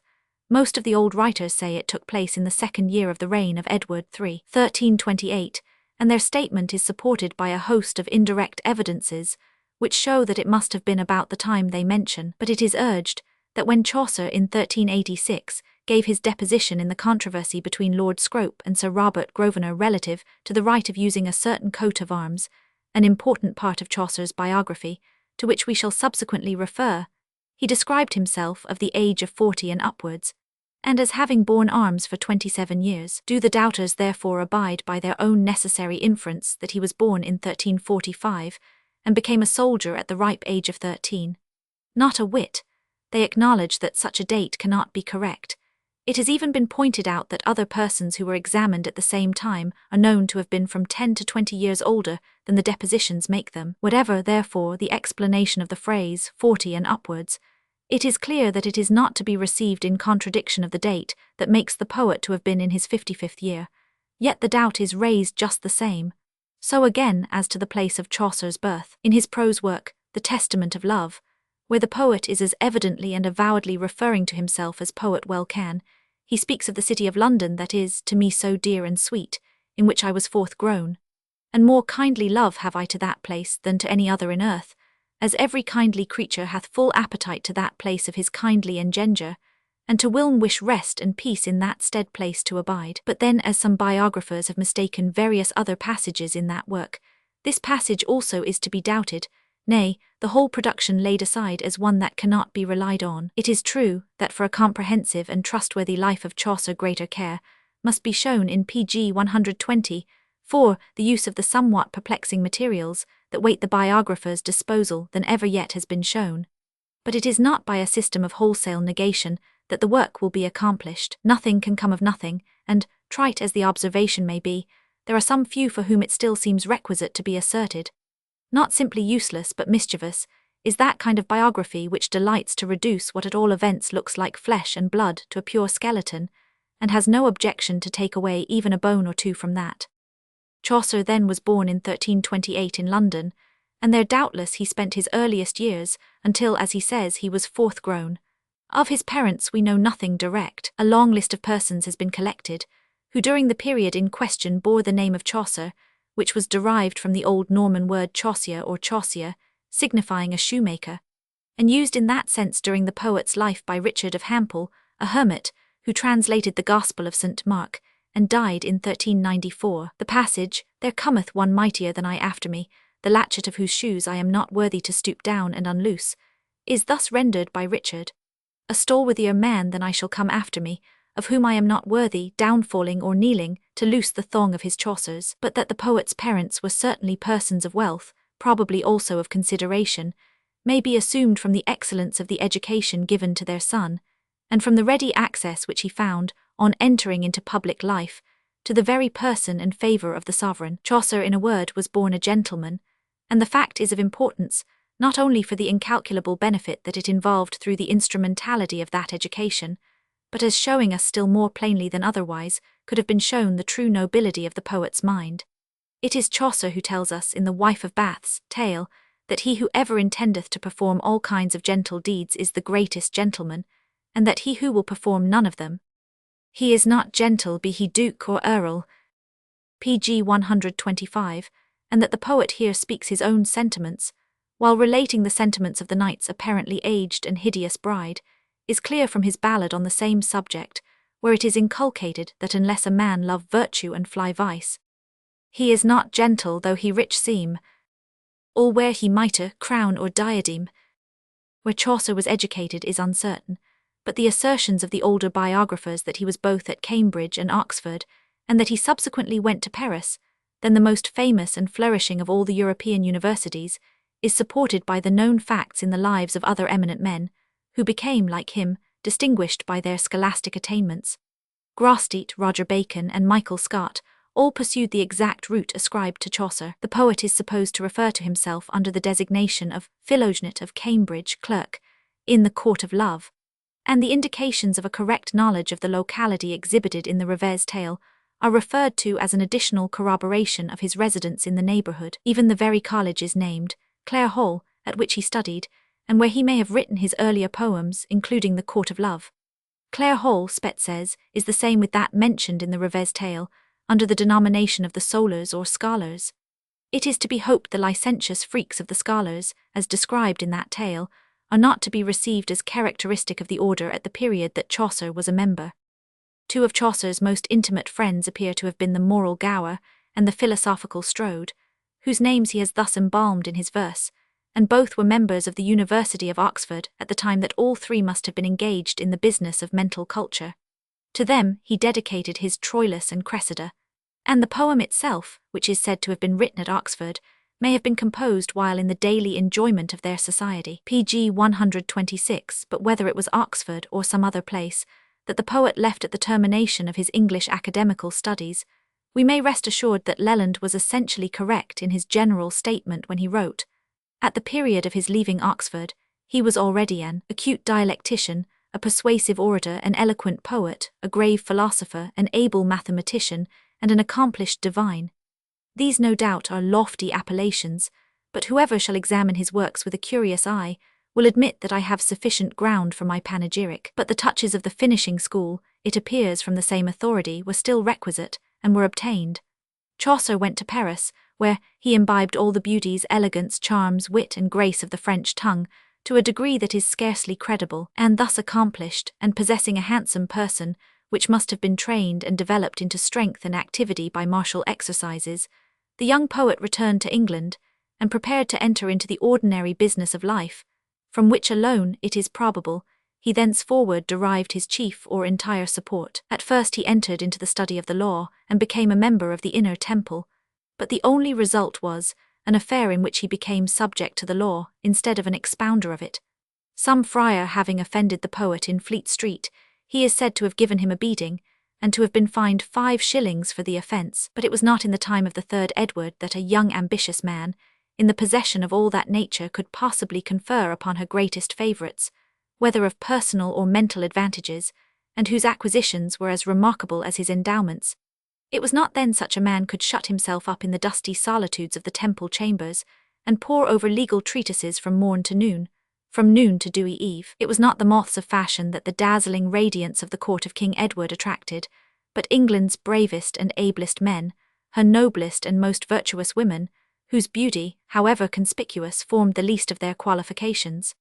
It was with such as these Pg 127 that the palace halls of Windsor were thronged. To mention but 2 names, each sufficient to immortalize any court, there were then among the brilliant groups that surrounded Edward, his Queen Philippa, the saviour of the illustrious citizens of Calais, and the Countess of Salisbury, the heroine of Froissart's charming narration, who not only resisted the king's unlawful love, but so purified the heart of the lover, that when the well-known accident happened at a ball, he founded the Order of the Garter in her eternal honour.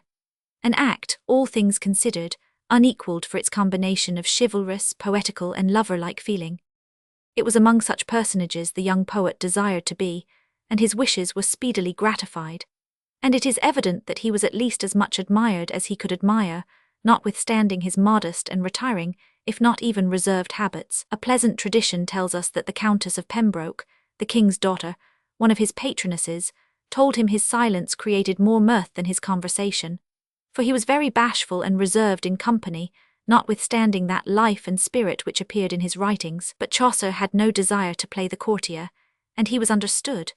More than one of his poems are believed to have originated in conversations between the poet and the noble women who honoured themselves and him by taking an interest in his career, thus to appease them generally. When they professed to be offended by the strictures contained in some of his writings, he produced, at the command of Queen Philippa, the Legend of Good Women, which, it has been pointedly observed, should rather be called the Legend of Bad Men.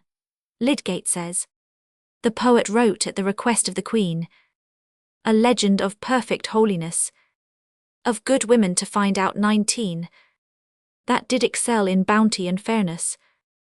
And the sly monk adds, "For all his labour he found it impossible." pg 128. In all this world to find so great a number. How the poet obtained admittance to the court we know not, in the absence of any facts tending to show that he was by birth entitled to expect, as a matter of course, the remarkable favour that was accorded to him.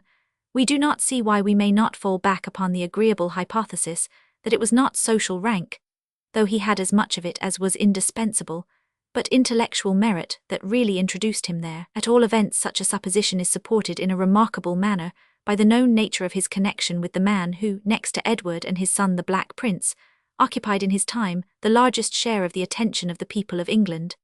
We refer to John of Gaunt, Duke of Lancaster, the fourth son of Edward, and of course therefore the brother of the prince just named. Among the poems of Chaucer there are three which have been looked upon, and no doubt correctly, as illustrating the personal history of the Duke as a lover and a husband. In the first of these, The Complaint of the Black Knight, the poet, in a charming passage, describes himself as walking forth on a May morning, and meeting in an arbour the Black Knight, who is bewailing the cruelty of his mistress. It is worthy of observation that the poem shows how much better the poet felt what did concern him, the beauty of the time and season, than what did not touch very deeply his sympathies, the love distresses of his friend and patron John of Gaunt. The second work of the series, Chaucer's Dream, shows that the lady's obduracy was, as usual, more apparent than real. The royal lover has married the lady of his heart, Blanche, daughter of the Duke of Lancaster. The third poem, The Book of the Duchess, records the premature death of Blanche in 1369, and the profound grief of her husband. The historical facts relating to John of Gaunt, time-honoured Lancaster, harmonize so completely with the poetical ones contained in this trio of poems that there can be no reasonable doubt as to the scope and origin of the latter, and this conviction is of greater pg 129 value than may be at first apparent. The Complaint of the Black Knight, referring to the Duke's courtship, and Chaucer's Dream, referring to the Duke's marriage, must have been written, the one a little before and the other a little after that marriage, which took place at Reading in May 1359, and was solemnized with great splendour. Knowing then the period and the circumstances of the production of these poems, we shall find, on looking at the one named Chaucer's Dream, that we also know the essential history of the poet's own courtship and marriage. In the other two poems, he is thinking chiefly of his friend and patron. In this one he makes all turn toward the expression of his own heartfelt wishes. In the Dream, he imagines himself in a lodge, beside a well in the forest, reposing after the fatigues of a hunt. The difficulties attending the courtship of the Duke and Duchess are then shadowed forth by an account of their death, and revival ending in their union. Then follows a long and highly important passage, evidently, up to a certain point, narrating facts. After the marriage was determined upon, the royal lovers sent out messengers in all directions, to kings, queens, and duchesses, to divers princes and princesses, inviting them to be present at the solemnity. Then, says the poet, they ordered that certain knights and squires and officers, in manner of an embassade, with certain letters claused and made, should take the barge and depart, and seek my lady every part, till they her found. The Duke and Duchess 26, Blanche, tell them to charge her to be there at the day. Again and again Blanche desires PG 130 to be commended to her, and she is to be told that unless she come, all will be wasted, and the feast but a business, without joy or lustiness. The embassy departs, and after 14 days returns with the object of their search in the barge. The Duchess in her delight cannot wait for her arrival at the court, but, says the poet, she met my lady on the sand and clasped her in her arms. And for 12 hours after they parted not, but wandered alone, talking of their joys and troubles, with the pleasure natural to their young and tender years. And when night came, they still remained together.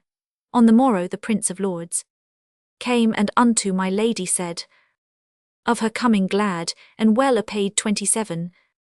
He was, and full right cunningly her thanked and full heartily, and laughed and smiled and said, Iwis, that 28 was in doubt in safety is. The marriage takes place, and then continues the poet, the Prince, the Queen 29, and all the rest, unto my lady made request, and her besought often and prayed, to me wards to be well apaid, and consider mine oldie truth, and on my pains haven ruth, and me accept to her service, in such form and in such wise, that we both mighten be as one. Thus prayed the Queen and every one, and for there should be no nay, they stint and jousting all a day, to pray my lady and require, to be content and out of fear, and with good heart make friendly cheer. PG 131, and said it was a happy year. At which she smiled and said, Iwis, I trow well he my servant is, and would my welfare, as I trist 30, so would I his, and would he wist how, and I knew that his truths continue would withouten sloth, and be such as ye here report, restraining both courage and sport. I could consent at your request to be wynamed of your feast, and down after your usance, in obeying of your pleasance. At your request this I consent, to pleasen you in your intent, and eke the sovereign above commanded hath me for to love, and before others him prefer, against which prince may be no were. 31. For his power o'er all reigneth, that other would for naught him paineth, and sith his will and yours is one, contrary in me shall be none. Here we have passed the boundaries of fact, that the lady had not yet said what the poet so delicately tells her she should say, much less that the marriage had taken place amidst all the ceremonies and gladness and splendour that he next so picturesquely describes. The poet presently proceeds to tell us the sounds round about and in all the tents, with thousands of instruments, trouble him in his sleep. He wakes and finds no lady, alas, and now the mask assumed for the moment is dropped. He avows his prayer that his lady will accept of his service in such a manner that the substance of his dream may prove true, or that he may return into the same pleasant isle of fancy. And then, in direct appeal to her for grace under the title of L'Envoi, he concludes the poem. PG 132. If we need any other evidence of the correctness of the idea that this poem records the poet's own feelings and position, and the position of the lady loved by him, we have only to inquire who it was that is known to have inspired such sentiments in his breast. She was the daughter of Sir Payne Rote Guienne, King of Arms, who is supposed to have come over from Hainault with Queen Philippa, after whom she may have been named, and in whose service she remained up to the day of the Queen's death. This lady therefore was a member, and as we know a highly favoured one, of the household of the wife of John of Gaunt's brother. But the connection may be traced still closer. Philippa Rote's sister Catherine, widow of Sir Hugh Swynford, was in the household of the Duchess Blanche herself, the Queen of Chaucer's dream, and it was that Catherine whom the great Duke, later in life, married. And what did the lady say on the receipt of this poem, so exquisitely contrived and carried out? We know not, but may guess from subsequent circumstances that it was not very unfavourable. Suddenly, however, the sound of war rouses the lovers from all such dreamy delights. Edward, like a losing gamester, growing only the more desperate, is fitting out a new army for the conquest of France. The poet must accompany him. It is Chaucer's first military expedition. We must for a while forget the poet in the soldier. Our knowledge of this important incident in the poet's career is derived from the deposition before mentioned, and forms the chief value of that document. Though delivered, therefore, many years subsequent to the period in question, we may here fitly transcribe it. Chaucer, among a host of other witnesses, was called by Richard, Lord Scrope, to bear testimony to his right to certain arms, in opposition to a similar claim on the part of Sir Robert Grosvenor. Geoffrey Chaucer, Esquire, of the age of 40 and upwards, armed for 27 years, produced on behalf of Sir Richard Scrope, sworn and examined. Asked whether the arms azure, a bend or belonged or pg 133 ought to belong to the said Sir Richard, said yes, for he saw him so armed in France, before the town of Retters, apparently the village of Retiers, near Rents in Brittany, and Sir Henry Scrope armed in the same arms with a white label, and with a banner, and the said Sir Richard armed in the entire arms azure with a bend or, and so he had seen him armed during the whole expedition, until the said Geoffrey was taken. Asked how he knew that the said arms appertained to the said Sir Richard, said that he had heard say from old knights and esquires, that they had been reputed to be their arms, as common fame and the public voice proved, and he also said that they had continued their possession of the said arms, and that all his time he had seen the said arms in banners, glass, paintings, and vestments, and commonly called the arms of Scrope. Asked if he had heard anyone say who was the first ancestor of the said Sir Richard who first bore the said arms, said no, nor had he ever heard otherwise than that they were come of ancient ancestry, and of old gentry, and used the said arms. Asked if he had heard anyone say how long a time the ancestors of the said Sir Richard had used the said arms, said no, but he had heard say that it passed the memory of man. Asked whether he had ever heard of any interruption or challenge made by Sir Robert Grosvenor, or by his ancestors, or by anyone in his name, to the said Sir Richard, or to any of his ancestors, said no, but he said that he was once in Friday Street in London, and as he was walking in the street, he saw hanging a new sign made of the said arms, and he asked what in that was that had hung out these arms of Scrope, and one answered him and said, no, sir, they are not hung out for the arms of Scrope, nor painted there for those arms, but they are painted and put there by a knight of the county of Chester, whom men call Sir Robert Grosvenor.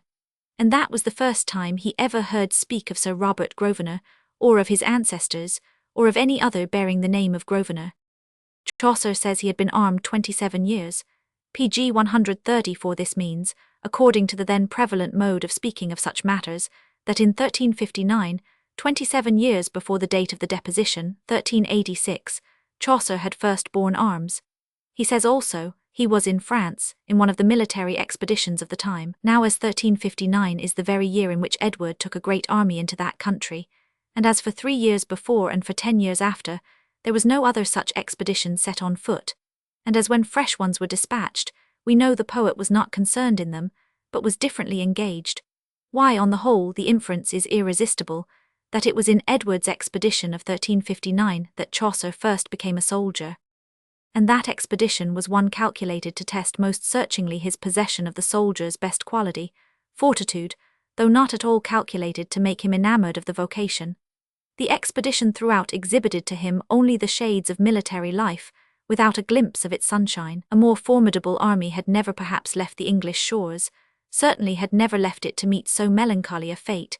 It comprised 100,000 men, and filled 1,000 ships during the passage from coast to coast. And if for a time it seemed as irresistible as it had promised to be, that was because no army came forth to meet it. From Calais Edward moved on through Artois to Picardy, and thence to Rheims, which he besieged with the intention, it is said, of having himself crowned King of France in the cathedral, the usual place of coronation for the sovereigns of the country. But the garrison was brave, the place strong, and the season winter. In the end he raised the siege, and marched into Burgundy, and then, turning towards Paris, he moved forwards till the dismayed Parisians beheld an English army encamped without their walls.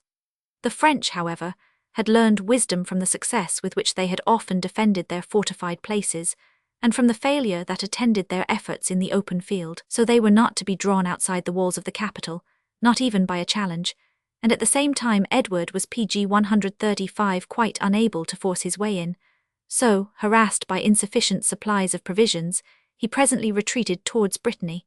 Every step of his way was marked by falling horses and men, who died from hunger or the intolerable fatigue to which they were subjected. No wonder that the spirits of the troops sank, and that Edward's own mind was so affected that he became superstitious, and yielded beneath the terror of a great storm, the peace that not all the miseries of his own subjects, and the infinitely greater miseries they had inflicted on the French people, could wring from him. On the 8th of May, 1360, the Treaty of Bretigny was concluded. Bretigny being a village near to Chartres. Of the greater part of the horrors of the expedition, Chaucer was an eyewitness and participator, with the additional pang added that, as he himself tells, he was taken prisoner. How long he remained in captivity it is impossible to say, but there is reason to fear that the period may have even extended to 5 or 6 years. From 1359-60 to a little before 1366, his history is a blank to us, and the next circumstance we find related of him looks very like the greetings of his friends and of his sovereign after a prolonged and painful absence. In or before 1366 he received the hand of Philippa Rote, who on the 12th of September in that year was granted by Edward a pension of 10 marks for life by the name of Philippa Chaucer, and on the 20th of June in the following year we find her husband holding a post, that of valet in the king's household, corresponding to hers in the queen's, and enjoying that king's especial favour, as expressed by a grant of 20 marks yearly, in consideration of his former and future services. It is tolerably evident from all this, that it was not through the exertions of his own friend and patron John of Gaunt, or through the existence of any particular private desire to aid him in the minds of the still more influential friends and patrons of his wife, that the poet thus succeeded in establishing a position for himself in the world. The reward looks as though it were apportioned simply to the amount of the desert, and through all Chaucer's subsequent pg 136 and highly distinguished career, we shall find the same characteristic prevailing in the treatment of him. Or if there be any discrepancy, it is that the rewards on the whole seem to fall short rather than to exceed what might be supposed the legitimate amount. The king's grant to Chaucer was to last for life, or until he should be otherwise provided for. The promise here held out to the poet was not long left unredeemed. In 1370 he was sent abroad on the king's service, and having been raised to the rank of one of the king's own squires, again in 1372, when he went to Genoa, to treat on the subject of the choice of a port in England where the Genoese might form an establishment. In 1376 a secret mission, and the nature of which still remains secret, was entrusted to him and Sir John Burleigh. In 1377 he accompanied Sir Thomas Percy on another secret mission to Flanders, and in the same year is supposed to have been concerned in the negotiations for peace with France, all missions of an important nature, and all comprised within the period of the life of Edward. But change of monarchs made no change in this respect. The poet's abilities, character, and services were sufficient to command the respect and attention of Edward's successor. One of the earliest events of the new reign was the appointment of an embassy to treat of the marriage of Richard II with the daughter of the King of France. Chaucer was one of the ambassadors. This was in January 1378, and the poet could scarcely have fulfilled his duty and returned, before he was again dispatched, in May of the same year, to Lombardy, to treat with the Lord of Milan and the famous free commander Sir John Hawkwood. An interesting circumstance marks this embassy. Gower was one of the 2 representatives who acted for the poet in England during his absence. This is one of the numerous valuable facts that Sir Harris Nicolas has made known for the first time in his, as yet unpublished, Life of Chaucer. It was in the embassy to Genoa of 1372 that Chaucer is supposed to have met Petrarch, and to have heard from him the story of Griselda.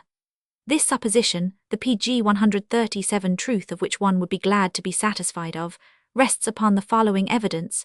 Chaucer, in the prologue to the Clerk's Tale, makes the clerk say, "I will you tell a tale which that I learned at Padua of a worthy clerk, as proved by his words and his work.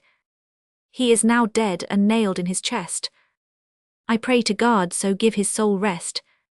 Francis Petrarch, the laureate poet, hight this clerk whose rhetoric sweet illumined all Italy of poetry. Now Boccaccio was the author in the Italian language of the story in question, Griselda. And why did Chaucer, if he is not referring to an actual and highly interesting incident of his own history, make the clerk go out of his way to speak of Petrarch, who only translated in Latin Boccaccio's work? No one supposes that Chaucer was ignorant of the existence or nature of the writings of Boccaccio, and the only answer given to Godwin, who put the foregoing question, is that Chaucer may not have been acquainted with the Italian language, and therefore preferred acknowledging an obligation to Petrarch, whose translation alone had enabled him to become familiar with the tale.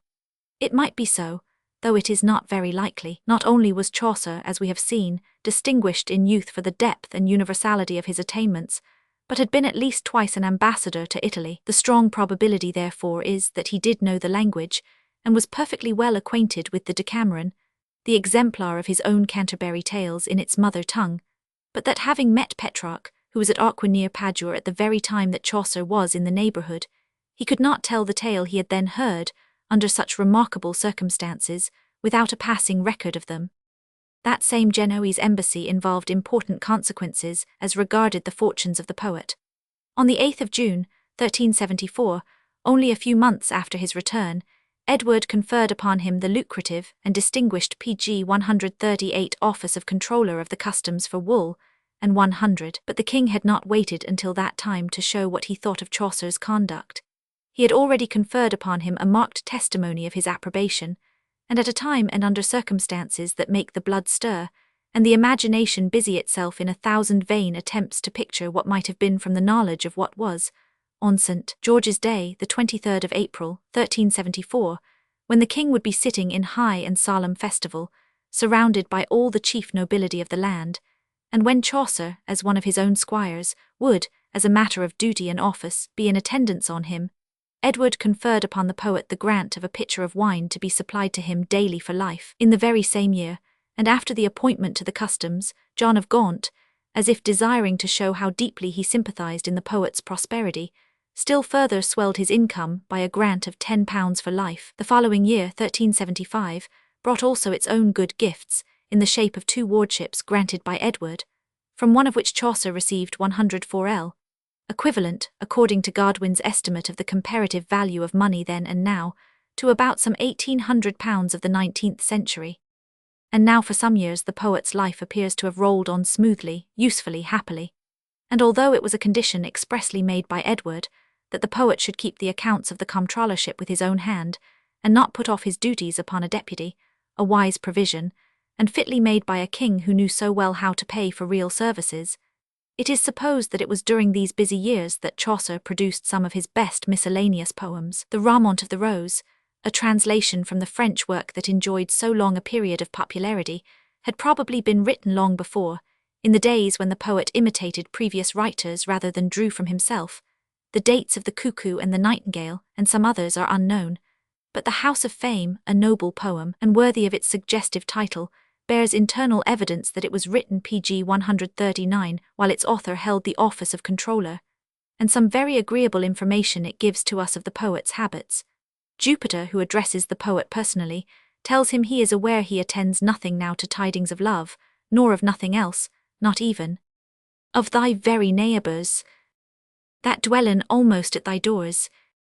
Thou hearest neither that nor this, for when thy labour all done is, and hast made all thy reckonings, instead of rest and of new things, thou goest home to thine house anon, and all so dumb as a stone, thou sittest at another book, till fully dazed is thy look, and livest thus as a hermite, although thine abstinence is light.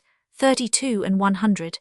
In the love of good living here acknowledged, we may see the origin of that goodly bulk upon which Harry Bailey in the Canterbury Tales banters the poet. Now, he calls out to the pilgrims, "Wear yon, sirs, and let this man have place. He in the waist is shapen as well as I. This were a poppet in an arm to embrace. For any woman." Through the same medium the poet describes himself as accustomed to look on the ground, to be elvish of countenance, silent and reserved. We need only add to these traits another, also on the best of authorities, his own, namely, the love of walking and enjoyment of all the sights and sounds of natural phenomena.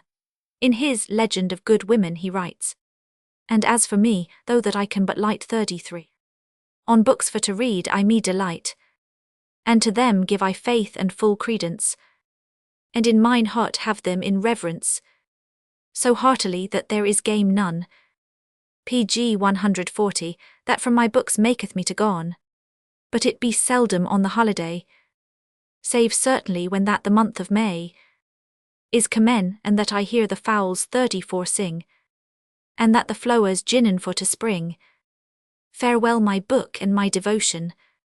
In 1386 the people emphatically marked their approbation of him whom kings had delighted to honour, by electing Chaucer to Parliament as a Knight of the Shire for Kent, But in all probability, that honour destroyed the poet's peace. Misfortunes began from this time to fall thickly upon him. Within 2 months after the meeting of Parliament, he was deprived of the comptrollership, as well as the comptrollership of the petty customs that had been conferred by Richard II 4 years before, and we are utterly in the dark as to the cause. Tyrwhitt, Godwin, and others have built up an elaborate hypothesis as to his connection with the civic commotion in London in 1384, when John of Northampton stood for the office of mayor in opposition to the court candidate, and which ended, they say, as concerned the poet in his expatriation to Zealand, in his enduring great sufferings there, in his return to England in 1386, and in his committal to the Tower until 1389. All these presumptions, founded on various passages of the Testament of Love, the right key to which has evidently not yet been found, have been utterly set at rest by Sir Harris Nicholas's discovery of records showing that from 1380 to 1388 Chaucer received his pension regularly, as it became due in London, with his hands, and indeed, we have only to weigh for a moment the character and doings of the Parliament to which he was elected, to satisfy us that there need be no surprise excited at the treatment experienced by Chaucer. Legislation, in the dictionary of the leading politicians of the day, meant intrigues for the possession of power. The Parliament was divided into 2 parties, one supporting the king and the king's favourites, de la Pole and de Vere, and the other determined to drive those favourites from power. The opposition PG 141 was headed by the Duke of Gloucester, a brother of John of Gaunt, and it succeeded. De la Pole was dismissed, impeached and imprisoned, and finally the successful party demanded and obtained from Richard a council for the government of the nation.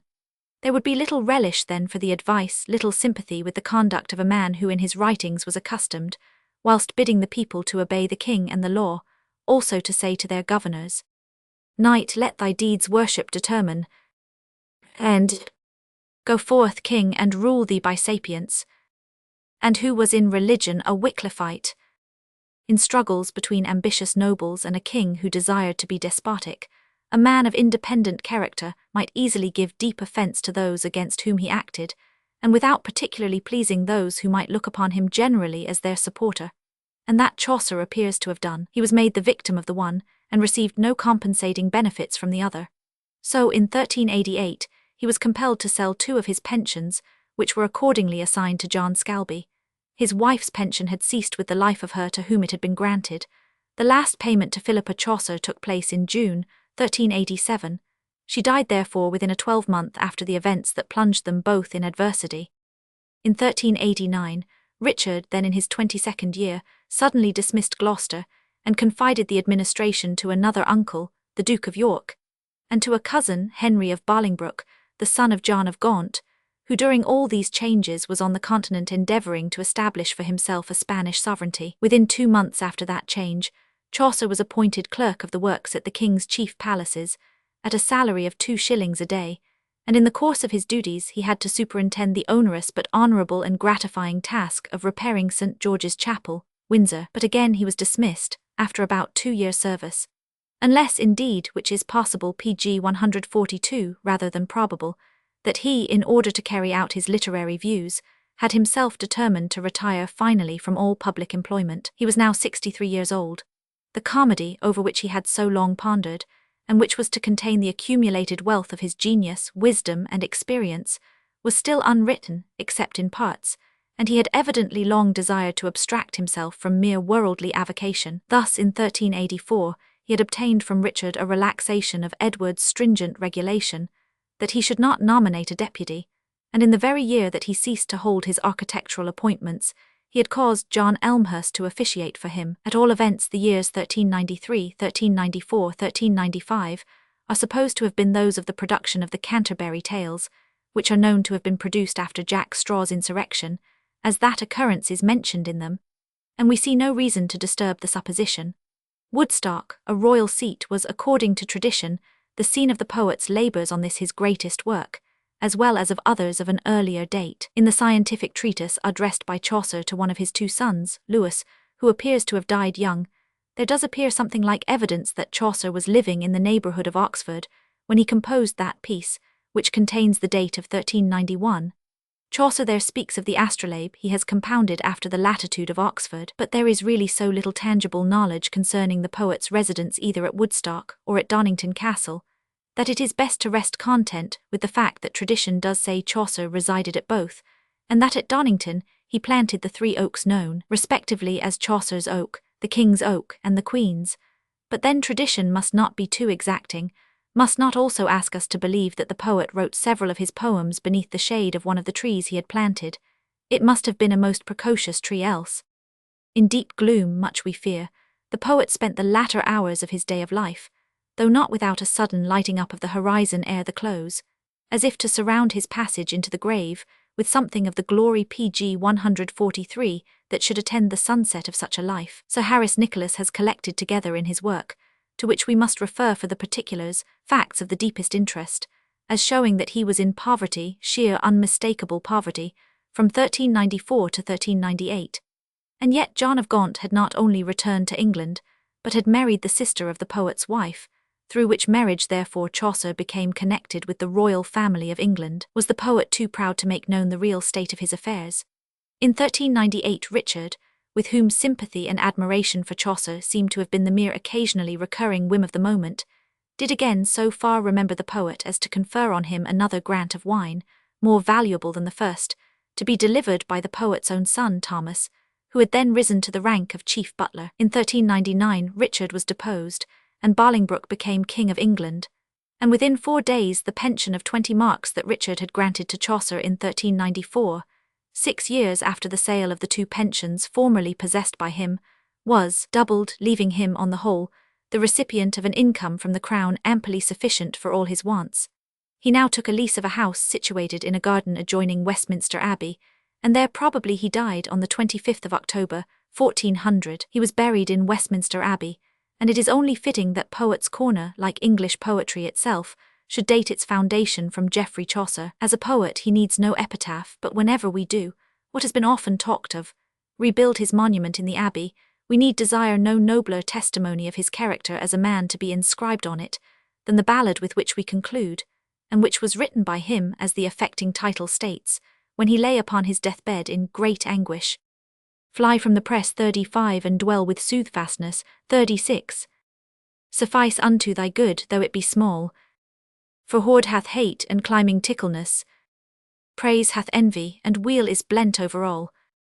pg 144, savour 37, no more than thee behove shall. Read 38 well thyself that other folk canst read, and truth thee shall deliver, it is no dread. Pain thee not each crooked to redress, in trust of her that turneth as a bowl. Great rest standeth in little business, beware also to spurn against a knoll. 39. Strive not as doth a crook with a wall, doom thyself that doomest others' deed, and truth thee shall deliver, it is no dread. That 40 thee is sent, receive in buxomness. 41. The wrestling of this world asketh a fall, here is no home, here is but wilderness. Forth pilgrim, forth beast out of thy stall, look up on high and thank God of all. Wave thy lusts and let thy ghost 40 to thee lead, and truth thee shall deliver, it is no dread. William of Wykeham's. Top pg 145. There is an old tradition, perhaps not worthy of much credit, that upon the wall of a tower in Windsor Castle, known as the Winchester Tower, was inscribed, "This made Wykeham."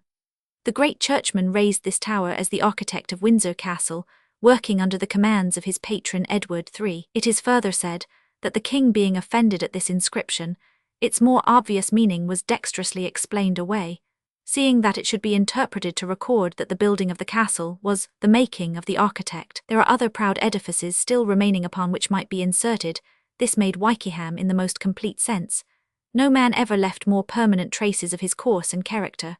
The founder of Winchester College and of New College, Oxford, the builder of the noblest part of Winchester pg 146 Cathedral, had a title to be called their Maker, with no king or subject to dispute his pretensions. He was one of the very few men who, having raised themselves by their abilities and integrity to riches and honour, worked not sordidly for themselves to heap up treasure, but nobly employed their wealth in works of the highest public utility. The life of such a man is, for example, William de Wykeham, or of Wykeham, was born at Wykeham or Wickham, in Hampshire in the year 1324, and as his biographer Bishop Lowth has shown, some time between the 7th of July and the 27th of September. There is reason to believe that he did not take his name from his native village, the same name being borne by several of his relations living in his own day, who do not appear to have been born there. All that is certainly known about his father and mother is that their Christian names were John and Sybil.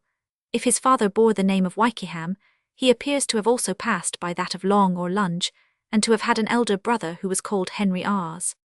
Lowth thus sensibly remarks upon this obscurity of the name of so distinguished a man. If we consider the uncertain state of family names at the time of the birth of Wykeham, we shall not think it strange that there should be such doubt with regard to the surname of his family, or even if it should appear that he had properly no family name at all. Surnames were introduced into England by the Normans at the Conquest, but certain it is, says Camden, that as the better sort, even from the Conquest by little and little, took surnames, so they were not settled among the common people fully until about the time of Edward II. The parents of Wykeham are held to have been poor, but of creditable descent and reputable character. When their son became a dignitary of the church, he employed a seal with heraldic bearings and a quaint motto, but it is believed that these honours were not hereditary. Lowth holds that his relations were of the common people, and adds, I am even inclined to think that he himself disclaimed all farther pretensions. The celebrated PG 147 motto which he added to his arms, of which probably he might have received a grant when he began to rise in the world, I imagine was intended by him to intimate something of this kind. Manners maketh man, the true meaning of which as he designed it I presume to be, though it has commonly been understood otherwise, that a man's real worth is to be estimated not from the outward and accidental advantages of birth, rank and fortune, but from the endowments of his mind and his moral qualifications. In this sense it bears a proper relation to his arms, and contains a just apology for those ensigns of his newly acquired dignity. Conscious to himself that his claim to honour is unexceptionable, as founded upon truth and reason, he in a manner makes his appeal to the world, alleging that neither high birth, to which he makes no pretensions, nor high station, upon which he does not value himself, but virtue alone is true nobility. He was put to school at Winchester, not by his father who had not the means, but by some wealthy patron, who is traditionally said to have been Nicholas Uvedale, lord of the manor of Wykeham and governor of Winchester Castle. The tradition further asserts that after leaving school, he became secretary to Uvedale, and that he was secretary to the constable of Winchester Castle is stated in a written account compiled in his own time. Afterwards he is said to have been recommended by Uvedale to Eddington, Bishop of Winchester, and then by those two friends to have been made known to King Edward III.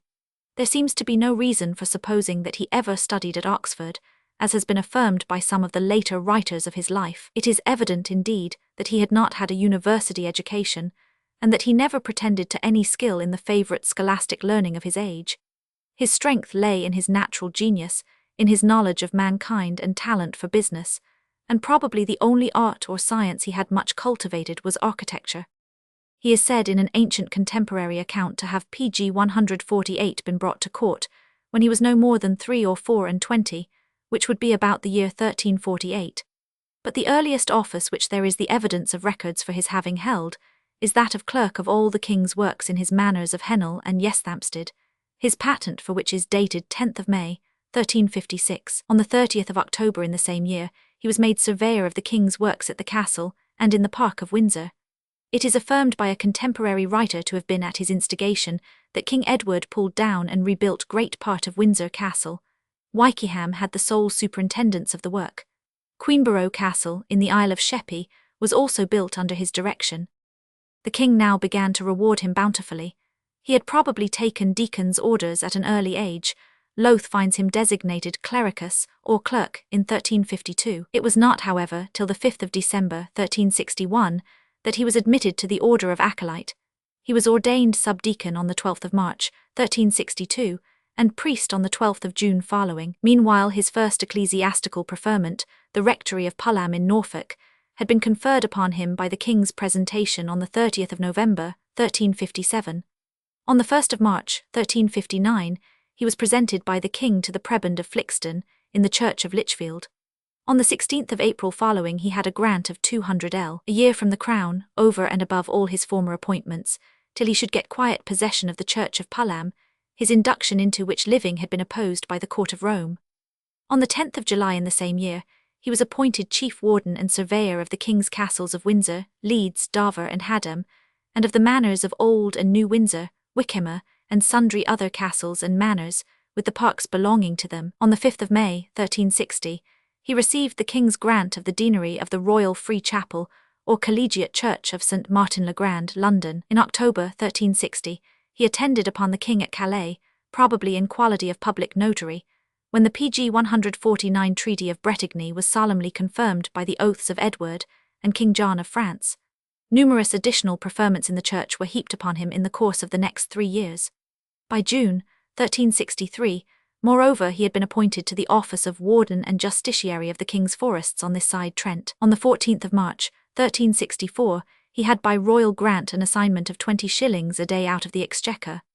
On the 11th of May, 1364, he was made Keeper of the Privy Seal, and soon after he is styled Secretary to the King, or what we should now call Principal Secretary of State. In May 1365 he was commissioned by the King, with the Chancellor, the Treasurer and the Earl of Arundel, to treat of the ransom of the King of Scotland, David II, taken at the Battle of Neville's Cross in 1346, and the prolonging of the truce with the Scots, and not long after this he is designated, in a paper printed in the Foedera, Chief of the Privy Council and Governor of the Great Council, which phrases, however, Lothe supposes do not express titles of office, but only the great influence and authority which he had in those assemblies. There are several other preferments, both ecclesiastical and civil, adds Lothe, which he is said to have held, but I do not mention them because the authorities produced for them are such as I cannot entirely depend upon.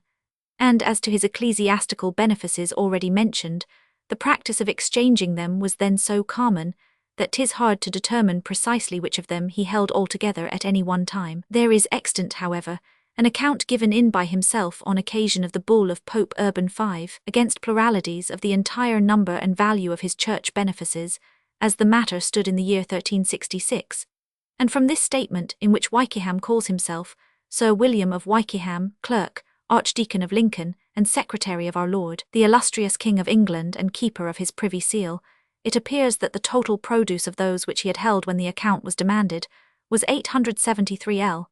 6s, 8d, PG 150, and of those of which he remained in possession when it was given in, 842 L. Froissart, speaking of the English court at this period, says, "At this time reigned a priest called William of Wykeham. This William of Wykeham was so much in favour with the King of England that everything was done by him, and nothing was done without him."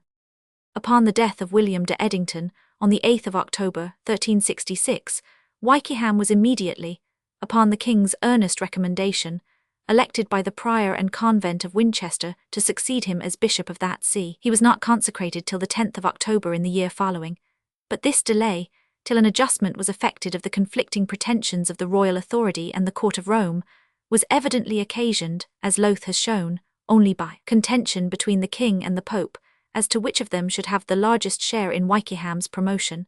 Meanwhile he had been appointed by the King Lord High Chancellor of England. He was confirmed in that office on the 17th of September, 1367.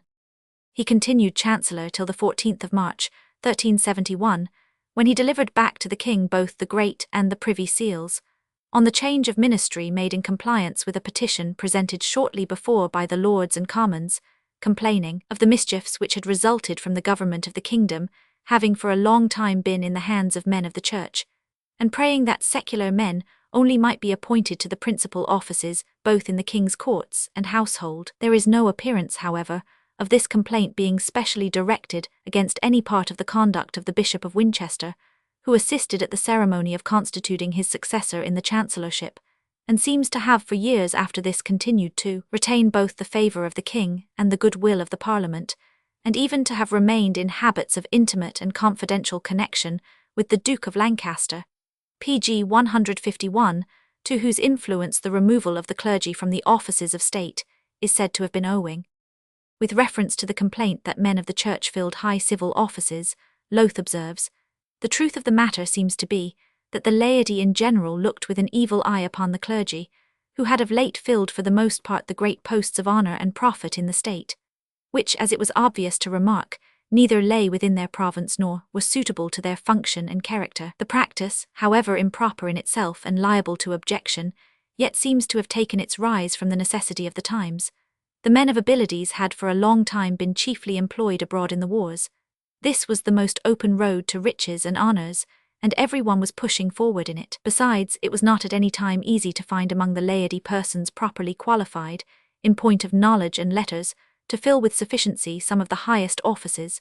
We see the king was now obliged to have recourse to the lawyers. They gave as little satisfaction as the churchmen had done, and in a few years it was found necessary to discharge them and to call in the churchmen again.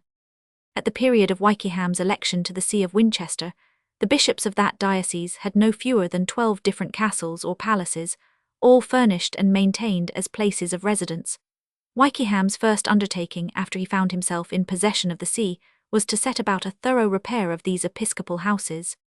To these palaces or castles the bishops of Winchester resorted in turns, living, according to the custom of those times, chiefly upon the produce of their own estates. So great a demand as the bishop had upon his predecessors' executors for dilapidations could not very soon or very easily be brought to an accommodation.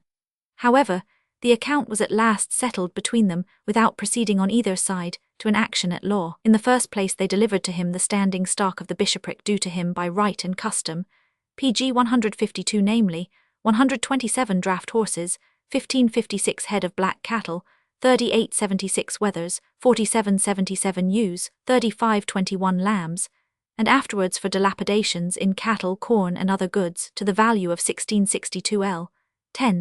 sterling. Before his repairs were accomplished, Wykeham had disbursed 20,000 marks of his own revenue. This energetic improver also applied himself with great zeal and diligence to the reformation of abuses in the monasteries and religious houses of all sorts throughout his diocese.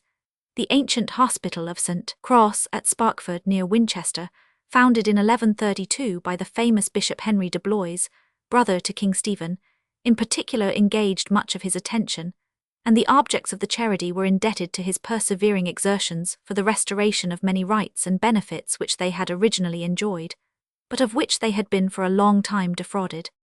In 1373 a school at Winchester, founded wholly by the munificence of this high-minded prelate, was first opened. The history of the endowment and completion of Winchester College, and of New College at Oxford, for which Winchester is preparatory, is so well told by Lowth, that we transcribe his narrative and just remarks without abridgment. At the same time that Wykeham was thus engaged in the reformation of these charitable institutions, he was forming the plan of a much more noble and extensive foundation of his own, and taking his measures for putting it in execution. He had long resolved to dispose of the wealth which the divine providence had so abundantly bestowed upon him to some charitable use, and for the public good, but was greatly embarrassed when he came to fix his choice upon some design that was like to prove most beneficial, and least liable to abuse. He tells us himself that upon this occasion he diligently examined and considered the various rules of the religious orders, and compared with them the lives of their several professors, but was obliged with grief to declare that he could not anywhere find that the ordinances of their founders, according to their true design and intention, pg 153 were at present observed by any of them. This reflection affected him greatly, and inclined him to take the resolution of distributing his riches to the poor with his own hands, rather than employ them in establishing an institution which might become a snare and an occasion of guilt to those for whose benefit it should be designed. After much deliberation and devout invocation of the divine assistance, considering how greatly the number of the clergy had been of late reduced by continual wars and frequent pestilences, he determined at last to endeavour to remedy, as far as he was able, this desolation of the church, by relieving poor scholars in their clerical education, and to establish 2 colleges of students, for the honour of God and increase of his worship, for the support and exaltation of the Christian faith, and for the improvement of the liberal arts and sciences, hoping and trusting that men of letters and various knowledge, and bred up in the fear of God, would see more clearly and attend more strictly to the obligation lying upon them to observe the rules and directions which he should give them. Wykeham seems to have come to this resolution, and in some measure to have formed in his mind his general plan, as early as his becoming Bishop of Winchester, for we find that in little more than 2 years after, he had made purchases of several parcels of ground in the city of Oxford, which make the chief part of the site of his college there. His college of Winchester, intended as a nursery for that of Oxford, was part of his original plan, For as early as the year 1373, before he proceeded any further in his design for the latter, he established a school at Winchester, of the same kind with the former, and for the same purpose. He agreed with Richard de Hurton that for 10 years beginning from Michaelmas of the year above mentioned, he should diligently instruct in grammatical learning as many poor scholars as the bishop should send to him, and no others without his leave, that the bishop should provide and allow him a proper assistant, and that Hurton, in case of his own illness or necessary absence, should substitute a proper master to supply his place. pg 154. Wykeham's munificence proceeded always from a constant generous principle, a true spirit of liberality.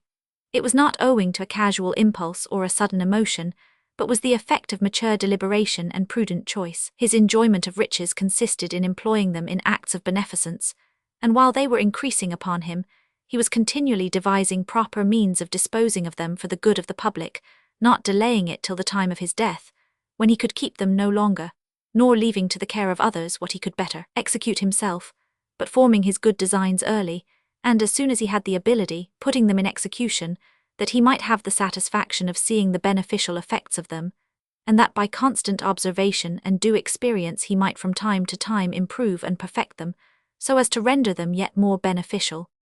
The pious and patriotic exertions of the good bishop were interrupted for a time by a political storm which rose against him in 1376, the last year of the reign of Edward III. He had been appointed one of the council established to superintend the conduct of affairs on the petition of the Parliament which met in April of that year, and in consequence became a principal object of the resentment of the Duke of Lancaster and his party, who, after the death of the Black Prince in June, and the rise of the Parliament in July, took possession of the superannuated and dying king, and proceeded to overthrow all the reforms that had been lately made in the government, and to effect, as far as they could, the ruin of all concerned in them.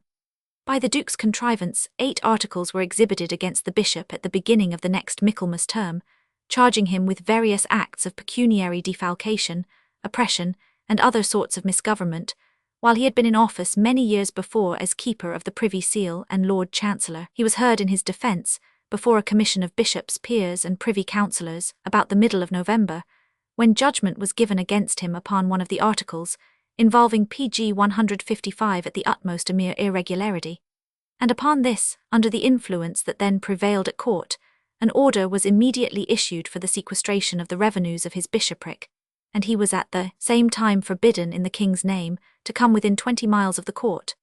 The next Parliament, which met on the 27th of January, 1377, was wholly devoted to Lancaster, and when, soon after, on the petition of the Commons, an act of general pardon was issued by the king, in consideration of its being the year of his jubilee, the Bishop of Winchester alone was specially excepted out of its provisions. All this, in the circumstances of the time, may be taken as the best attestation to Wykeham's patriotism and integrity. His brethren of the clergy, however, assembled in convocation, now took up his cause with great zeal, and whether in consequence of their bold representations on the subject to the king, or for some other reason, it was soon deemed expedient to drop the proceedings against him, and on the 18th of June his temporalities were restored to him, on condition of his fitting out 3 ships of war for the defence of the kingdom, and maintaining them at sea for a quarter of a year. And even from this mulct he was released on the accession of Richard II, a few days after. But the loss nevertheless to which he had been subjected by his prosecution is said to have amounted to 10,000 marks. The instrument by which, on the accession of the young king, Wykeham was relieved from the pains and penalties which a dominant party had imposed upon him, is very full and explicit. It sets forth that the king, reflecting upon the great damages and hardships that the Bishop of Winchester hath sustained on occasion of the said impeachment, and revolving in his mind the many acceptable, useful, and laudable services which the said bishop with great labour and expense hath long performed for his grandfather, the many high offices which he hath held under his grandfather and father, and the special affection and sincere love which his father while he lived always bore towards the said bishop, out of his special pg 156 favour, and with his certain knowledge, and also by advice and consent of his uncle the Duke of Lancaster, and other prelates and lords of his council, remits and pardons all the aforesaid articles, and all other crimes and offences whatsoever in the amplest terms, and in the fullest manner, the exception of the said bishop in the Act of Grace passed in the last Parliament of the late king, and all other statutes to the contrary notwithstanding, concluding with a clause to this effect: willing that all men should know that, although we have granted to the Bishop of Winchester the said pardons and graces, nevertheless we do not think the said bishop to be in any wise chargeable, in the sight of God, with any of the matters thus by us pardoned, remitted, or released unto him, but do hold him to be, as to all and every of them, wholly innocent and guiltless. His pardon was immediately followed by his employment in offices of trust and authority, where his great abilities and force of character gave assurance of a just and wise administration. As soon as Wykeham was released from his troubles, he hastened to apply himself anew to the carrying forward and completion of his 2 colleges. The business of teaching appears to have commenced both at Winchester and at Oxford in 1373. Pope Urban VI's bull of license for founding Winchester College was granted 1st June, 1378. The building of the college at Oxford, which he called St. Mary College of Winchester in Oxford, was begun in 1380 and was finished in 1386. That of the college at Winchester was begun in 1387 and was finished in 1393. The papal bull confirming the statutes of the college at Oxford is dated 19th July, 1398. As soon as his 2 colleges were erected, he entered upon another great work, which still remains a monument of his taste and munificence. He resolved to rebuild his cathedral in the greater part of its extent. This undertaking he commenced in 1395, and he just lived to see it brought to a close in about 10 years after. The Bishop of Winchester was one of the 14 persons appointed in 1386, on the petition of the Parliament, PG 157, instigated by the King's uncle, the Duke of Gloucester, to be a counsel to the King for 1 year, and in fact for that term to exercise all the powers of government. As soon as the Parliament was dismissed, Richard made an attempt to break from the yoke thus imposed upon him. The commission and statute appointing the council were declared by the judges, on the royal command, to be illegal and null, and to have involved all who had been concerned in procuring them in the guilt of treason. Upon this, the Duke of Gloucester and his friends raised an army of 40,000 men. Having encamped before London, they sent a deputation, of which the Bishop of Winchester was a member, to the king. The deputies were graciously received, and returned with proposals for an accommodation.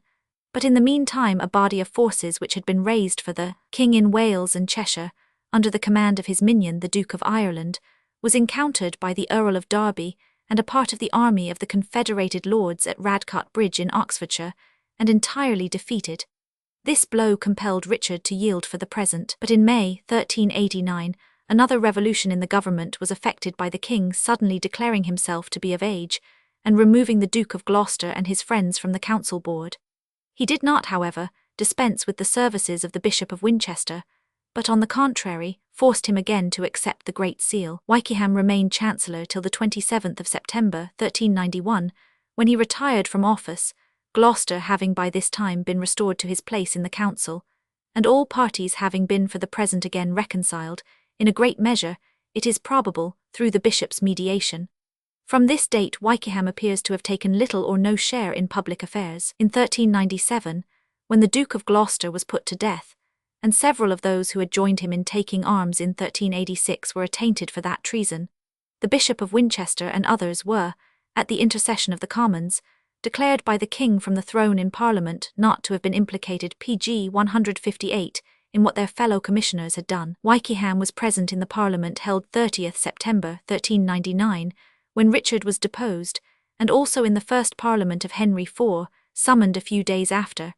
But this was the last which he attended. He continued, however, in the active discharge of his episcopal duties for 2 or 3 years longer, and was able to transact business till within 4 days of his death, which took place at South Waltham, about 8 o'clock on the morning of Saturday the 27th of September, 1404. We conclude with Lowth's just eulogium upon the high-minded munificence of this remarkable man.